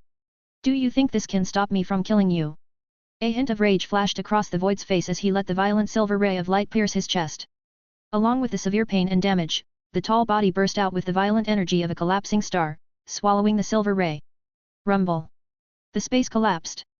You're a tough guy. Luke looked distressed and quickly withdrew the 10th metal. Taking a few deep breaths, the stellar energy flowing through his body started to bubble up, providing even more power. After the void's body exploded, it took less than half a minute to reform. This had gone beyond the scope of self-healing ability. It was controlling molecular movement. How would he defeat a formidable enemy that couldn't be killed? Luke felt the answer in his heart. He rushed at the void with his feet. The new body, which had been reorganized, seemed to anticipate Superman's actions. The blood-red flames almost condensed into solid form and erupted in all directions. With the horrible high temperature, the energy torrent formed by radiation instantly overwhelmed Luke. But instead of retreating, he kept going. With the cost of half his body disappearing and melting, the void was firmly clamped in a chokehold. Have you ever embraced the sun? Luke's hoarse voice, accompanied by the turbulent airflow, reached the void's ears. The two men plunged downward, aiming at the star that had been burning for over 4 billion years. You're crazy. Crazier than me. When the two of them crashed into the sun's atmosphere, the void finally let out a panicked shout. The 6,000 degrees Celsius heat continuously evaporated flesh and blood of the two men. It was like being in a boiling furnace, letting the solar storm and solar flares bombard their bodies. This was a terrifying zone that even the bio-force field couldn't resist. Any energy, any existence, would be dried up and vaporized by the heat released from the star's natural power. We will all die. The void desperately struggled to get rid of Superman's hold on him, but the other party's strong arms tightly strangled his neck and pushed him to the core of the sun. In just a few moments, the two of them passed through over 100,000 kilometers of atmosphere and rushed into the core. The 15 million degrees Celsius temperature was too terrifying to accommodate any life. The twisted black shadow within the void, like melting snow, was rapidly incinerated. And Superman wasn't much better. Although he could absorb the energy of stars, when the external environment was enough to kill him, and the absorption was far less than the input, he would also be vaporized by the star, completely vaporized. To become a golden Superman, the prerequisite was to evolve to the level of a Superman Prime. Otherwise, he wouldn't even qualify to enter a sun's core and be empowered. Afraid? Luke's drained face showed a hint of a smile. In the eyes of the void, his smile seemed like the laughter of a madman, incomprehensible and frightening. Let's die together. The black eyes flashed with determination, and the void understood very well that by the time they were completely inside the core of the sun, they wouldn't last even a minute. In front of him was an incandescent space, where the terrifying heat of 10 million degrees burned everything into gas. Millions of stars. In the face of Superman's teasing eyes, the void invoked an unimaginable and terrifying power within his body. Explode. Like a sensational gamma-ray burst, which occurred in the core of the Sunday. The burning, brightly lit stellar object shook violently, ejecting high-temperature energy that melted everything. A violent storm ensued, which didn't die down until much later. It seemed that everything was over. From that blue planet, two of the most powerful beings ended together. 432, Chapter 430 Cosmic Gods, Madam Death. It was dark, cold, and chaotic. This was Luke's immediate feeling about death. The extreme heat of 10 million degrees Celsius at the core of the sun could even melt and burn through the bio-force field, not to mention the steel body. In addition, the Sentry finally detonated the power of the star, forming a gamma-ray burst of terrifying explosions. Under the double damage, Superman faced the first battle to the death in his life. It can be said that half of his foot had stepped into the gate of the abyss. Suddenly, Luke saw Death, one of the 5 gods in the universe, waving to himself. He didn't know if it was a near-death hallucination or a mental shock that created an imaginary image. Ahem, what a mess. Luke greedily breathed in the air. The pure white light overflowed around the tattered body and slowly seeped in. This was the light of the soul. It was used to heal the severe mental trauma suffered.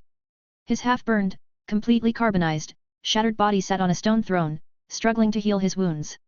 Dear Master, who has caused you such terrible harm? A beautiful woman draped in tulle, chest, waist, and hips exposed a large area of caramel-colored skin walked up to Luke. She knelt down in the most humble and faithful manner. This was the underworld. The woman who appeared was the one who signed a contract with Set, the god of death, in an attempt to build a mummy dynasty and recreate the glory of ancient Egypt, Princess Amenet. That guy Set was rather unlucky.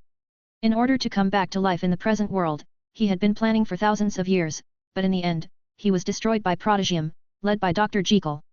Later, he fell into Superman's hand. Unfortunately, he was deprived of his godhood and authority over death and fell into eternal sleep. Luke didn't send this Egyptian princess's soul to hell but left it behind after killing Set. He didn't have time to play the role of death, establish a religion, gather believers, and gain souls.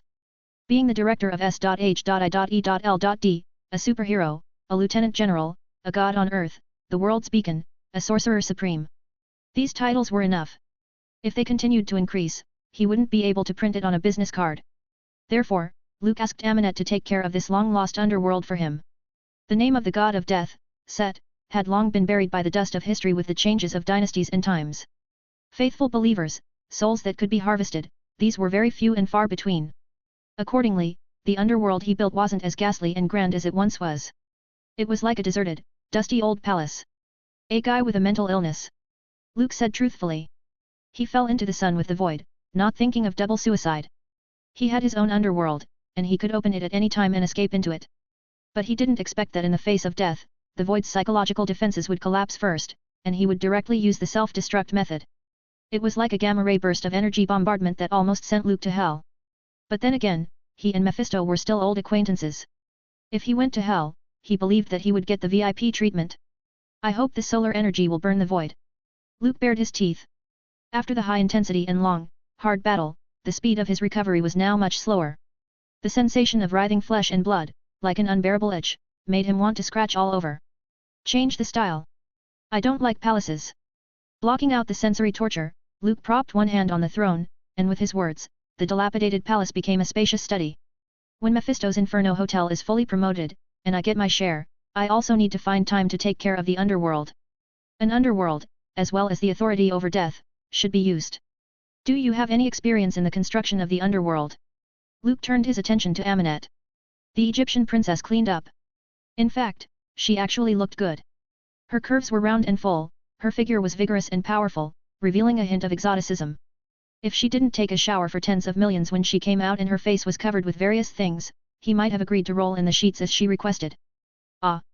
Amunet, kneeling below, looked confused.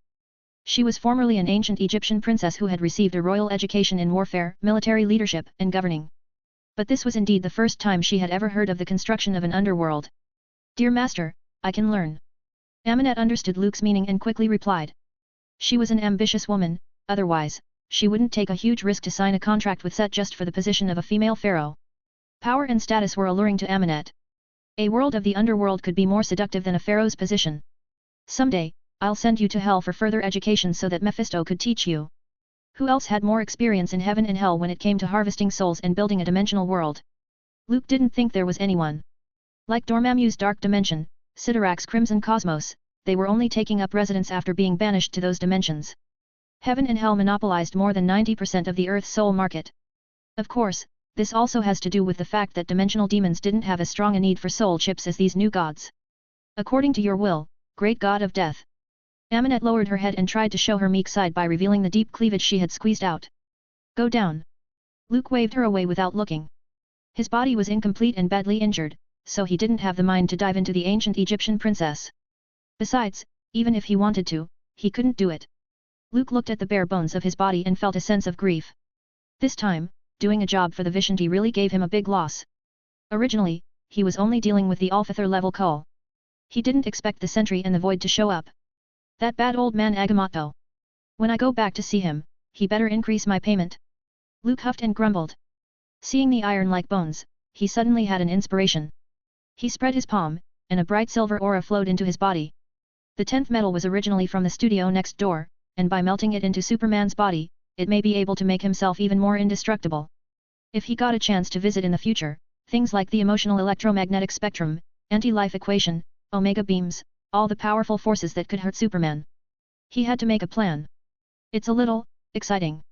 Luke closed his eyes and leaned back in his chair in the study. The whole body was penetrated by the silvery liquid of the 10th metal, and the slow-growing muscles and cells suddenly sped up, making him feel like he was soaking in a hot spring.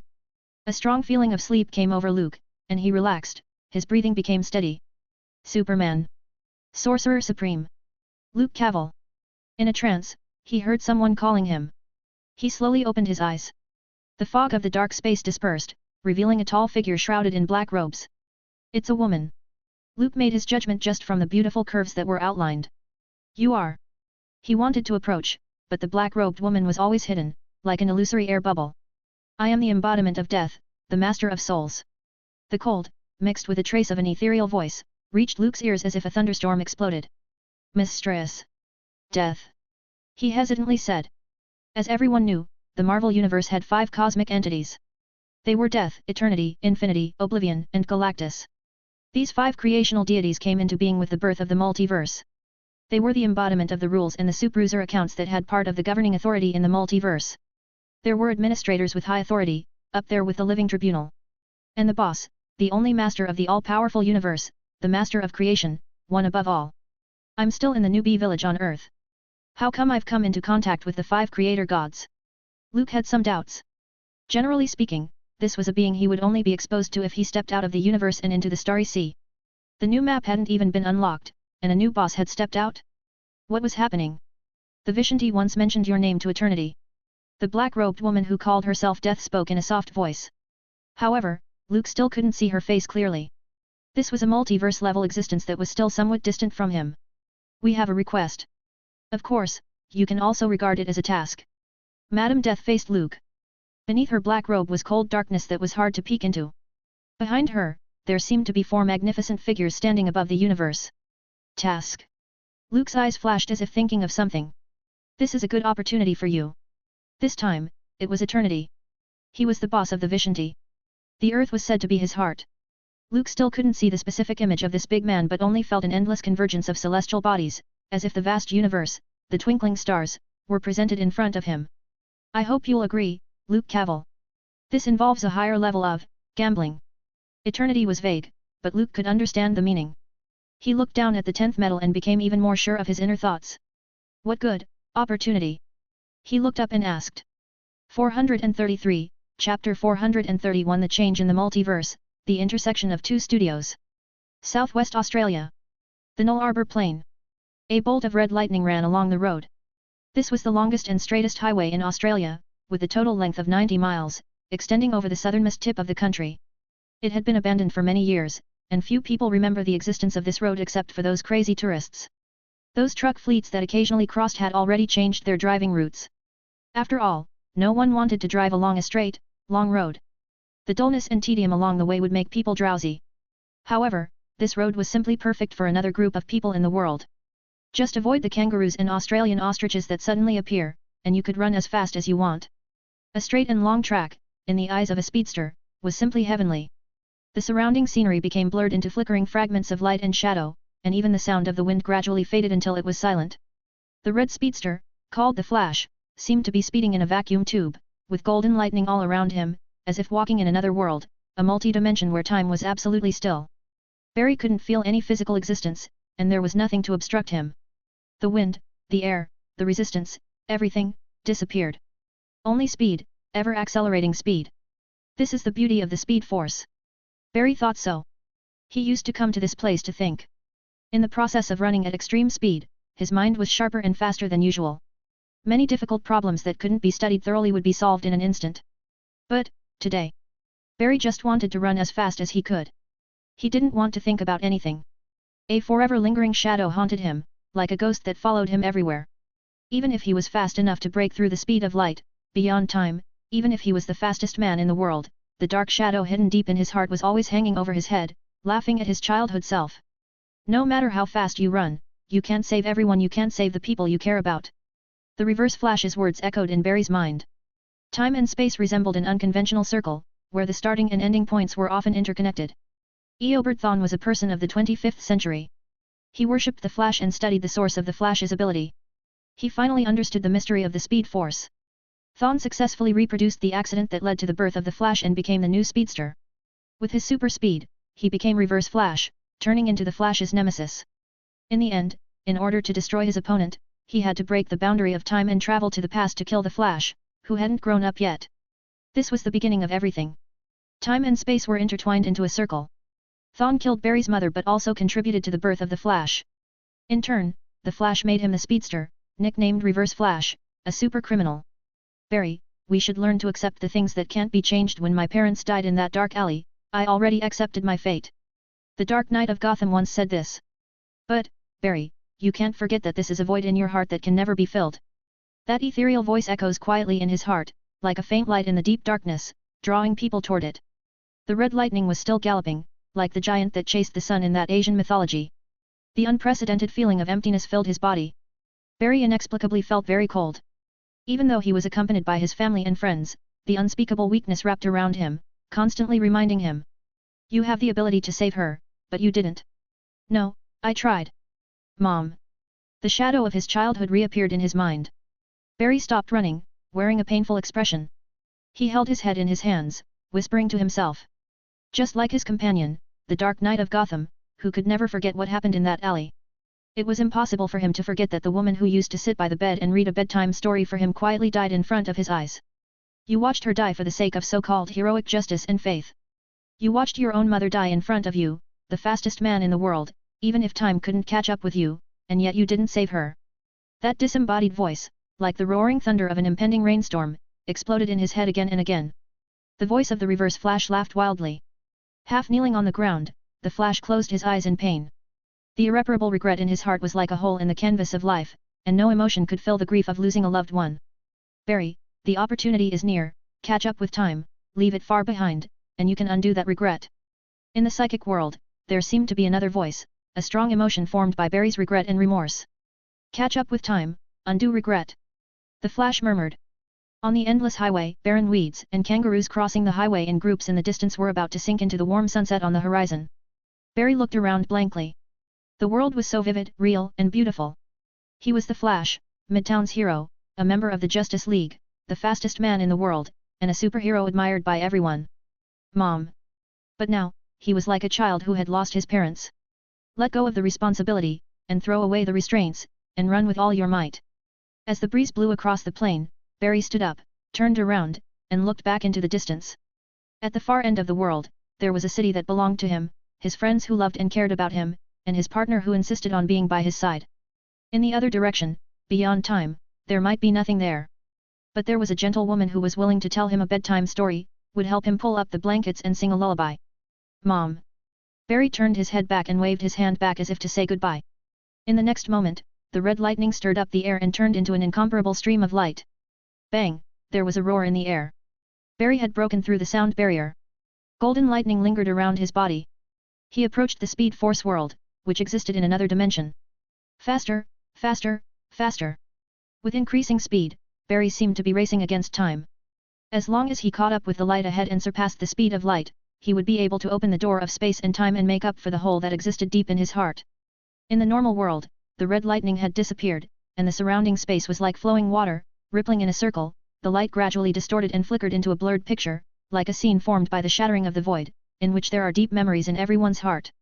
Barry was indifferent, his eyes filled with determination. The golden lightning was getting stronger and stronger, almost completely wrapping his entire body. It was an illusory picture that existed in different timelines, just to slow down the pace of the speedster. As long as he hesitated a little and paused, the time turbulence would sweep him into it, thus getting lost in the speed force and gradually assimilated into it. Boom! Countless lights were intertwined, tiny points gradually expanded. Barry ran with all his might, feeling like a blazing fire, violently releasing the heat and light in his body. The constant speed flowing forward in time suddenly stalled. The red lightning looked like it was running in sticky glue. He was about to reach the limit of speed. A little faster. Like a mountain smashing into the surface of a calm lake, a booming explosion came out of the void of space, like a rolling thunder cloud. Time was completely still, like a torrent rushing forward, instantly solidified by an extremely powerful force. The whole world seemed to freeze, and his mind turned slowly. Boom! There was another loud bang, and the light reversed, just like a backdraft. Everything was speeding backward. It was as if the clock of time was being turned back by an unknown being. The world was going backward, and space and time were also going backward. In the space-time tunnel composed of endless light and shadows, Barry ran at high speed, and the golden lightning produced by Speed Force kept lingering around him. The torrent of history passed by, and many things that had happened, those beautiful, painful, happy, and sad memories, all turned into streamers one by one. He didn't look at them, and he just wanted to run to his destination, the place where it all started. Mom! Barry cried out as an incandescent light wrapped around him and plunged deeper into the space-time tunnel. At this moment, the Flash didn't know that his momentary impulse had allowed a group of people from the world outside the Source Wall to seize the opportunity. In the Marvel Universe. It's a deal. After listening to Eternity's explanation, Luke nodded his head and said, I wouldn't mind taking a more exciting trip and making a modest contribution to face the crisis the multiverse is in. Faced with the invitation of the 5 creation gods of the universe, he smiled and agreed to do so. As they said, this is a good opportunity. 434, Chapter 432 Chapping of the Serpent's Head, is the prophecy fulfilled? The 5 creator gods of the universe. Luke's eyes opened as his consciousness returned to his body, and his fingers tapped on the seat, sorting out the contents of the conversation. He was thinking about the benefits of going over the wall of the studio next door and becoming a stowaway. According to Eternity, the universe there was facing a brand new change, and it was an opportunity to lurk through. As for why and what the purpose was, it seemed that it was related to a deeper secret, and the 5 creation gods didn't say. New changes, is it a reboot of the universe? Did the Flash or Superman do this? Luke thought silently. Anyway, most of the big events in the next studio were related to these two guys. One would sacrifice themselves, and the other would disconnect a timeline. Anyway, there was no possibility of being safe and sound and a possibility of forming a team. If it were started by Batman, that would be bad. Luke had a bit of a headache when he thought of the big series of events with the Dark Knights of the Batman Who Laughs, as well as Barbatos, created by the World Forger.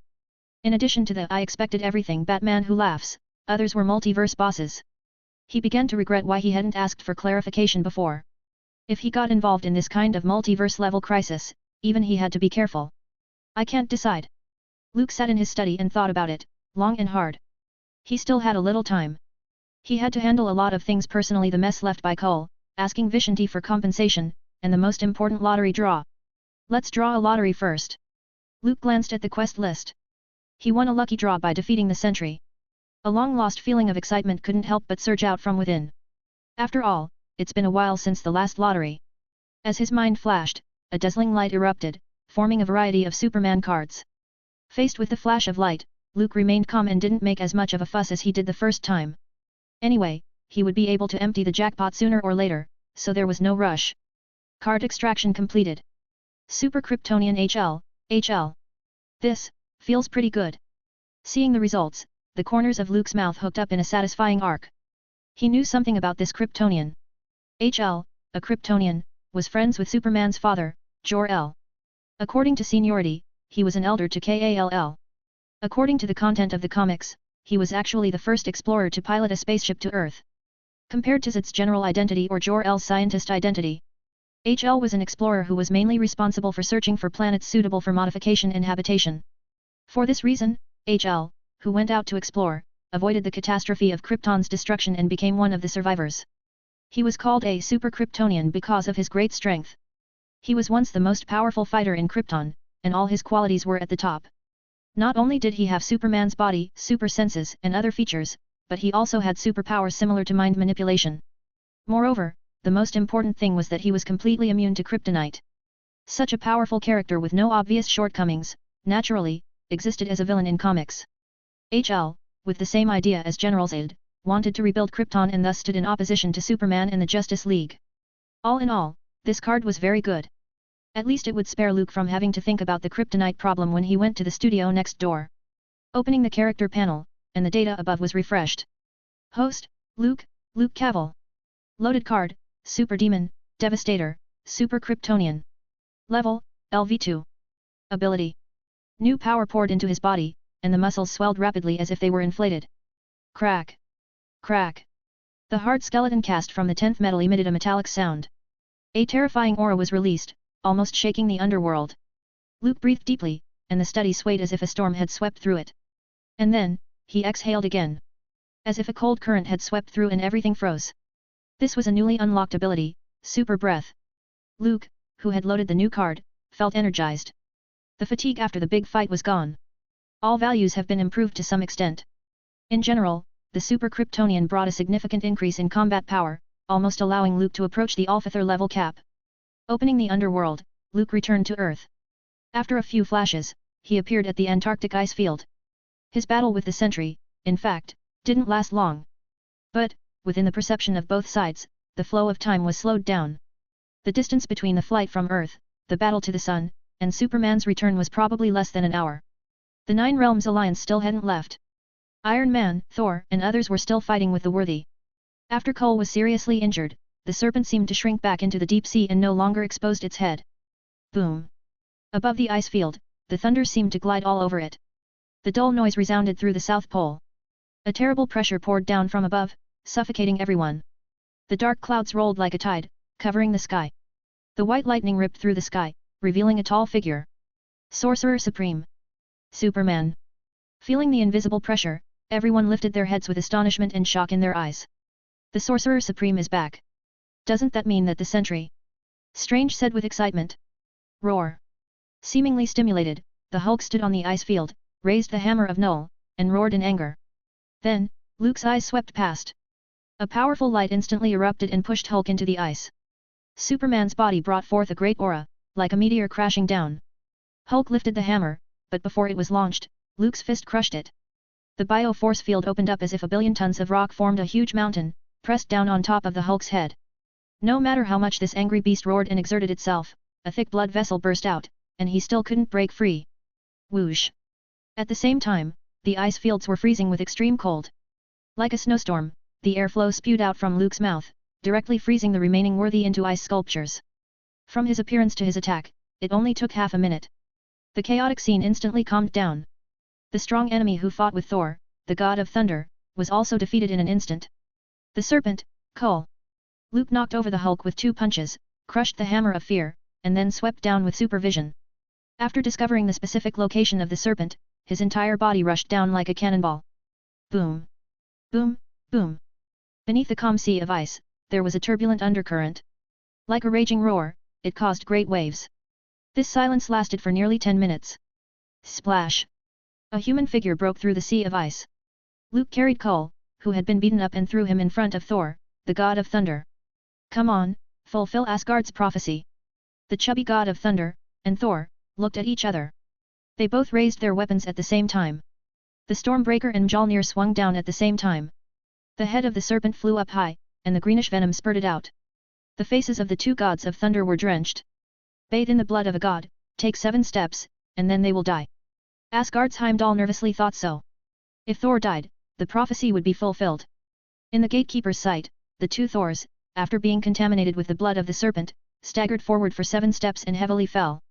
The depressing atmosphere of grief and sadness instantly enveloped the ice field. Give me a hand. Heimdall's eyes burst with joy as he saw the fallen Thors help each other and stand back up. Despite their pale faces, they were still alive. The prophecy has been broken. The gatekeeper said with excitement. Loki, who was close to the battlefield, was the first to rush over, supporting Thor with one hand and the other Thor with the other. You're so heavy. Loki complained to the chubby god of thunder. You too. Before this world's Thor could gloat, she added these words. The 3 siblings of Asgard had a rare moment of harmony. The fate of one god of thunder is shared by another. Such a result should be expected. Luke brushed off the dust of his clothes and flew up high into the sky. There was a celebratory cheer from below as Asgard's story was successfully concluded. After that, he should embark on another journey. Binge. Read next 60 chapters on Patreon. Also, get advance access to new fanfic, Guardian of Infinite Earths. Visit patreon.com/bingetranslations. Please vote this novel by visiting the novel page, in case you don't see vote button here. 435, Chapter 433 Across the Source Wall, Man in Themyscira. After the fire extinguishing mission, Luke took time to return to Earth 1024. He stayed for a full month and took care of everything that should be arranged. During this period, Marvel's 5 great creation gods didn't urge Luke to leave quickly. But it's normal to think that for a multiverse class such as themselves, time simply didn't matter. Reshaping a single universe was only a matter of minutes. The reason why they took a fancy to him was more likely because of the 10th metal. It was a strange thing that could pry and penetrate the source wall of the studio next door, and it had been integrated into Luke's Superman body. What do you think?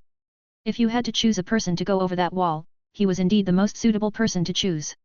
A cosmic mercenary. Luke gave himself a resounding title, from the Ancient One to Vishanti and then to the 5 great creation gods. He felt that it wouldn't be long before the likes of Living Tribunal and the Supreme Being of the Omniverse would be coming to him for jobs. It was worth mentioning that before Luke returned, the Vishanti took the initiative to pay the bill.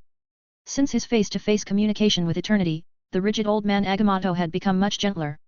He can only say that even to the Marvel Universe, the subtle rules in a workplace still existed. The Ancient One worked for the Vishanti, and the Vishanti worked for Eternity. When Luke's contacts changed from subordinates to the top bosses, the Vishanti naturally couldn't appear too cold or use the original condescending attitude to face him. Now, really, the one they would call when there's a fire. Luke showed up at the Camartage with such self-mockery. He was just in time to see a bald mage who had just finished his morning workout. The powerful muscles, full of explosive power, were like hard rocks, which had an extraordinary sense of pressure. In just a few years, Strange had gone from a helpless former doctor to a berserker, where a mammoth could be dealt with one punch. The more he changes, the more crooked it looks. Luke glanced at Doctor Strange, who was gradually developing like a demonic muscular man, and wondered if he wanted to create something like a blasting punch or something like that, so that the other party could embark on the road of Berserker from now on, and completely abandon the magic that required a price. Whether it was the Marvel Universe or the next studio, a sorcerer had never been a good career. To embark on this road rashly often meant to bear a huge price. Sorcerer Supreme. Seeing Luke's appearance, Strange showed a surprised expression on his face.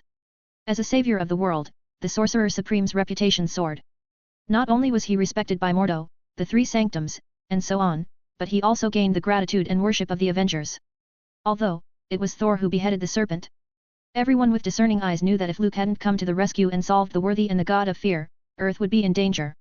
Keep up the good work. I think highly of you. Luke patted Strange's broad shoulder to show his encouragement. After saying a few encouraging words, he walked into the central hall of Kamar-Taj. The pure white light of Vishanti shot out like a beacon and crashed into the cauldron of the cosmos. Buzz buzz. The bronze cauldron shook a few times, and 3 figures emerged. Let's get going. Luke said to the Vishanti with a relaxed look. He had already experienced cosmic travel, but it was still very new for him to cross 2 multiverses. This is a game like no other, Superman. Agamotto said in a deep voice. Your actions have a significant impact on the survival of our world and many other worlds. This bald man remained serious and solemn. Luke curled his lips as if he didn't care. He had his own ideas and wouldn't listen to the 5 creation gods. Since I'm so important, you'd better send me whatever goodies you have to keep me safe. Luke solicited resources from others. Agamotto's light suddenly faded, and he didn't reply. Start transmitting. Oshtur and Hoggoth didn't wait for Luke to say anything. The majestic pillar of light enveloped the tall figure. His body, along with his soul, was dragged out of this world. In almost a blink of an eye, Luke seemed to rise infinitely, arriving at the barrier of the multiverse. He saw countless magnificent and huge lights and shadows. They stood in the upper reaches of the multiverse and looked down at the world. Among them, there were the 5 great creation gods. Behind them, the golden giant sat higher up, with 3 faces rotating and changing. These were all categorized as multiverse administrators. Luke suddenly turned his head back to the many bubbles of air floating and shining with a brilliant light. He found his own Earth 1024 among them, with the gaze cast over, on that world, a series of numbers vaguely appeared. This was one of the rewards given by eternity. Luke had his own universe. The big man kept his word. With a satisfied smile, he continued to follow the pulling force as it broke through the barriers of the multiverse. Behind the endless box after box was darkness and nothingness. Waving goodbye to the big boys watching him, Luke flew with unimaginable speed until he hit a solid barrier. This is the source wall. Luke rubbed his aching head. He saw a huge wall with no boundary above or below, no end to its left and right. Compared with the Marvel Universe, the studio next door was different. It had boundaries. The source wall, located in the Prometheus galaxy, was the source of all existence, connecting the souls of all the new gods. This giant wall also had special properties. Everything in the universe would stick to the wall as long as it touched it. Those who failed to reach the source through it would be trapped by it. Even Yuga Khan, the father of Darkseid, who was as strong as Superman Prime, and had a brilliant record, had become part of the source wall. I'm just digging a hole. It shouldn't affect anything, right? Luke waved his fist. He was already integrated with the 10th metal, and there was no risk of being stuck to the wall. Boom! With a loud rumbling sound, Superman broke down the source wall and rushed in. That's... In the process of crossing the giant wall, he seemed to have seen many vast and secret ancient existences. Just like the 5 creation gods of Marvel Universe and the Living Tribunal, they were also guardians or observers of this multiverse. But Luke didn't have time to look closely before the inertia pulled him onward. Gorgeous lights and shadows burst open in front of his eyes, like clouds of color, impacting his spiritual consciousness. He could only see a golden figure, running at speed beyond imagination. Is that the Flash? Then, surging energy wrapped around Superman. Like being caught in a torrent, he uncontrollably rushed into an unknown direction. He didn't know how much time had passed. When Luke opened his eyes again, he saw the blue and clear waves lapping on the beach, and there were a few white spots on the calm sea. They were seagulls soaring for prey. Taking a deep breath, the humid ocean air lifted Superman's spirits. Lying on the delicate sand, the afternoon sun was warm and comfortable, the soft light gently sprinkled down, and the fresh sea breeze felt like a gentle touch. If you ignore the identity of the illegal immigrant and the mission from the 5 gods, this may look more like a vacation. You're a man. There was a clean face with a heroic look that broke into Luke's line of sight.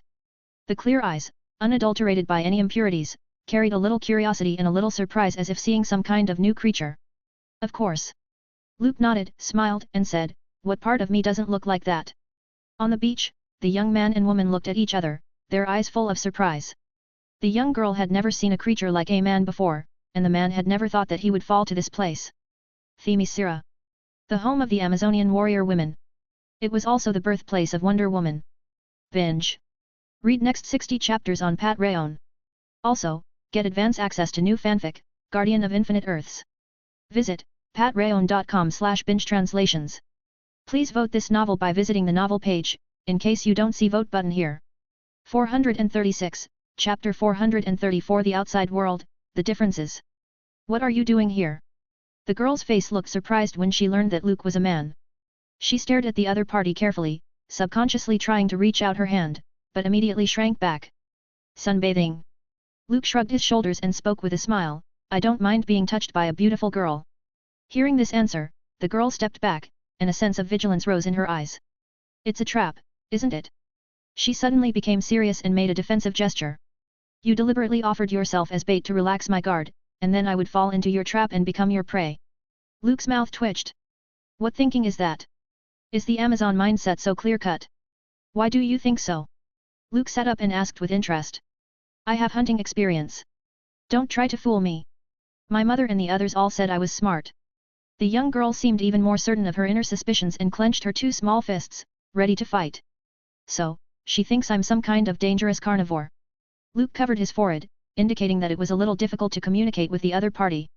It took him a long time to explain clearly the difference between man and beast, although in some specific cases, their essence was similar. Did you come from the outside? The young girl was sitting on the beach, tilting her head to look at Luke. The little brain was thinking, what is the difference between men and Amazons? Can I touch you? After thinking hard and not getting an answer, she made a peculiar and imaginative request. Well, only the upper body.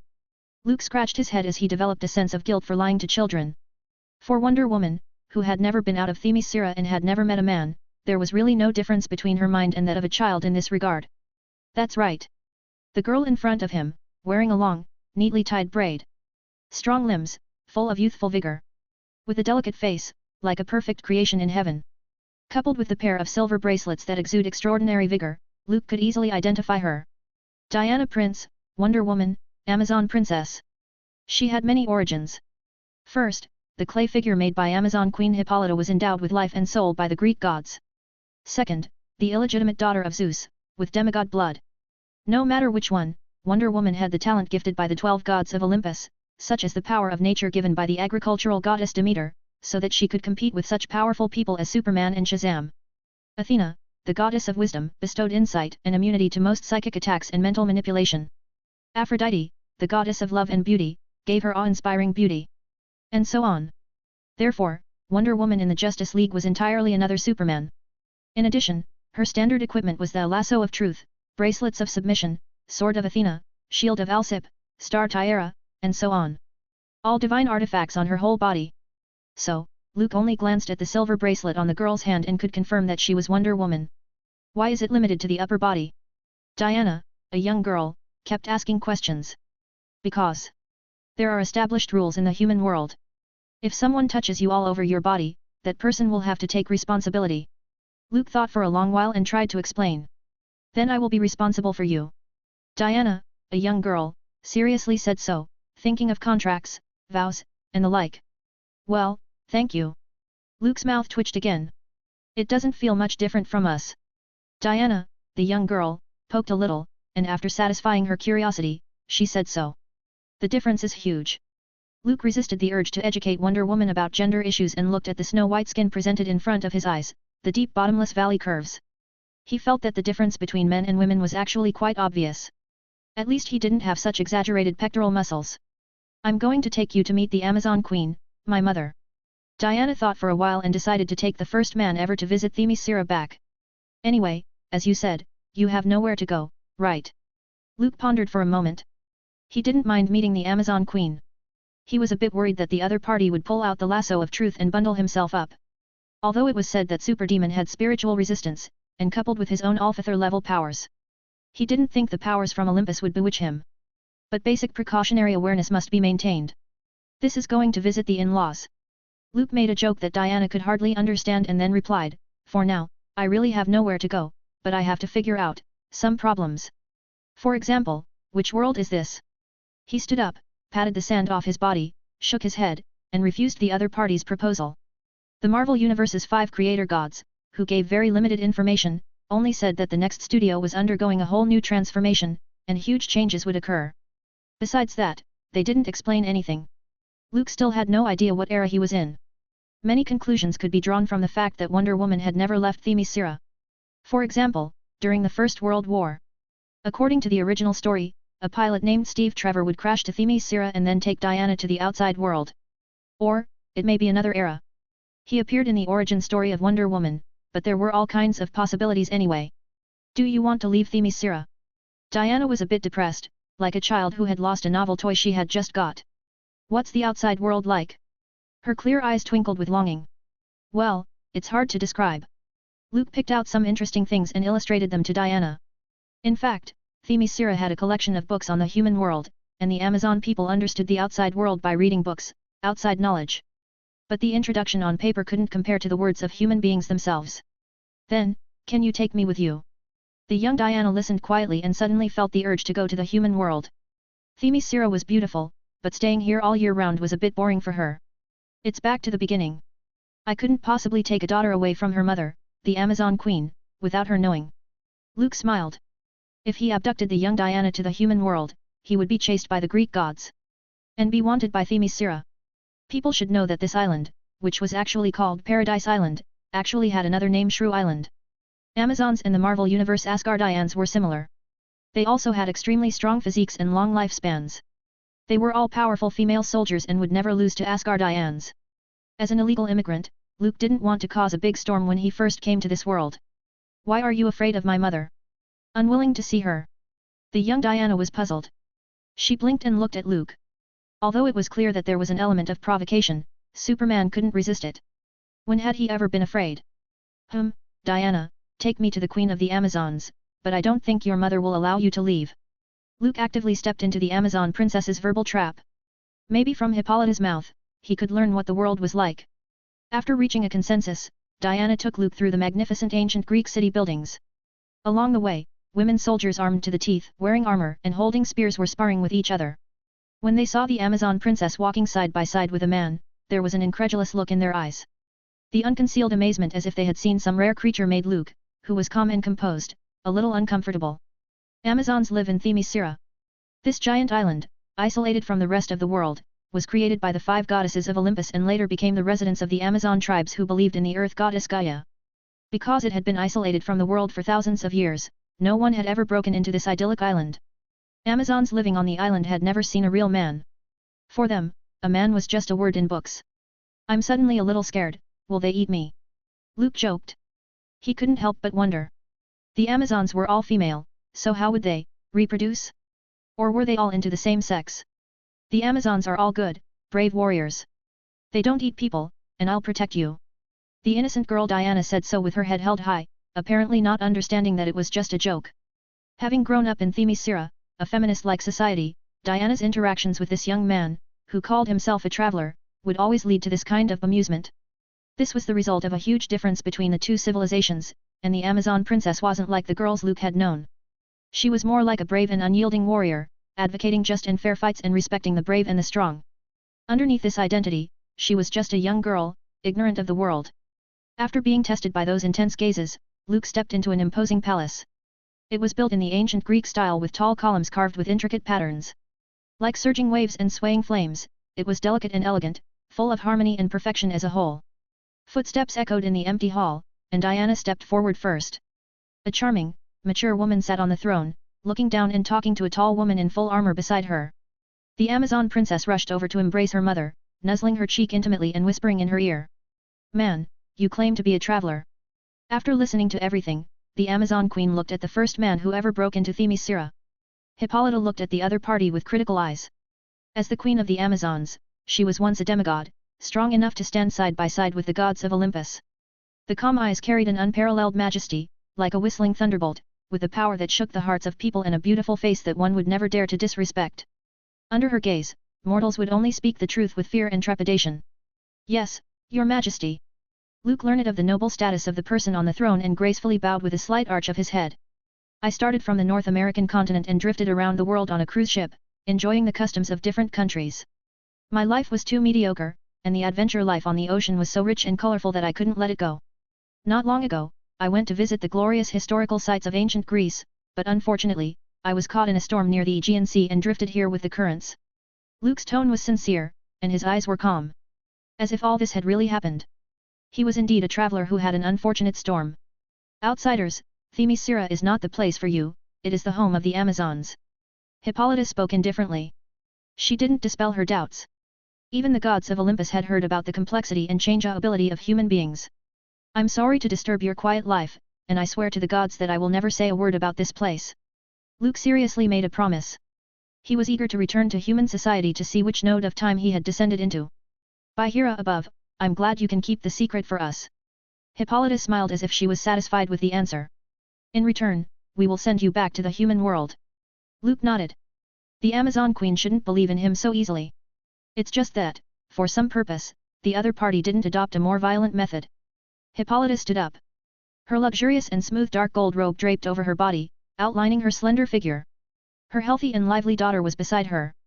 Because Themyscira was blessed by the 5 goddesses, the Amazons had a long lifespan. Her Royal Highness, the Queen, hadn't suffered the ravages of the years and still maintained her charming appearance, like a plump, sweet fruit. At this point, Zeus, who was sowing seeds all over the world, had a good eye. We still need to discuss when to send you back to the human world. Diana will arrange accommodation for you. It's best not to wander around, traveler. Themyscira is not the world where men live. It has many dangerous places. The graceful queen of the Amazons watched the outsider and her daughter leave. The afterglow of the sunset shone from the horizon, and she and another tall warrior woman were the only ones left in the huge, empty, lofty palace. Antiope, what do you think of this man who broke into Themyscira? The queen asked the person beside her.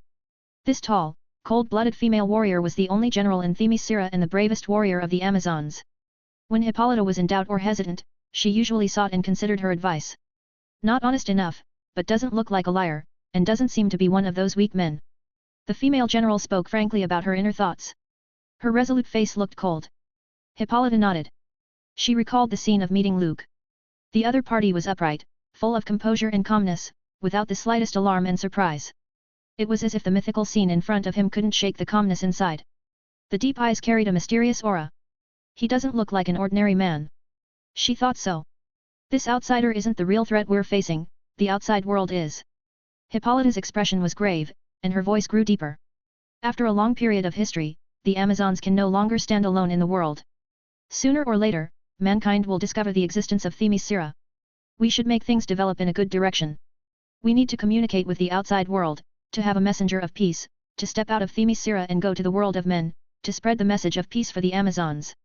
The queen watched the sunset sinking into the sea.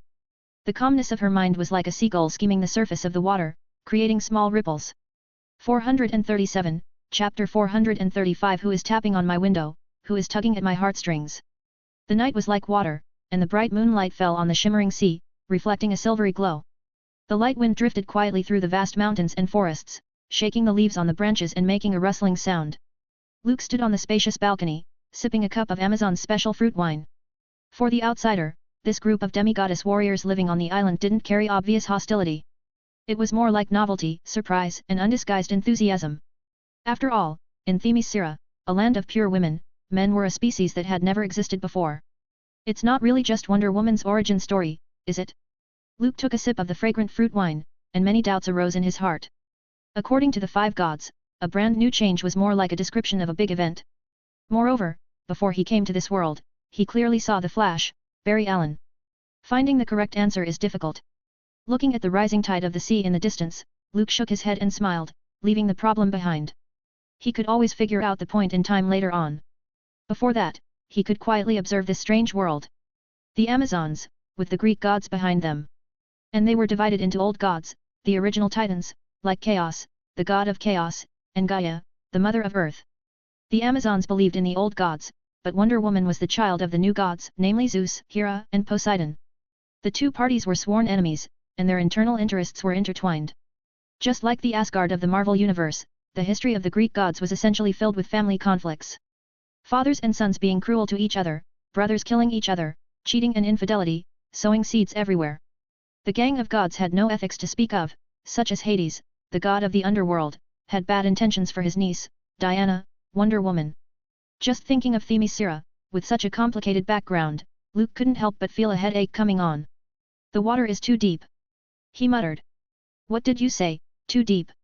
A delicate, clean face appeared on the edge of the balcony without warning, interrupting Luke's scattered thoughts. I thought only Amazons had the habit of talking to themselves. Diana placed her hands on the railing and peeked out to stare at Luke. With a triumphant smile on her face, she seemed to have done something great. With a strong hand, like an energetic and powerful female leopard, she jumped onto the balcony with ease. Diana, the Amazon Queen should have told you that ladies don't run around at night and that a noble princess shouldn't break into a strange man's room in the dead of night. Luke looked down and helplessly said so. His room stood on the edge of a cliff, near the coast. Surrounded by steep rock walls, without a place to land. If not for the extraordinarily strong physical qualities of the Amazons, plus Diana's blessing from the 12 gods, climbing unassisted would have been an impossible task. As long as you don't tell, no one will know. Diana didn't care. In her opinion, the small cliff couldn't defeat the brave and intrepid Amazon princess. Mother said that the Amazon competition will be held tomorrow. The final victor will send you back to the world of man and establish a bridge to communicate with the outside world. Luke nodded thoughtfully, then looked at the smiling young girl. She was different from the young girl with long tied-up hair, clad in armor, and heroic posture he saw during the day. The evening Diana changed into a white robe, with long black hair cascading down, adding a bit of feminine beauty. Will you attend? Luke asked curiously. He felt like he had replaced Steve Trevor's role as the one who took Diana out of Themyscira. My mother won't allow me to attend. Diana looked down, obviously a little depressed. Influenced by Amazon's culture since childhood, the princess was eager to prove her heroic qualities and meet the powerful requirements of a real warrior. The gentle and kind Amazon Queen refused to let her participate in the competition without even thinking about it. But I really want to see the outside world. Diana was a little depressed and softly said, Themyscira doesn't have the steamship you mentioned, nor the funny fairy tales and circus shows. By the way, what happened to the story you told me during the day? Jack and Rose, the ones that met on a ship called the Titanic. Luke twitched his mouth and reconnected the story that hadn't been finished before. To be honest, telling a story to a pretty girl in the refreshing night breeze. The atmosphere seemed a little ambiguous. Thus, the story comes to a successful conclusion. When Luke finished, Diana's face didn't reveal an emotional look. Instead, she was slightly puzzled and asked, Rose had an improper relationship with Jack without telling her fiancé. Isn't that betrayal? And she took the expensive Heart of the Ocean, that's stealing other people's property, right? Besides, when Jack knew Rose was engaged, it's clearly cheating. Even in the world of man, this is immoral, right? Luke's head was spinning as he heard Diana's incessant questions. According to common sense, shouldn't a girl be moved to tears after hearing Titanic and then jump into his arms? This is actually an affair story between a prodigal son and a rich girl. Luke shrugged his shoulders, indicating that Diana had a point. Jack and Rose were a third party and a harlot. Do you think there's any way to get my mother to agree with me participating in the competition? After chatting for a while, the topic returned to its original point. Diana complained to the stranger she should have been wary of. Due to her noble status and the Amazons' hierarchy, the girl could not find anyone to talk to. Diana had friends and partners, but they also respected the Amazon Queen and wouldn't question any of Hippolyta's decisions. Parents don't always want their children to grow up. Maybe you want to prove your courage and your excellent qualities as an Amazon princess. But obviously, your mother doesn't think so. She thinks that you are still a child and needs to live under her protection. The outside world isn't safe, it's full of danger. She's just afraid that you would get hurt. Luke acted as a qualified listener, and it was clear that the Amazon Queen had other objectives. Sending an outsider who broke into Themyscira back to the outside world didn't need such fanfare. But I'm not a child. I want to be a qualified Amazon warrior. Diana sat on the balcony railing, her slender legs dangling in the air. It's not up to you, Diana. At a very young age, my father wanted me to be the best kind of person at a very young age, but I rarely satisfied him, even when I got an A on every report card. He always said that I lacked courage. Then, I asked my teacher what courage meant, and he told me that the courage is to challenge those impossible things, knowing that I would lose but still going forward. This kind of seemingly foolish behavior is real courage. What did you do to prove your courage to your father? Diana asked curiously. She leaned over and stared at the young man's eyes. I had a fight with the strongest guy in class. He bullied every transfer student and junior. I wrote a whole semester's worth of homework for him. On that day, I came home black and blue, like a dirty dog. But I saw my father's satisfied eyes. He told me that the world is realistic and cruel. Only a brave child can protect and get what they want. Luke said lightly, the corners of his lips curled up in a smile. The dark clouds piled up in the sky scattered, and the stars like pearls decorated the night sky. Diana looked like she understood something. There was a look of determination in her eyes. As an Amazon princess, she had never lacked the ability to put her ideas into action. Thank you, Luke. I really want to see the outside world to travel around the world like you. Diana said so slyly. A young girl's heart was always full of beautiful fantasies and illusory visions of the unknown world. The world isn't a pretty place, but it's worth seeing. Luke chuckled as the night breeze blew gently past them both, seemingly tugging at someone's heartstrings. 438, Chapter 436. The final winner of the competition. The morning light rose from the horizon. The pale golden glow and the turquoise water reflected on one another, giving rise to sparkling waves. Above the majestic palace, there were some noises that were rare in everyday life. In the center of the empty athletic square, there were many heavily armed Amazon female soldiers. They were wearing armor and were armed. Lining up neatly like an army, waiting for the arrival of the honorable queen. Hippolyta, dressed in a luxurious robe, stood in the wide stands above the square. Bathed in the golden light, the Amazon queen was full of holiness and grace. Like the gods on Mount Olympus, people unconsciously wanted to worship her. Brave Amazon warrior, the glory of Gaia, the mother of earth, has blessed us. For thousands of years, Themyscira has been independent of the world, and no one could set foot on this fertile land blessed by the gods. Now, mankind has discovered us, and the two civilizations have met for the first time. I'm determined to send a messenger of peace to contact the outside world and spread Amazon's concept of peace to all sides. She will become a friendly bridge between the two civilizations. My people, fight for honor and peace. Luke sat on the high platform, next to the cold-blooded General Antiope and the mature Amazon Queen. He was very interested, looking around, enjoying this unique contest. Amazon's athletic event was somewhat similar to the Olympic Games in the world of man. Various traditional events had appeared one after another, such as archery, javelin throwing, and chariot driving, all symbolizing the competition between courage and strength. The innate talent, coupled with the blessings of the gods, gave the Amazon people stronger physical qualities than normal humans. Since childhood, they had been influenced by martial arts, and everyone was a natural warrior. Luke watched carefully and compared it with the popular boxing matches in the world of man. These athletic and physically gifted female warriors were more likely to attract his attention. After all, it was much more exciting when women fought. Traveler, how do humans face powerful enemies? Are they as brave and fearless as Amazons? Hippolyta laughed softly, with a hint of pride in her tone.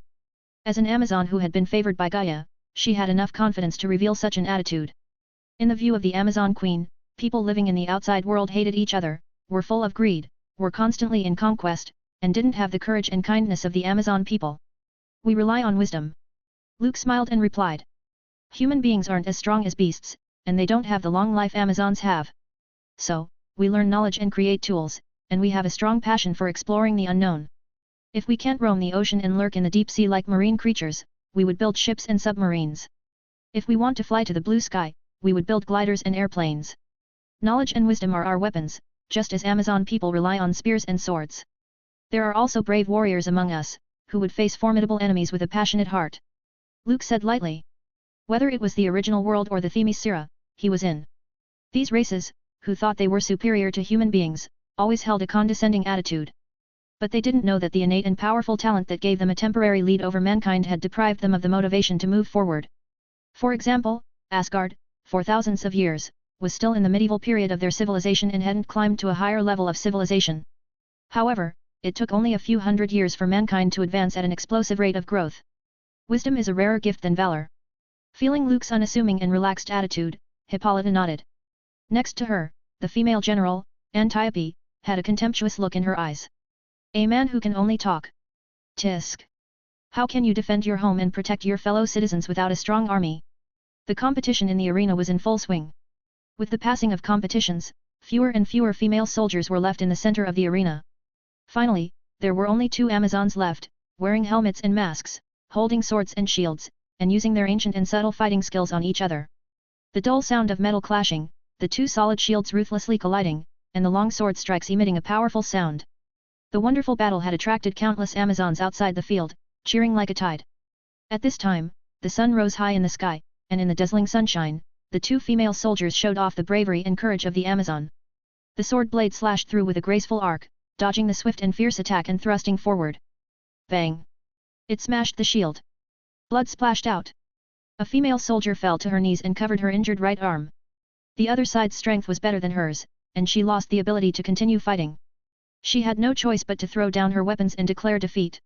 A tsunami of cheers erupted like a fierce wave. The victorious female warrior raised her sword, slender and vigorous, creating a beautiful silhouette. The clean face hidden behind the mask showed a happy smile. She was eager to be recognized. Every Amazon wanted to be a powerful warrior, which was a great honor and achievement. There is no doubt of the bravery of the Amazon people. I look forward to meeting the female warrior who will be traveling with me. Luke's eyes twinkled as he spoke with profound meaning.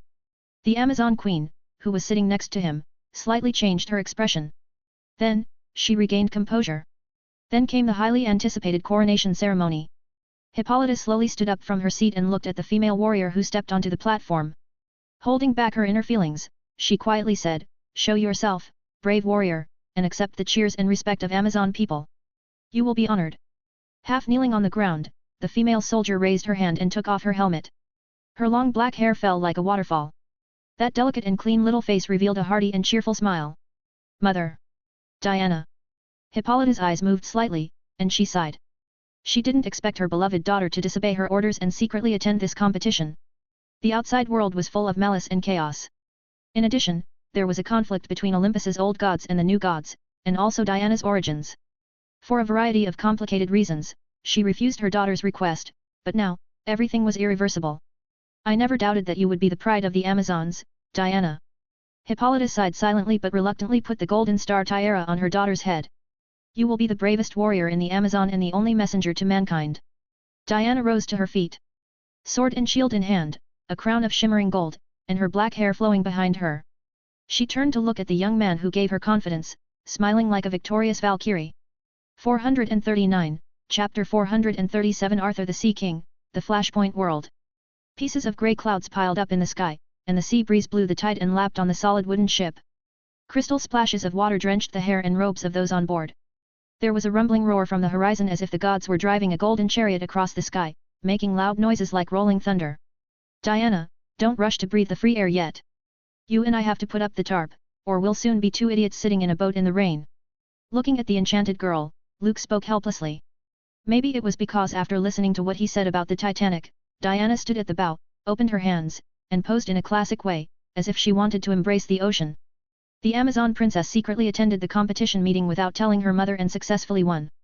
Under the public's eyes, Hippolyta couldn't go back on her word, so she had to make Diana the messenger to mankind. In order to ensure her daughter's safety, the lasso of truth, the sword of Athena, the star tiara, and other equipment were all arranged. In this way, wearing the bracelets of submission made by Hephaestus, Diana and Luke set off together, leaving Themyscira and heading for the outside world. The two of them sailed along the ocean currents in a wooden sailboat made by the Amazon people. To be honest, Luke had lamented in his heart more than once. Sitting on this sturdy and crude ship made them look like exiled criminals instead of messengers bringing peace. Thunder roared in the sky, and dark clouds hung low. White, ferocious silver snakes tore through the haze, and before long, heavy rain poured down. Even if it rains, there will only be one rain-soaked fool, and Amazon warriors will never fear the storm.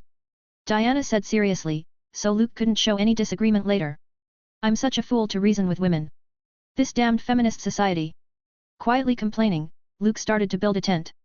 There was no other shelter on the wooden sailboat except for the white sail. "I don't know why the Amazonian craftsmanship is so crude and outdated. Maybe they didn't even think about giving me a good boat." Luke couldn't help sighing at the thought of the fierce eyes of the Amazon queen before seeing them off. "I'm lucky that I didn't get hammered to death when running away with someone else's daughter." Luckily, the sailboat was spacious enough for Luke to set up the rainproof tent quickly. Waves lapped against the edge of the boat's side, splashing water droplets on the thick tarpaulin. In a short time, raindrops as big as beans crashed from the sky, scratching and hitting the boat. Wave after wave, the strong wooden boat was thrown up and down. The two sitting on the boat felt like they were riding a roller coaster, constantly going up and down. "Fortunately, you don't get seasick," Luke said to the girl. He wondered if this kind of sailing, floating with the currents, could successfully send him to land. Judging from the geographical climate, they were near the Aegean Sea right now. If nothing else happened, they would eventually land at a port in Athens. "Amazon people don't get seasick," Diana murmured in a low voice. She was full of longing for the future life and only felt that a wonderful adventure was about to begin. Luke, on the other hand, had a headache. He was a stranger to the world, and many things were waiting to be explored. He wondered if it was a wise choice to bring the future Wonder Woman along. How can I get in touch with those superheroes? Luke looked down and thought. Although, in Wonder Woman's origin story, the era will generally be relatively outdated. But in case of change, fast forward to the formation of Justice League, what identity would he use to face Superman and Batman? I'm your long-lost Kryptonian cousin. I'm full of goodwill to the Earth. I'm close to human beings. Please don't take notice of me too much. This was too out of line with his style. Are you missing your family? Seeing the sudden silence of the man traveling with her, Diana asked softly, soon you will be able to reunite with them. They're in another world. Luke shook his head gently, and his gaze seemed to penetrate the clouds. I'm sorry. I didn't know you. Diana seemed to be mistaken, thinking that Luke had an unfortunate past, so she quickly apologized. The ship rose and fell in the rough waves out there, the turbulent currents, the swirling undercurrents, the huge forces colliding with each other. The ocean was like a giant beast in fury, hissing violently. Lightning flashed high in the sky, and violent energy erupted. Lightning tore the clouds, and thunder resounded through the heavens. This kind of weather isn't normal. Luke vaguely something was odd. He opened his senses. Under the deep sea, the undercurrent was surging. A dark green sea monster with countless tentacles fiercely broke through the current and rushed out of the sea. From the outside, it looked like a giant squid, but its head looked like a sea dragon, and its huge pupil was shining with cold light. The sailboat was slapped by the rising waves and turned over. Diana shrieked and fell into the sea. As an Amazon warrior, she reacted quickly, pulling out a long sword, cutting off the tangled tentacles, and shouting Luke's name. At this time, what the girl was most worried about was not her own safety but the safety of that man. The sea monster whose tentacles had been cut off felt pain and seemed to be irritated. Dozens of tentacles, as thick as Themyscira's column, viciously twisted. Diana swung the sword of Athena to cut off a part of it, but being in the ocean made it a little hard for her to do so. A slippery tentacle suddenly wrapped around the girl's ankle and lifted her upside down. The huge jaws directly opened, spewing out a cloud of fishy odor. Damn monster! Diana's eyes shone with anger. Thinking that something might happen to Luke, she was even more merciless. Sword of Athena slashed across, breaking off the slippery tentacles that were too hard to hurt with bullets, and then leaped into the air, stabbing the sea monster in one eye. Sticky liquid splashed out and stuck on Diana. The sea surface was polluted by dark green blood, emitting a cloud of poisonous smoke. Diana took a few breaths and felt sick. Her face turned pale, and a strong sense of dizziness enveloped her brain. Stop it, Topo! A loud shout stopped the sea monster's attack. A figure rushed out of the rolling sea. He had blonde hair, features as tough as a marble statue, holding a trident in his right hand. Who are you? Resisting the dizziness, Diana raised her sword to point at the other party. This stranger could not only control the sea monster but also stand on the sea as if he was walking on the ground. The fish scale-like golden armor was even more imposing. All this indicated that this person's identity was extraordinary. My name is Arthur, Arthur Curry. The blonde man raised his hands in a gesture of surrender, indicating that he meant no harm. I am the master of this ocean and the owner of Topo. He was hunting and accidentally hurt you. I'm sorry. The blonde man who called himself Arthur Curry had a gentle tone. He tried to get close to Diana but was forced back by the sword of Athena. You allowed a monster to hurt people. The young girl looked cold, without a trace of understanding. He destroyed my boat and hurt my friend. Thinking about Luke's disappearance, Diana's anger increased, but the more she stayed in the sea, the more intense the dizziness became as the dark green venom seeped into her body. Topo's blood is highly toxic. You're in critical condition and need treatment. Arthur Curry tried to show goodwill. He looked at Diana with astonishment. Living in Atlantis, he had never seen such a woman. Strong, brave, and beautiful. Stay away from her. A deep voice of discontent echoed on the sea. Diana, who was lightheaded and about to pass out at any moment, only felt a strong arm around her waist. Then, she was taken into a broad and warm embrace. Her whole body leaned on the other person's solid chest. You didn't. Diana's eyes blurred, but her face was smiling. Of course, nothing will happen to me. Luke nodded and said so. Looking at Diana, whose breath was faint, his gaze turned cold. His eyes slightly narrowed, the terrifyingly high temperature burst out and instantly vaporized the sea monster. Before Arthur Curry could say anything, the sea shook, and the waves lifted. The tall figure that suddenly appeared and disappeared quickly turned into a black spot in the sky and disappeared into the clouds. I finally know what world this is. Luke, who was flying at high speed and intended to return to Themyscira, slightly smiled. Flashpoint. A distorted space-time born of a mistake. Binge. Read next 60 chapters on Patreon. Also, get advance access to new fanfic, Guardian of Infinite Earths. Visit patrayon.com/binge translations. Please vote this novel by visiting the novel page, in case you don't see vote button here. 440, Chapter 438 A Nightmare, Cause, and Effect. The dazzling sunshine woke up the sleeping Amazon princess, who slowly sat up from the bed. The gentle sea breeze blew from the windowsill, lifting the white gauze curtain. Diana just leaned against the bedside, looking at the tiny dust floating in the air, her eyes slightly lost in thought, as if remembering something. The thin quilt slipped from her shoulders, revealing a large area of snow-white skin. She was unaware of it. So dizzy. She felt dizzy like she had a hangover. A moment later, Diana, slightly refreshed, walked barefoot on the soft carpet. Clearly, there seemed to be something wrong, but she couldn't remember. She could only look around at the furnishings in the room. Everything was familiar, it was her bedroom in Themyscira. On the wall was the exquisite painting of Gaia shining brilliantly. In Greek mythology, the mother of the gods created the world at the golden age of the gods. After the silver age of the titans of myth, Zeus, together with other brothers and sisters, overthrew his father Cronus and finally ascended to the throne. He established a new ruling order on Mount Olympus and wrote the Bronze Age of the new gods. Long swords and shields were hung on the wall, and flames were burning in the fireplace, emitting bursts of heat. Diana's consciousness seemed to fall into a hazy daze. Everything looked unreal, but it was real. The antique battle armor of the Amazon female warrior was displayed on a shelf, beautifully carved with patterns.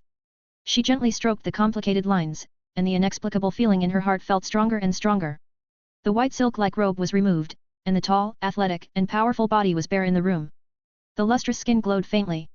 The intertwining of slimness and roundness outlined perfect curves, just like a statue of a beautiful goddess.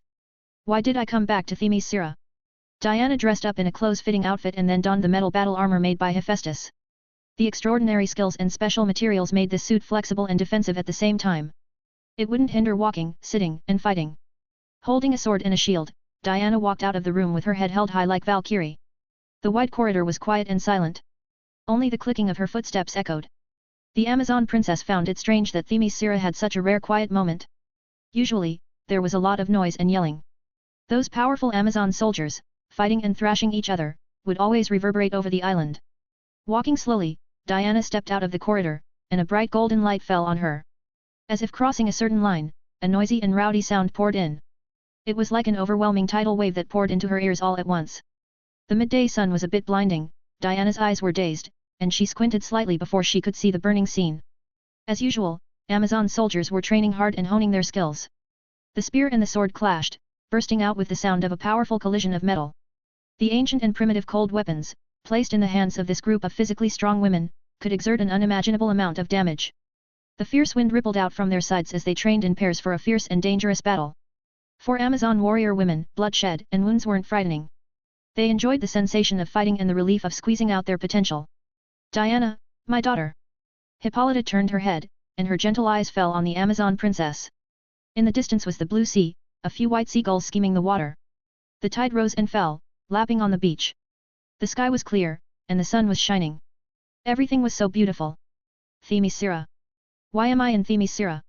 This question came to mind again. Suddenly, Diana remembered. She was clearly going to travel with a man to the world of men. But who was that man?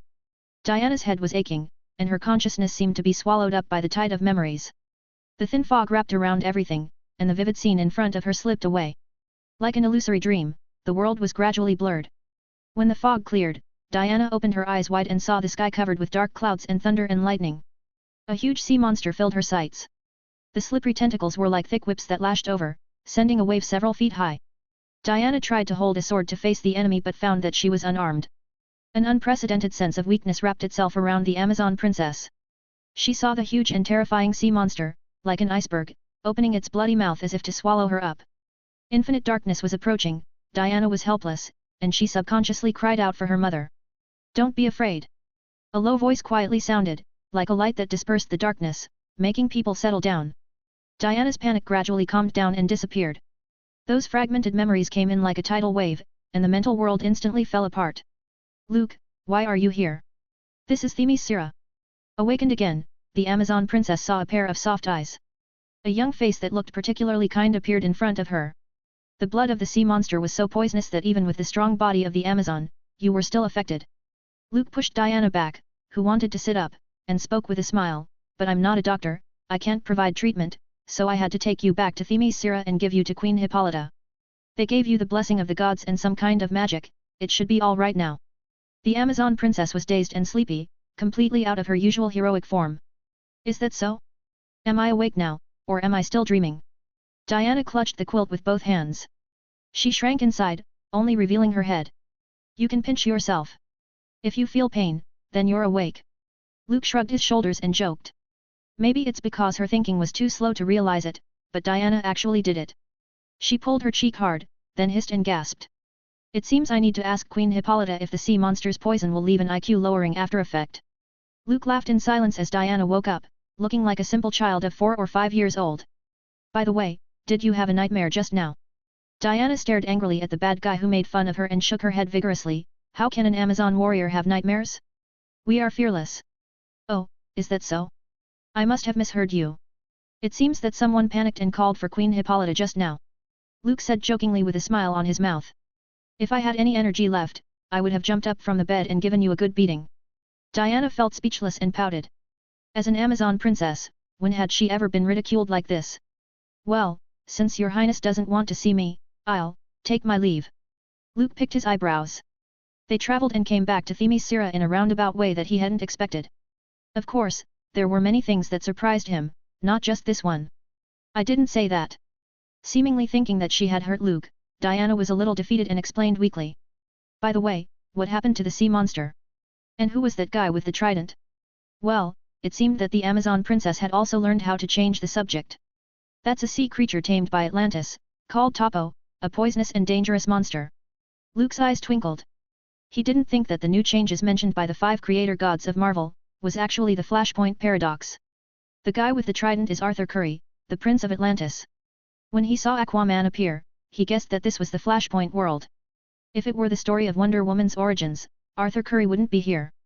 Moreover, this persisting feeling was very serious and made Luke feel it was déjà vu. If he guessed correctly, according to the original plot, it should be Diana going to sea alone, leaving Themyscira, wanting to go to the outside world. She would happen to bump into Topo, the sea monster, and Arthur Curry. Diana would be poisoned and passed out. Then she would be taken back to Atlantis by the young Sea King to recuperate for a period of time. Thus, Themyscira and Atlantis, 2 entities that were both hiding their existence and whose overall power was greater than that of the human world, came into contact with each other. The undersea people and the Amazons had their first communication. The 2 sides acted as a bridge of friendship between them, the Amazon Princess Diana and the Sea King Arthur Curry.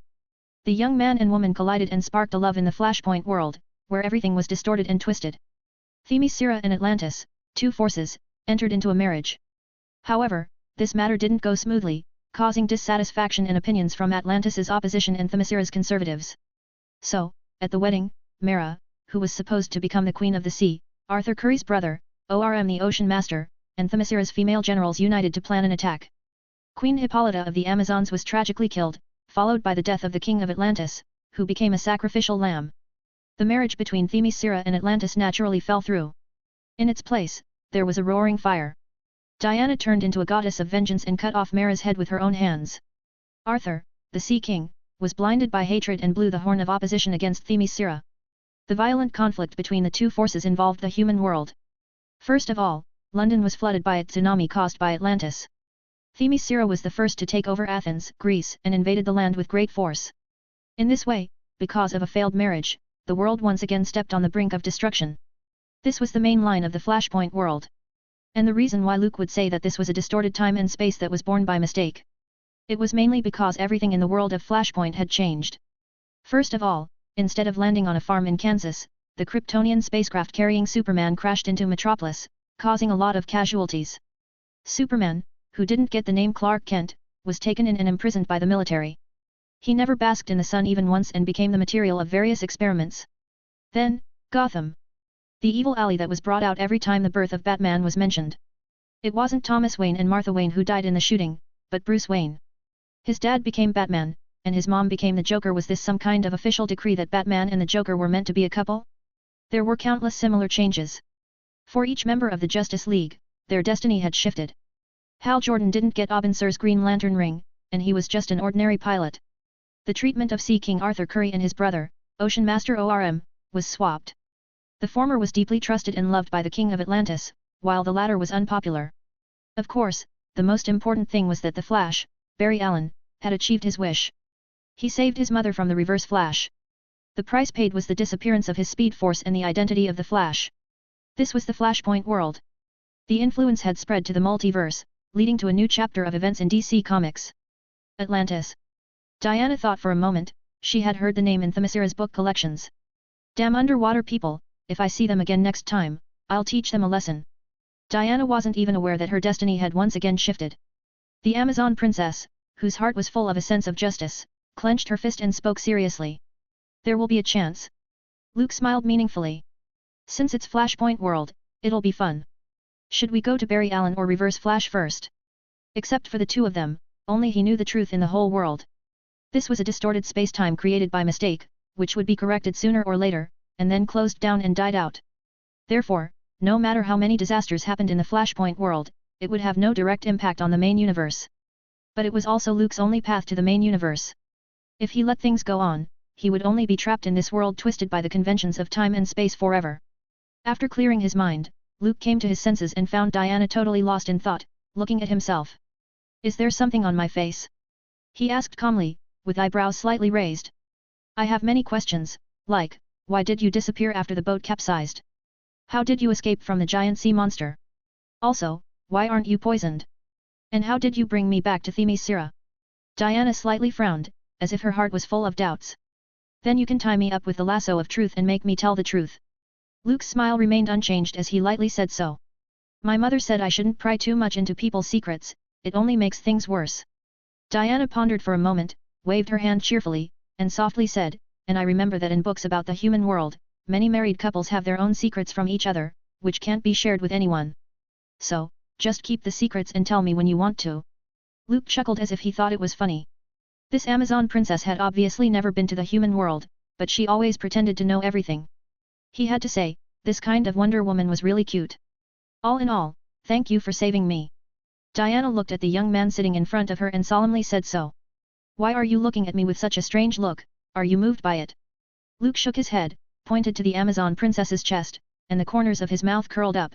No, I was trying to warn you that the quilt slipped off. The proud landscape appeared in his sights without any obstruction. He could only say, such great evil. If you bury your head in it, you will definitely suffocate, right? Luke thought so.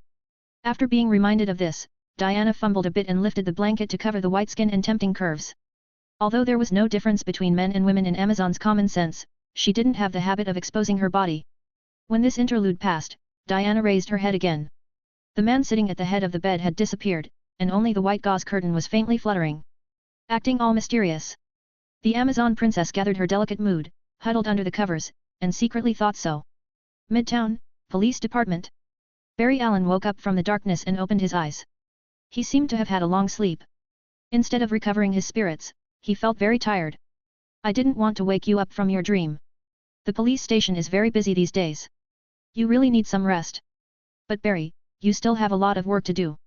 The voice of his adoptive father, Joe, reached Barry's ears.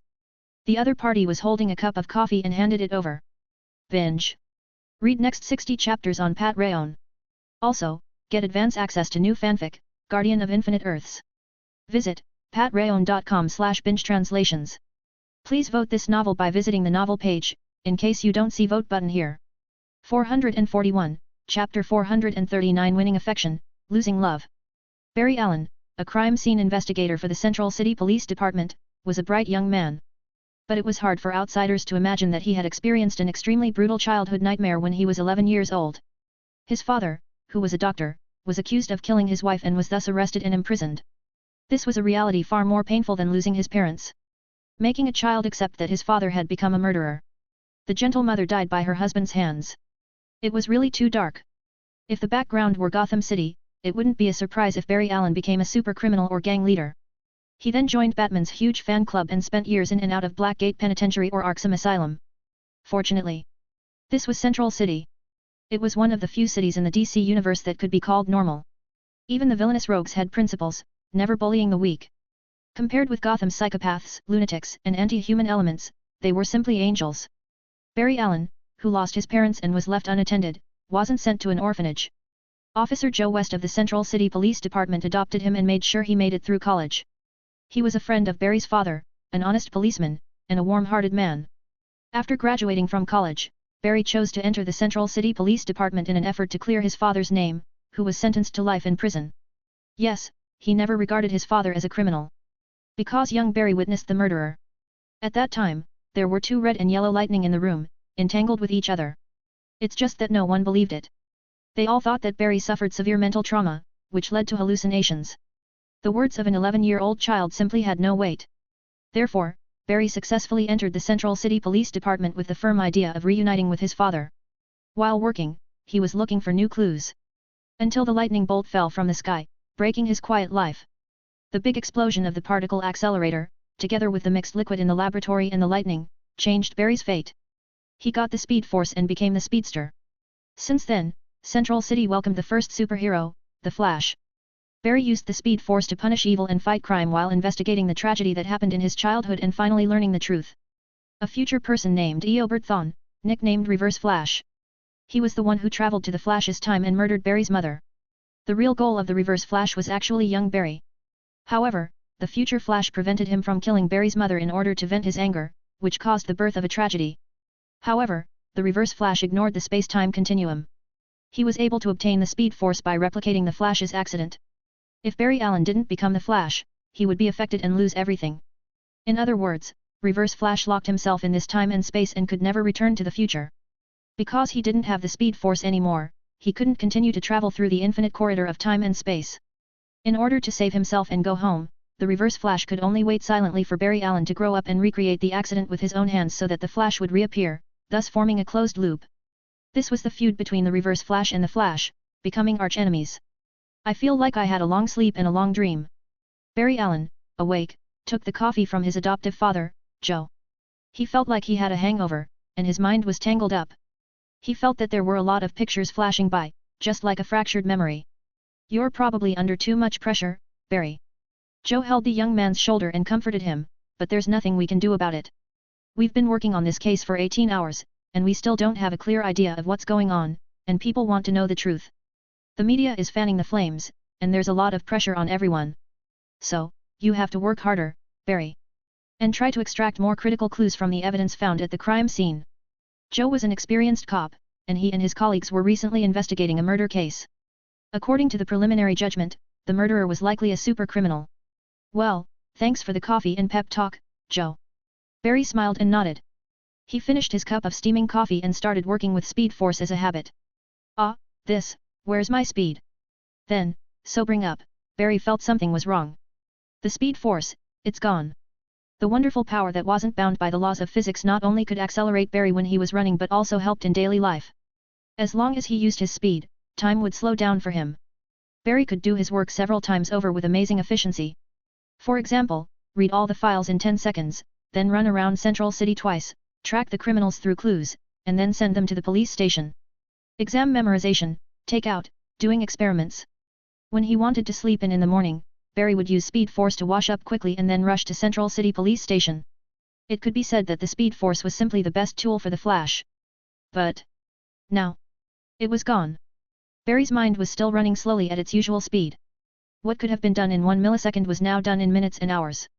Barry felt very uncomfortable, and he felt like a sloth named Lightning in Zootopia. Everything was so slow. What's the matter, Barry?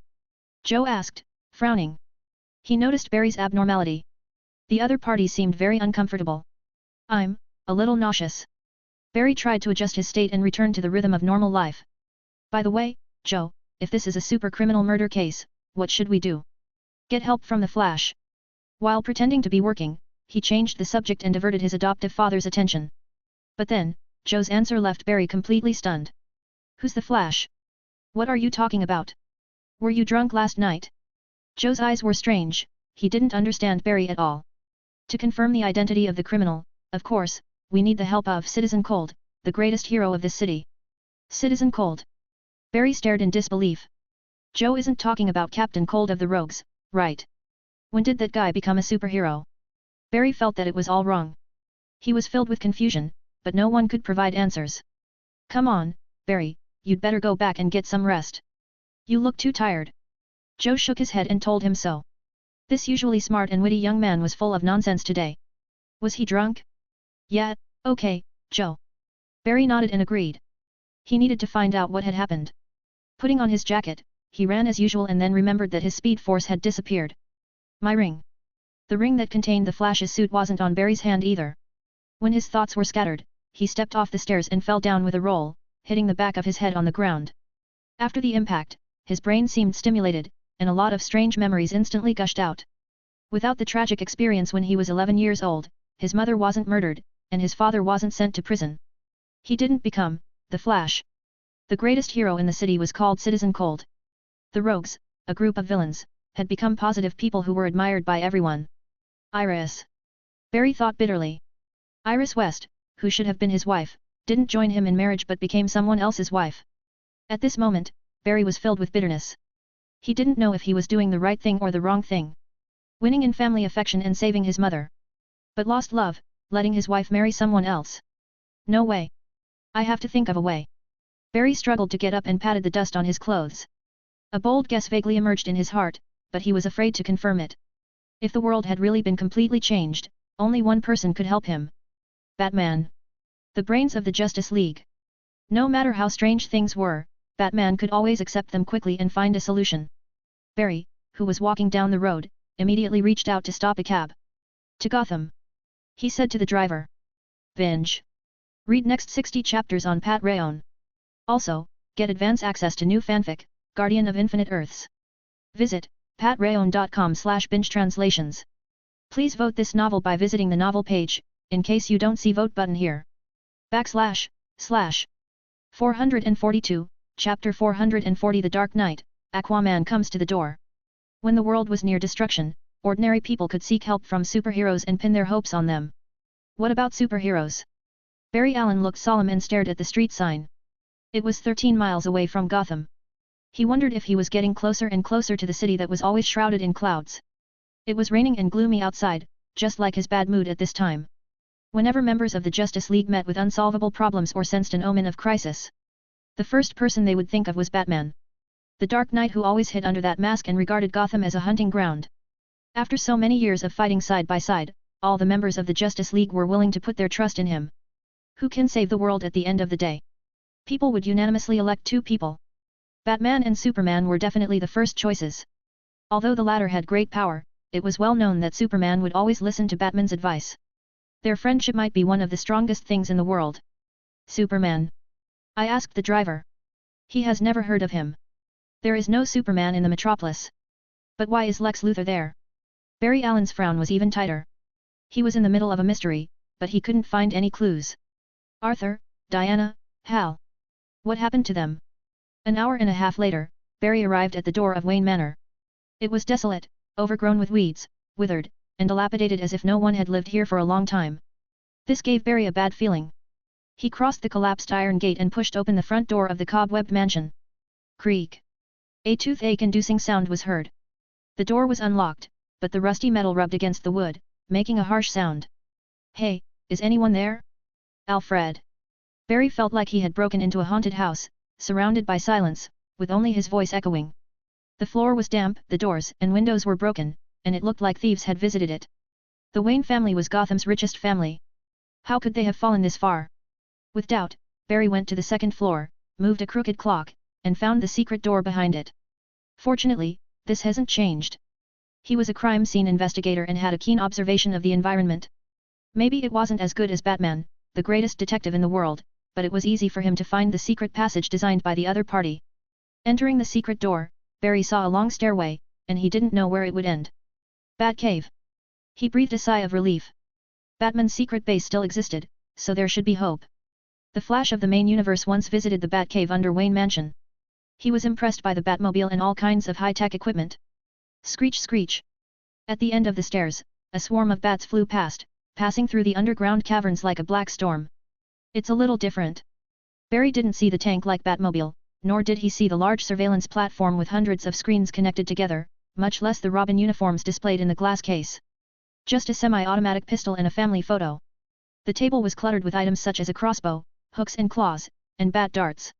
Compared with the main universe, this place was simply too shabby. What are you looking for? A raspy voice like that of a patient with terminal throat cancer suddenly rang out from behind Barry's back. Before he could turn his head, a broad palm was pressed on his shoulder. So strong that he almost crushed his shoulder blade. Before he could answer, Barry was put to the ground with a beautiful takedown and a spinning heel drop. Who the hell are you? Why are you here?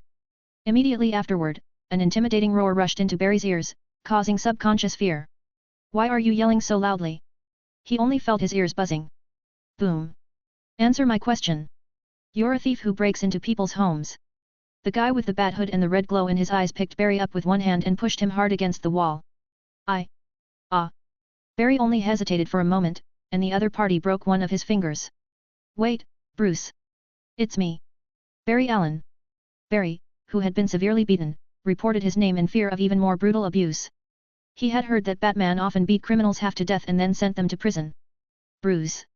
Batman's punch stopped. I know who you are, hidden under a mask, just as you know my name is Barry Allen. Barry quickly said so. Yes, Batman was Bruce Wayne, which was no secret in the Justice League of the main universe. Since the Tower of Babel incident, the defense plan secretly made by Batman against other members of the Justice League was stolen, which almost led to the total annihilation of the entire team. In order to restore the trust of the team, Batman chose to take off his hood and disclose his identity. Who's Barry Allen? Batman didn't torture Barry further, but the arm around his neck still exerted strength, suffocating him. I don't care which bastard sent you. Remember one thing, don't ever mention the name Bruce again. Because he's dead, I watched him fall in a pool of blood with my own eyes. I couldn't save him, my own son. Barry's eyes focused on the family photo and then turned back to the Batman in front of him. Bearded, burly, angry, with a red bat on his chest. The fragments of memory flooding his brain became clear all of a sudden. He spoke in disbelief, so oh my god. You're Thomas Wayne. In Themyscira. Diana, you can actually use the front door. Luke helplessly looked at the young girl who had once again tumbled in from outside the balcony.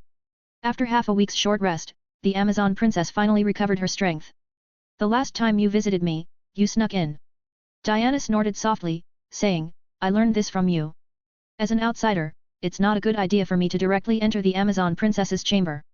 Luke explained. He found that Hippolyta, the Amazon queen, was looking at him a little funny these days. If the other party knew, he not only saw Diana but also ran into the latter's bedroom, staying for more than an hour, in addition to his previous attempt to run away from the Amazon princess. Combined with punishment for several crimes, he was afraid that Hippolyta would gather the Amazon warriors and storm his room and tie him up.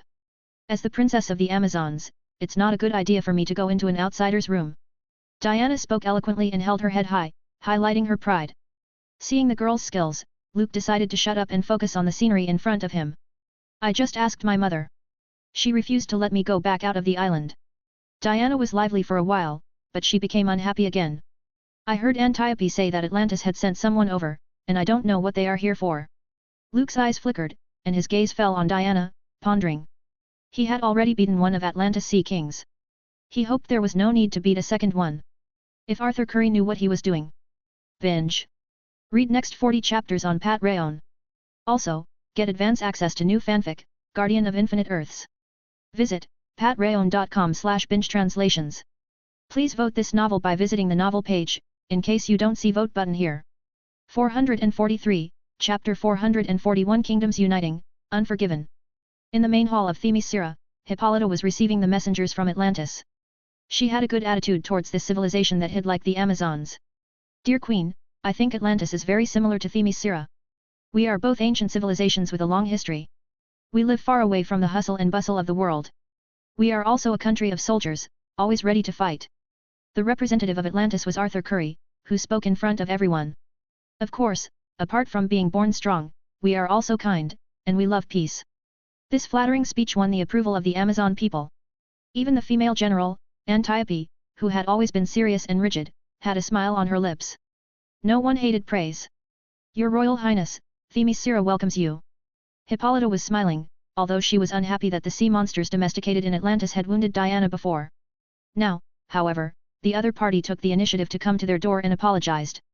With such a sincere act, the Amazon Queen took back her bad impression from before. The misunderstanding between Themyscira and Atlantis had been resolved. For a long time, we have been thinking about the same problem. Arthur Curry's eyes swept through the audience, but he didn't find the beautiful image he expected. He put away his loss and continued, that is, the problem of how we should integrate with the outside world. Hippolyta nodded.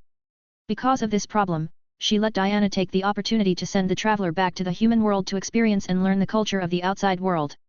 It was better to build a peaceful bridge of friendly exchanges between Themyscira and the world of man. Your Majesty, we are all worried about the possible consequences of being exposed to the world. This time, Arthur Curry came with a diplomatic mission. Apologizing was just a pretext.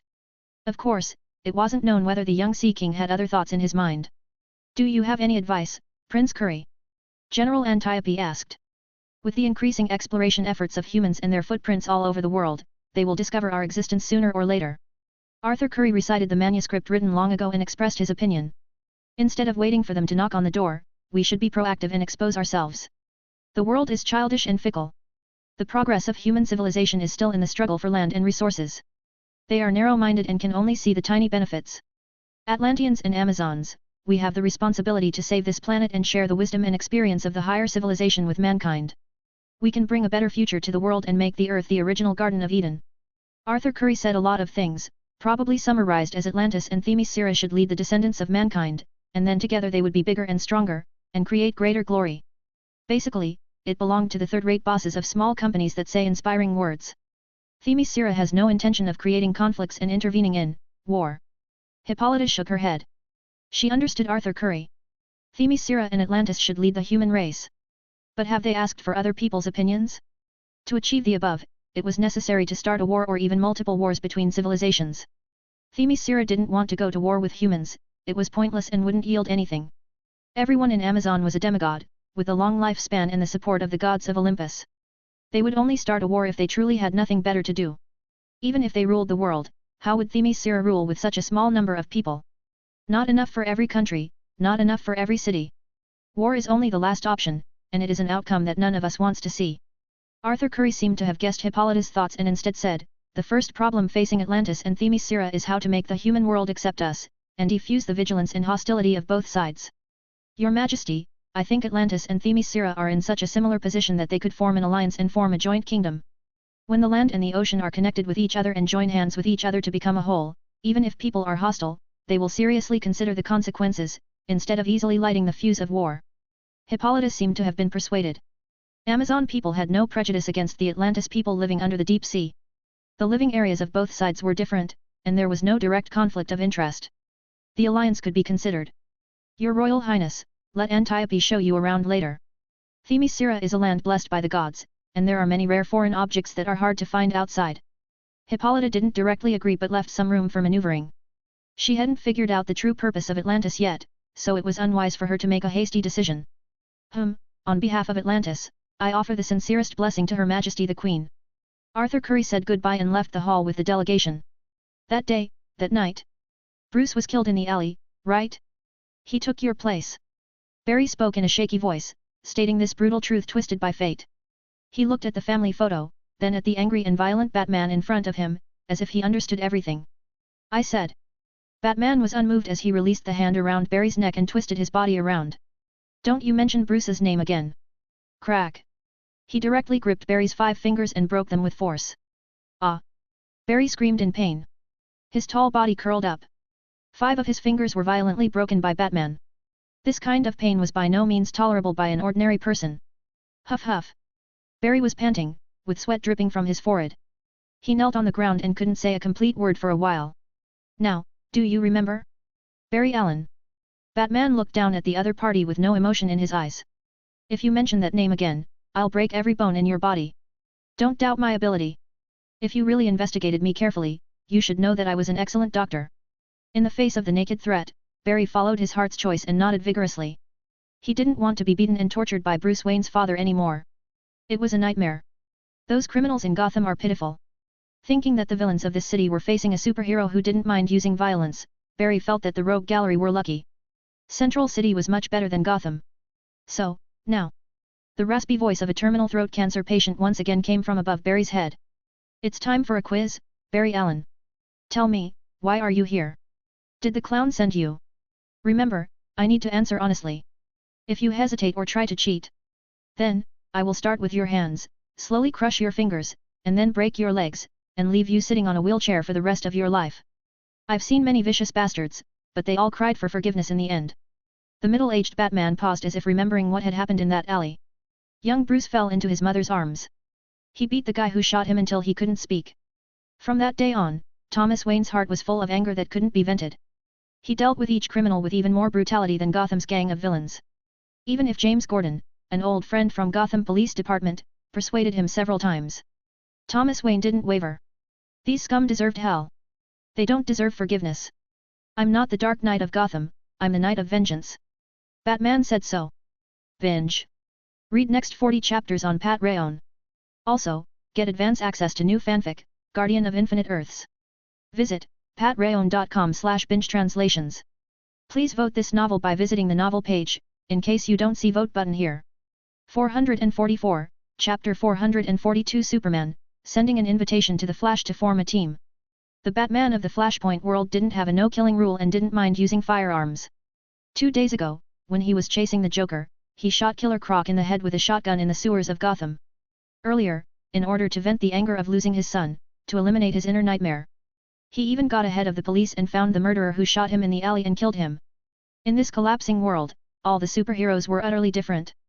They would act entirely differently than they normally do. Batman was no exception. Dr. Wayne, please believe me.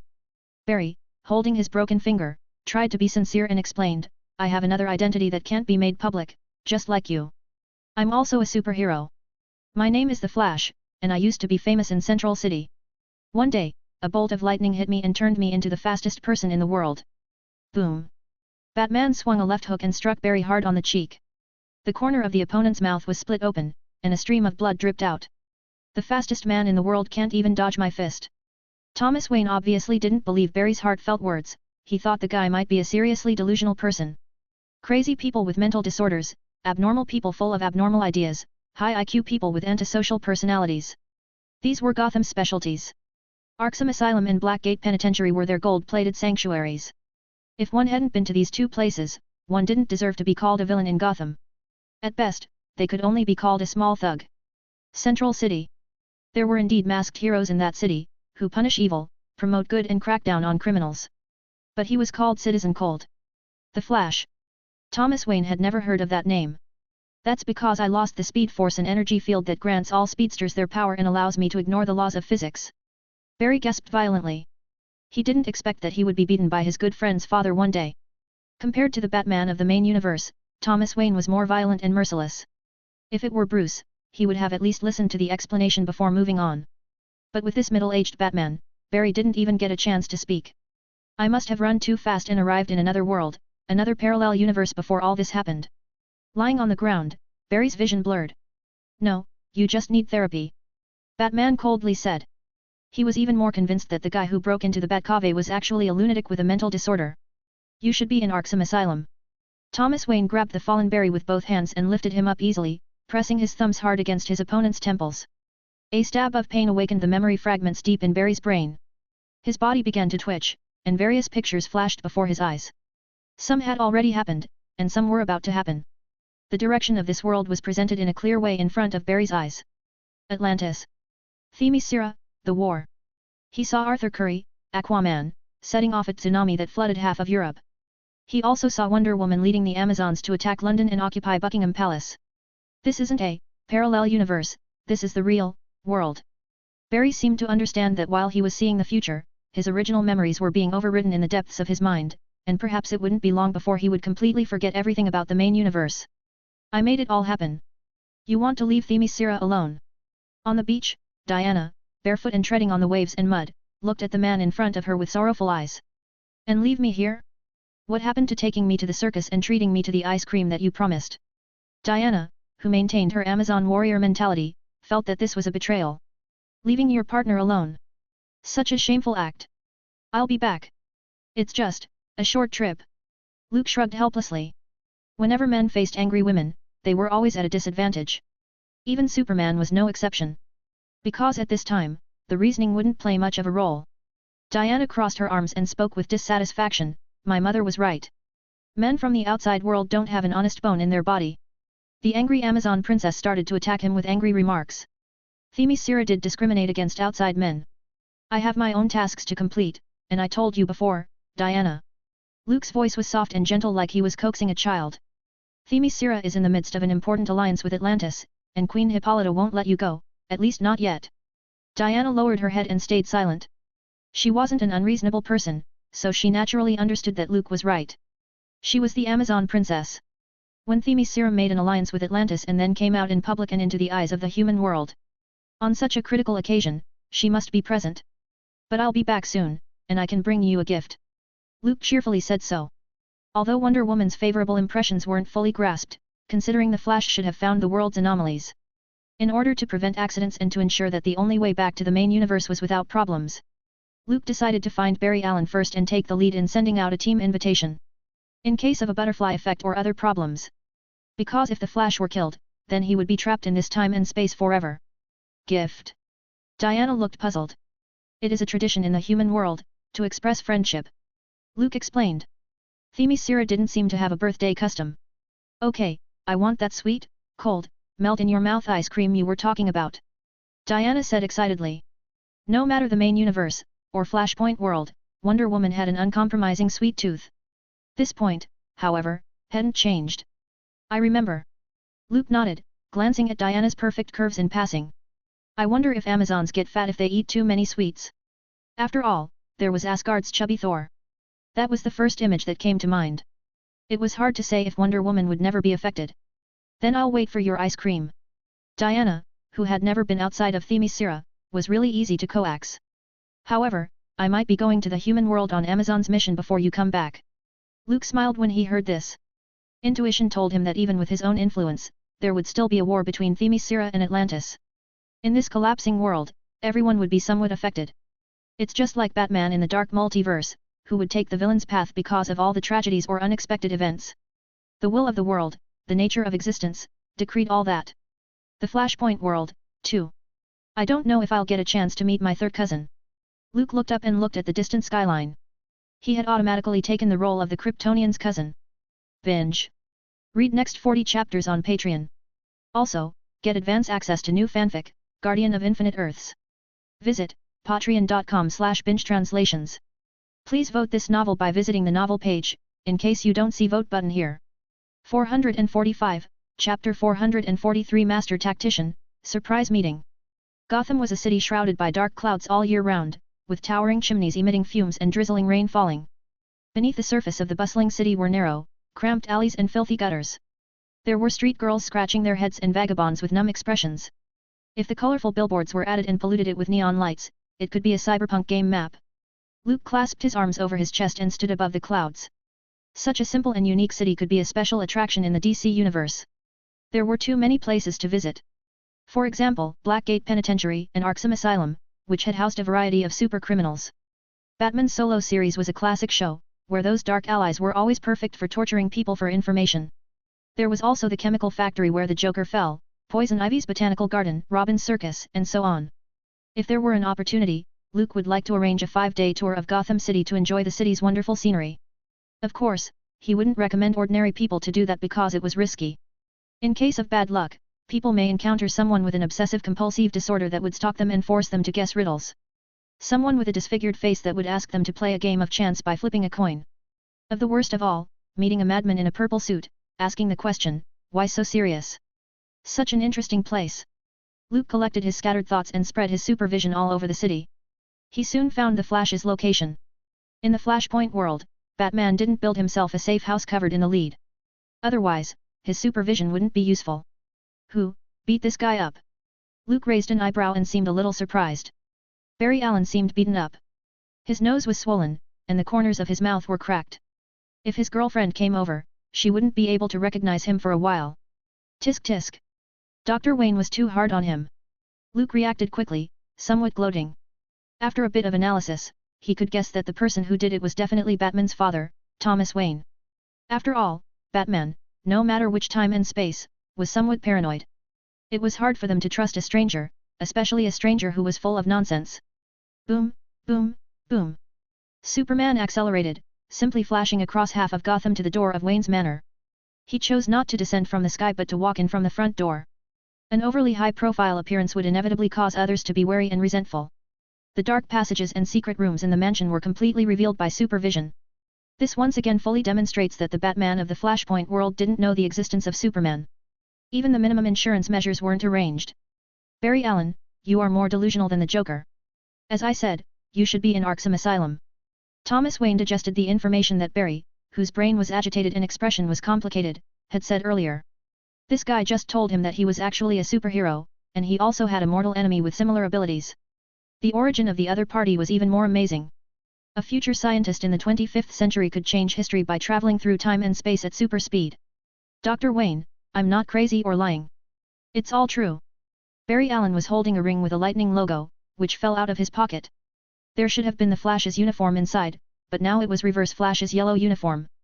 This was like silent ridicule, mocking Barry's situation at this time. He felt that his nemesis was once again stalking him. When I was 11 years old, my mother was murdered, and my father was convicted.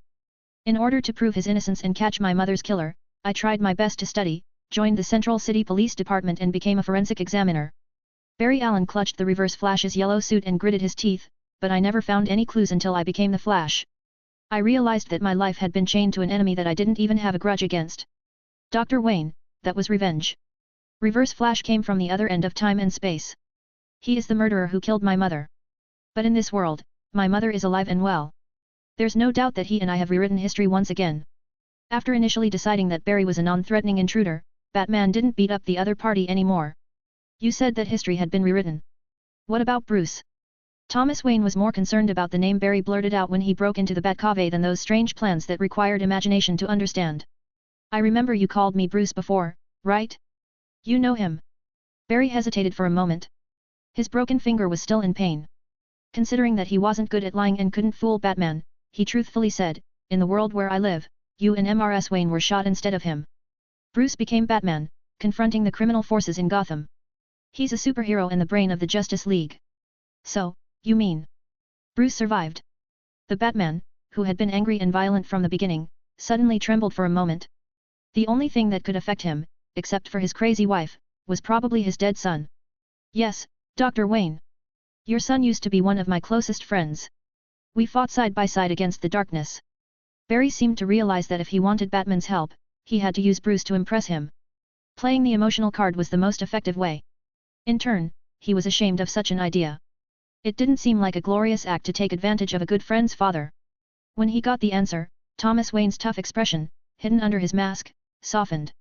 He saw through Barry's thoughts, but he didn't care. If this crazy guy was telling the truth, and everything he said was true, then, maybe there was a chance. He could still salvage this terrible part of his life. Barry Allen, tell me, can you change the world back to its original trajectory? Back to the way it was when I was dead, and Bruce is still alive? Thomas Wayne seriously asked. He stared into Barry's eyes, trying to gauge if there was any sign of a lie. He can do it. He is the only one who can do it. The laughing magnetic voice suddenly sounded in the Batcave. From the dark shadows, a tall and sturdy figure emerged. It was Luke. It looks like I need to upgrade the security equipment around here. Thomas Wayne pretended to be depressed, sighed, and then threw out 2 bat darts without even blinking. Whoosh! Whoosh! The sound of the wind, split by the bat darts, came rushing out. Their targets were the thigh and shoulder. It looked like Batman didn't want him dead. Playing tactics is such a dirty thought. Luke thought silently. His gaze swept over, and his heat vision melted the 2 bat darts into a wisp of smoke. Superman! Clark? Is that you? Barry, who was standing at the side, shouted in surprise. That tall figure, that iconic heat vision, made him see Luke as Superman. Binge. Read next 40 chapters on Patreon. Also, get advance access to new fanfic, Guardian of Infinite Earths. 20 chapters by TMRW. Visit patreon.com/bingetranslations. Please vote this novel by visiting the novel page, in case you don't see vote button here. 446, Chapter 444 Lightning reappears, the power of the god of the sea. Superman. Luke grinned and walked out of the shadows. I didn't expect to see you here, Clark.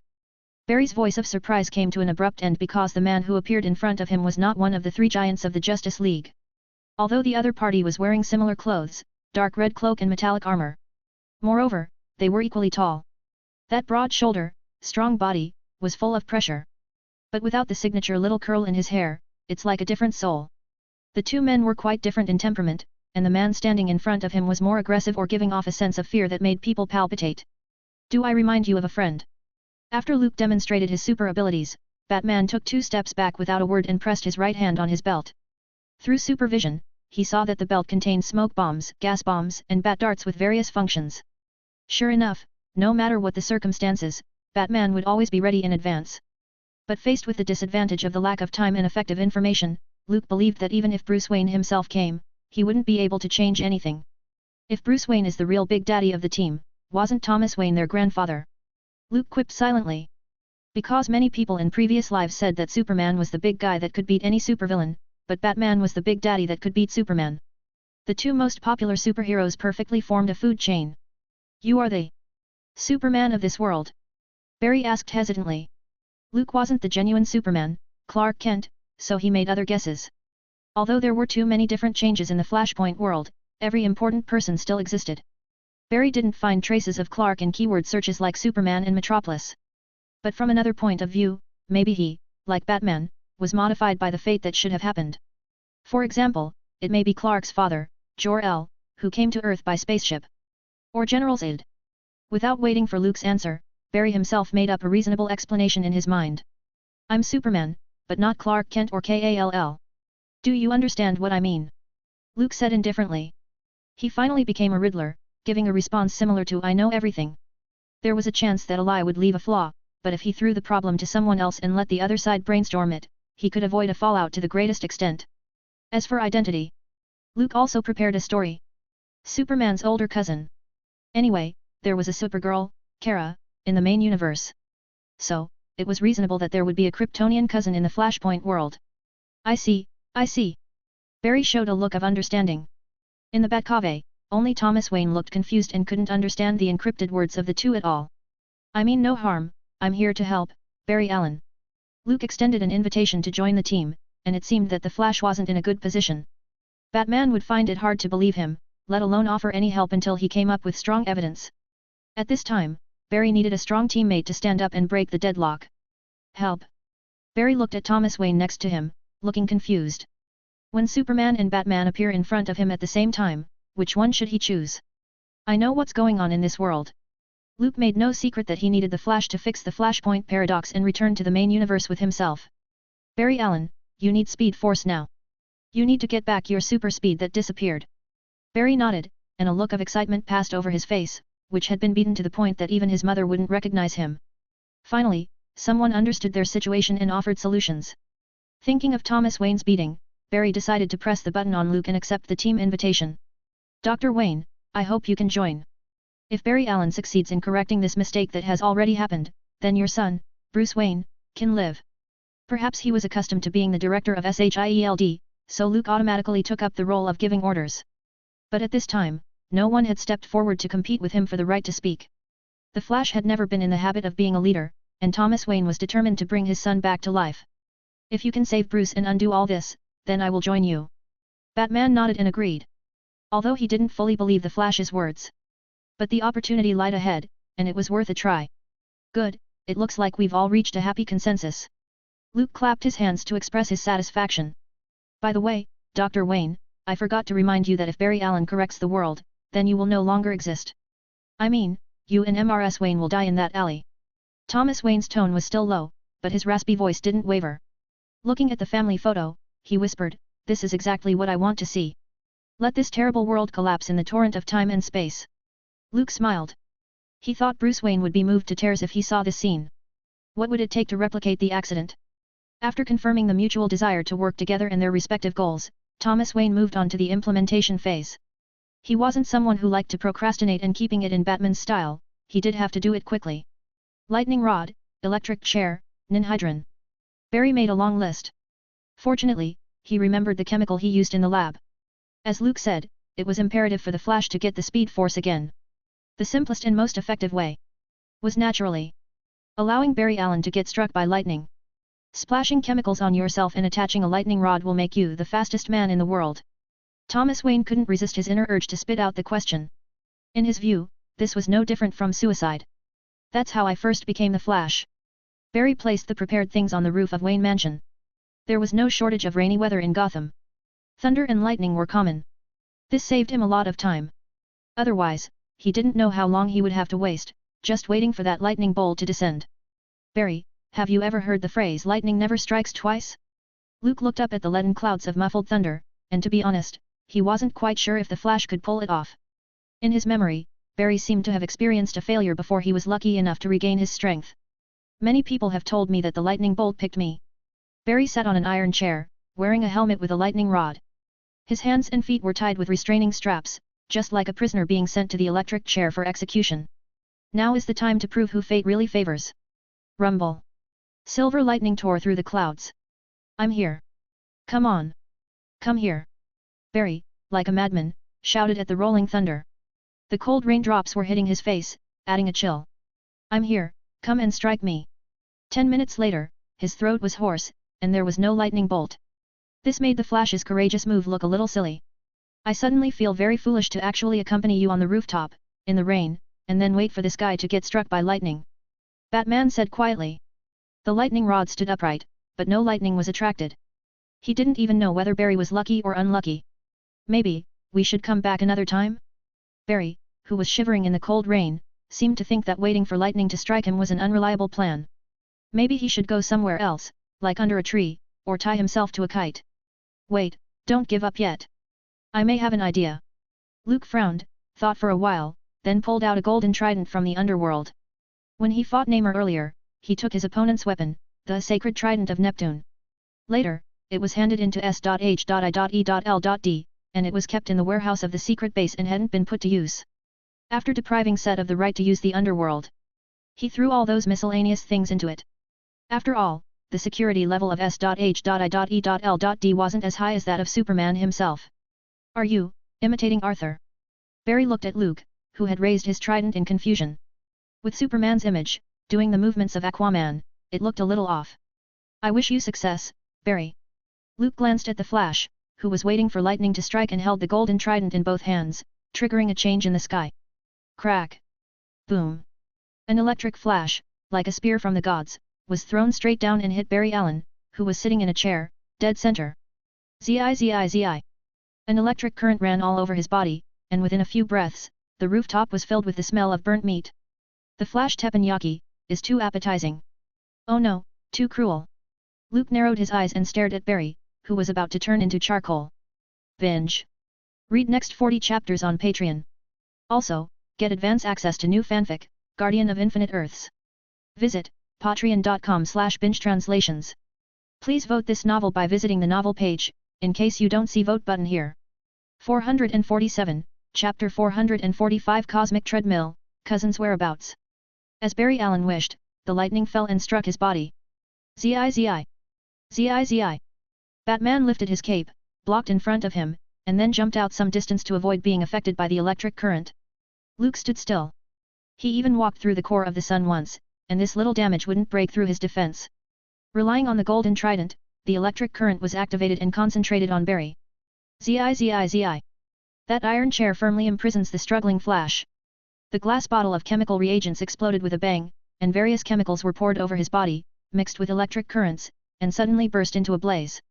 As Luke described it, Barry, strapped to the chair, looked like he was being cooked on a teppanyaki grill. Hurry up and save him. Seeing that Barry was about to burn into charcoal, Batman rushed up, ready to put out the flames with his cloak. Wait a minute. Luke stopped Thomas Wayne's action.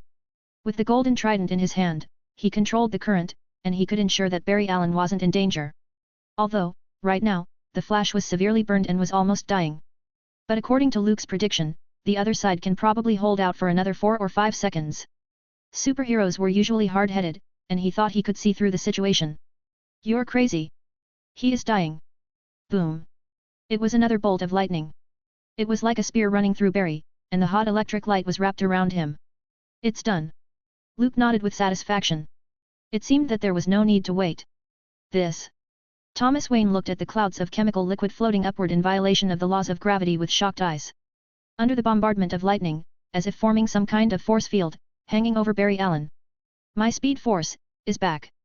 The one who directly felt it the most was Barry himself. He felt that time seemed to slow down. Everything slowed down. That exciting energy, rushing like lightning, was surging in his body once again. It was like blood. It came naturally to him. I'm the Flash. Barry broke free from the chair through high-speed vibration in just a few moments. Then, he quickly ran around Wayne Mansion and found the long-lost liberating feeling. The sound of the wind and the airflow were all integrated into the Speed Force, and the whole thing was transformed into a wonderful sight of streaming lights. Dr. Wayne, as I said, I am the fastest person in the world. Barry ran to the Batcave, found the Reverse Flash's uniform, changed the fibers with high-speed vibration, and turned the yellow uniform into the red of the Flash. Dressed in a brand new uniform, he appeared in front of Thomas Wayne and waited for the other party's incredibly shocked eyes. Well, for men, being too fast is not something to brag about. What Barry did, in Thomas Wayne's eyes, took less than a second. But instead of showing obvious emotions, he casually dismissed it. This calm look embarrassed Barry. He could only look at Luke. However, the latter was also very calm. Luke snapped his fingers and whispered, "Congratulations on getting your Speed Force back. Well, it's time to turn it all around. I have a question. Barry, can you open the passage through time and space at the speed you are going?" He asked a question knowingly. The Flash certainly couldn't do it right now. On the one hand, the presence of the Reverse Flash prevented him from using his full strength. For every step Barry took, the Speed Force generated was absorbed by both him and the Reverse Flash. Unless Reverse Flash was willing to cooperate, it was difficult for him to open the wormhole of time and space again. On the other hand, he just got his super speed back and was in a weak state. It's hard. Barry was also self-aware. When he was running around the Wayne Manor just now, he noticed that his speed was slowing down. Is there any way to get your original speed back? Luke continued to guide Barry. He actually had several ways. The simplest one was to kill the Reverse Flash and let the Flash absorb the complete Speed Force. But that Eobard guy was probably hiding in a corner somewhere, so it wasn't easy to find him. The Cosmic Treadmill. Barry seemed to remember something. The Flash had a treadmill specially designed for speedsters. If there was a need to travel through time and space, he would run all out and use his resonance with the universe to determine the destination. It sounded like there was no scientific basis, but Speed Force itself was a thing that bullied the laws of physics on the ground. I've heard about this amazing treadmill. Luke nodded. This was the more feasible method at the moment. However, I need a helper who can conduct professional data analysis and model calculations. Preferably a supercomputer. Barry made a request. He had already seen it just now. There was only one desktop computer with a slower internet speed than a snail in Wayne Mansion. There was no qualified scientific research equipment. Even a top scientist couldn't conjure up materials by hand out of thin air. Dr. Wayne should be able to take care of it. These are all problems that can be solved with money. Luke looked at Batman, but the latter shook his head. The Wayne family, which had never lost in terms of wealth, actually said it could not do anything. Now, even Barry was surprised. Everyone knew that Bruce Wayne had always appeared in front of everyone as a wealthy, money-spinning tycoon.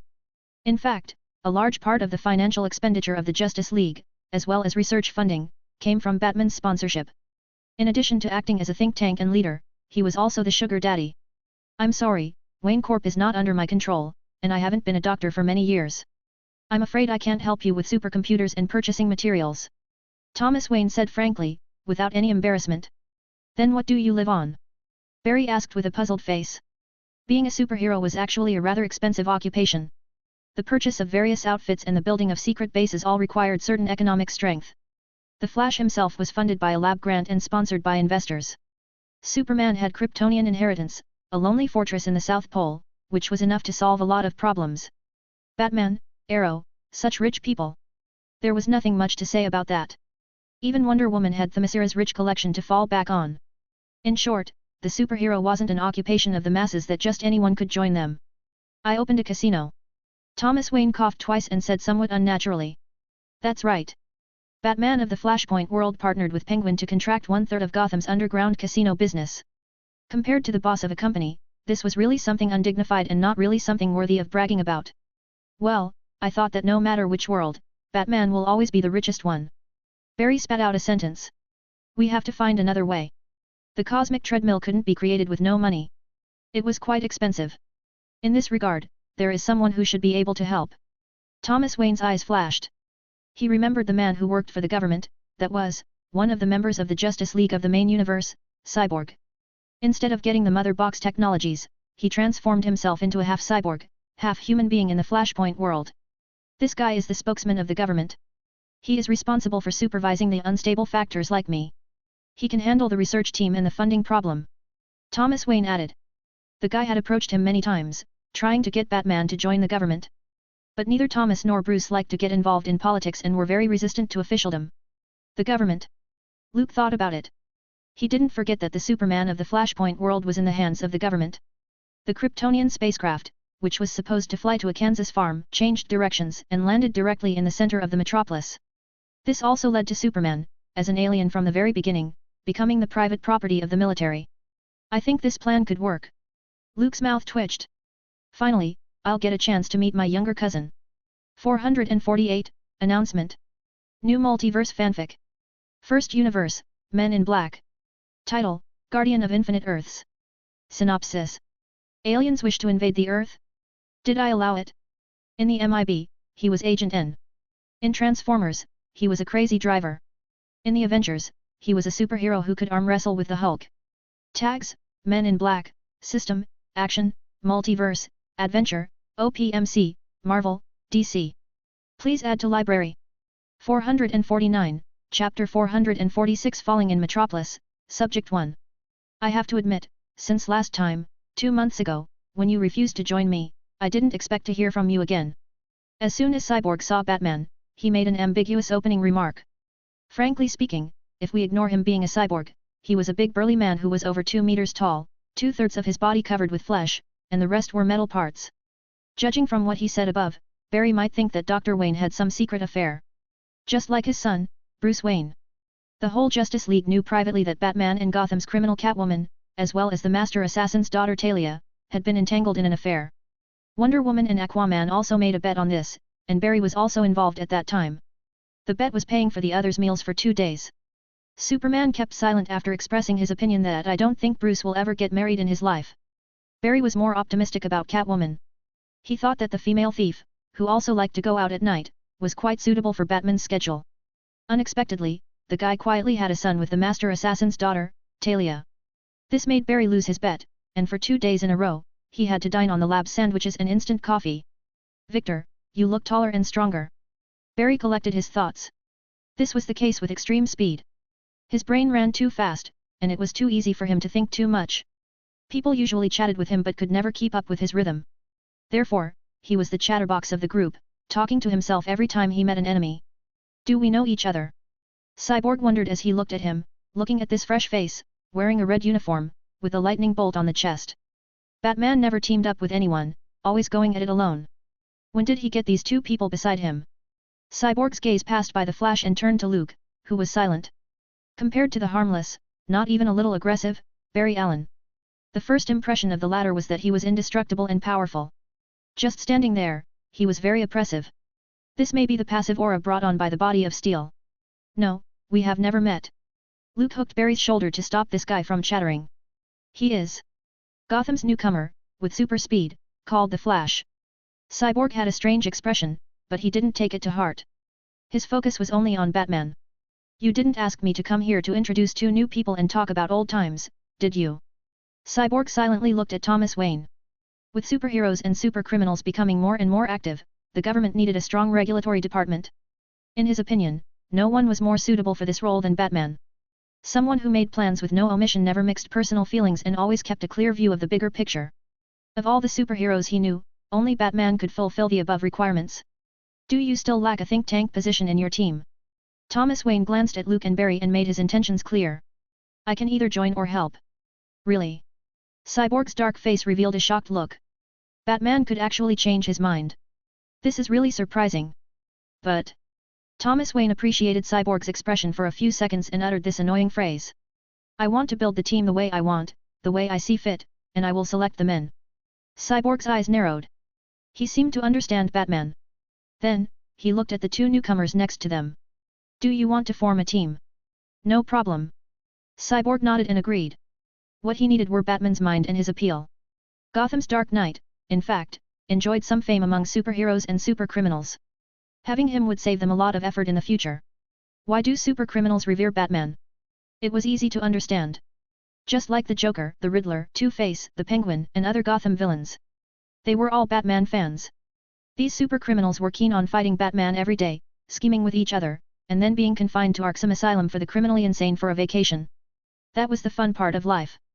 If Gotham didn't have Batman, those villains would soon get bored and try to move. So, starting with the Flash and Luke, they're the first two members of the team. When he saw the cyborg's quick response, Batman probably figured out that this wasn't his opponent's bottom line and that there was room to keep asking for more. In addition, funding for activities, logistical staff, and scientific research are all essential. Cyborg considered it a moment and nodded in agreement. Anyway, after the formation of the regulatory department, under the control of the military, the funding was also provided by the Pentagon. For them, the annual military spending of over $100 billion was spent, adding another $1 billion was no big deal. I can meet any request you make on behalf of the government. The White House and Pentagon won't care about spending if they could curb the crimes committed by metahumans, which were rising sharply every year. Seeing that a consensus had been reached, Luke interjected at the right time and asked, "Since I joined the government's department, will I have access to some information? What do you want to know?" One of Cyborg's eyes flashed red, and various data streams scrolled rapidly. He was connected to the Pentagon and the data centers of various intelligence agencies. He could read those confidential documents at any time. About the meteorite that fell in the metropolis 30 years ago. Luke was going to rescue his Kryptonian cousin Kall.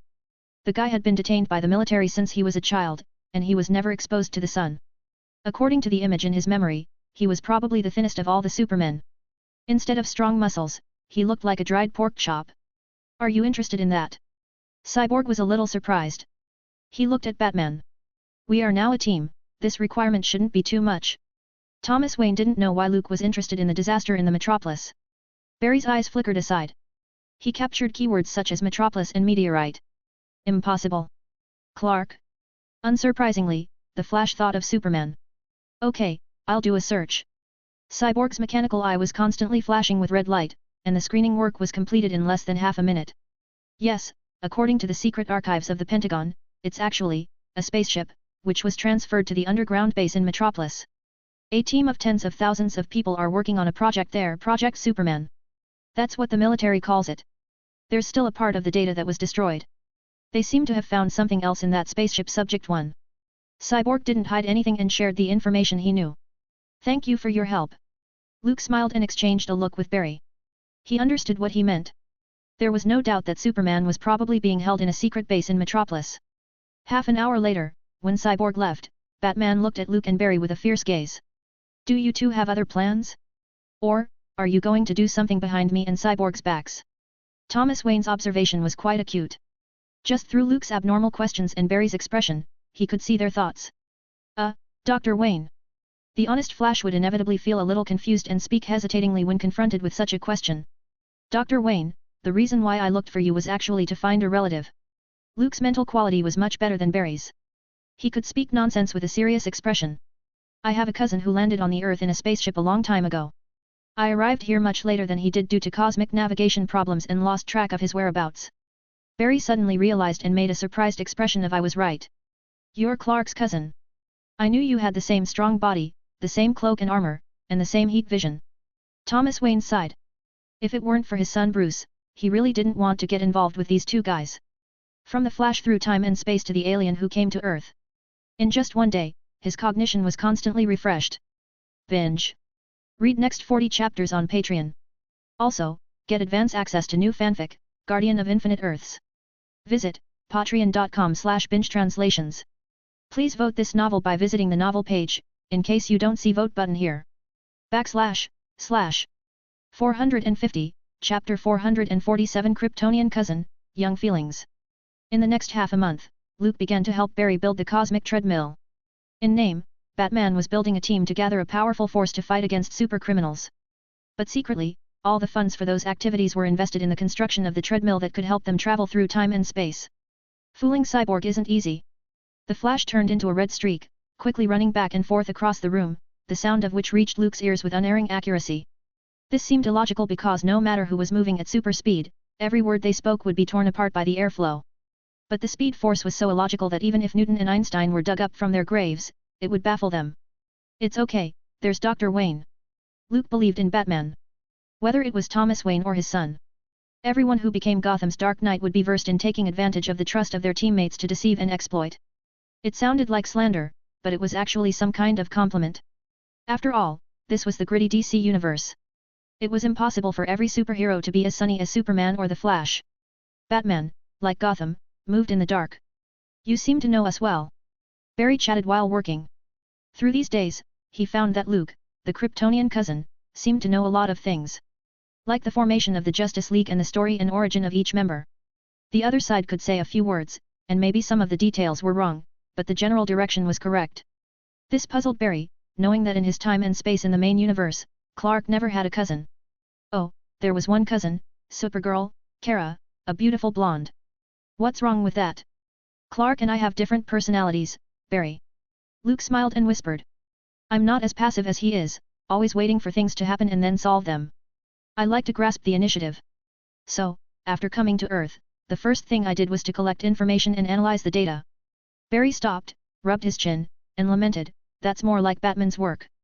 Luke was noncommittal and continued to look at the video on his computer. A female reporter named Louise Lane was reporting live from Australia.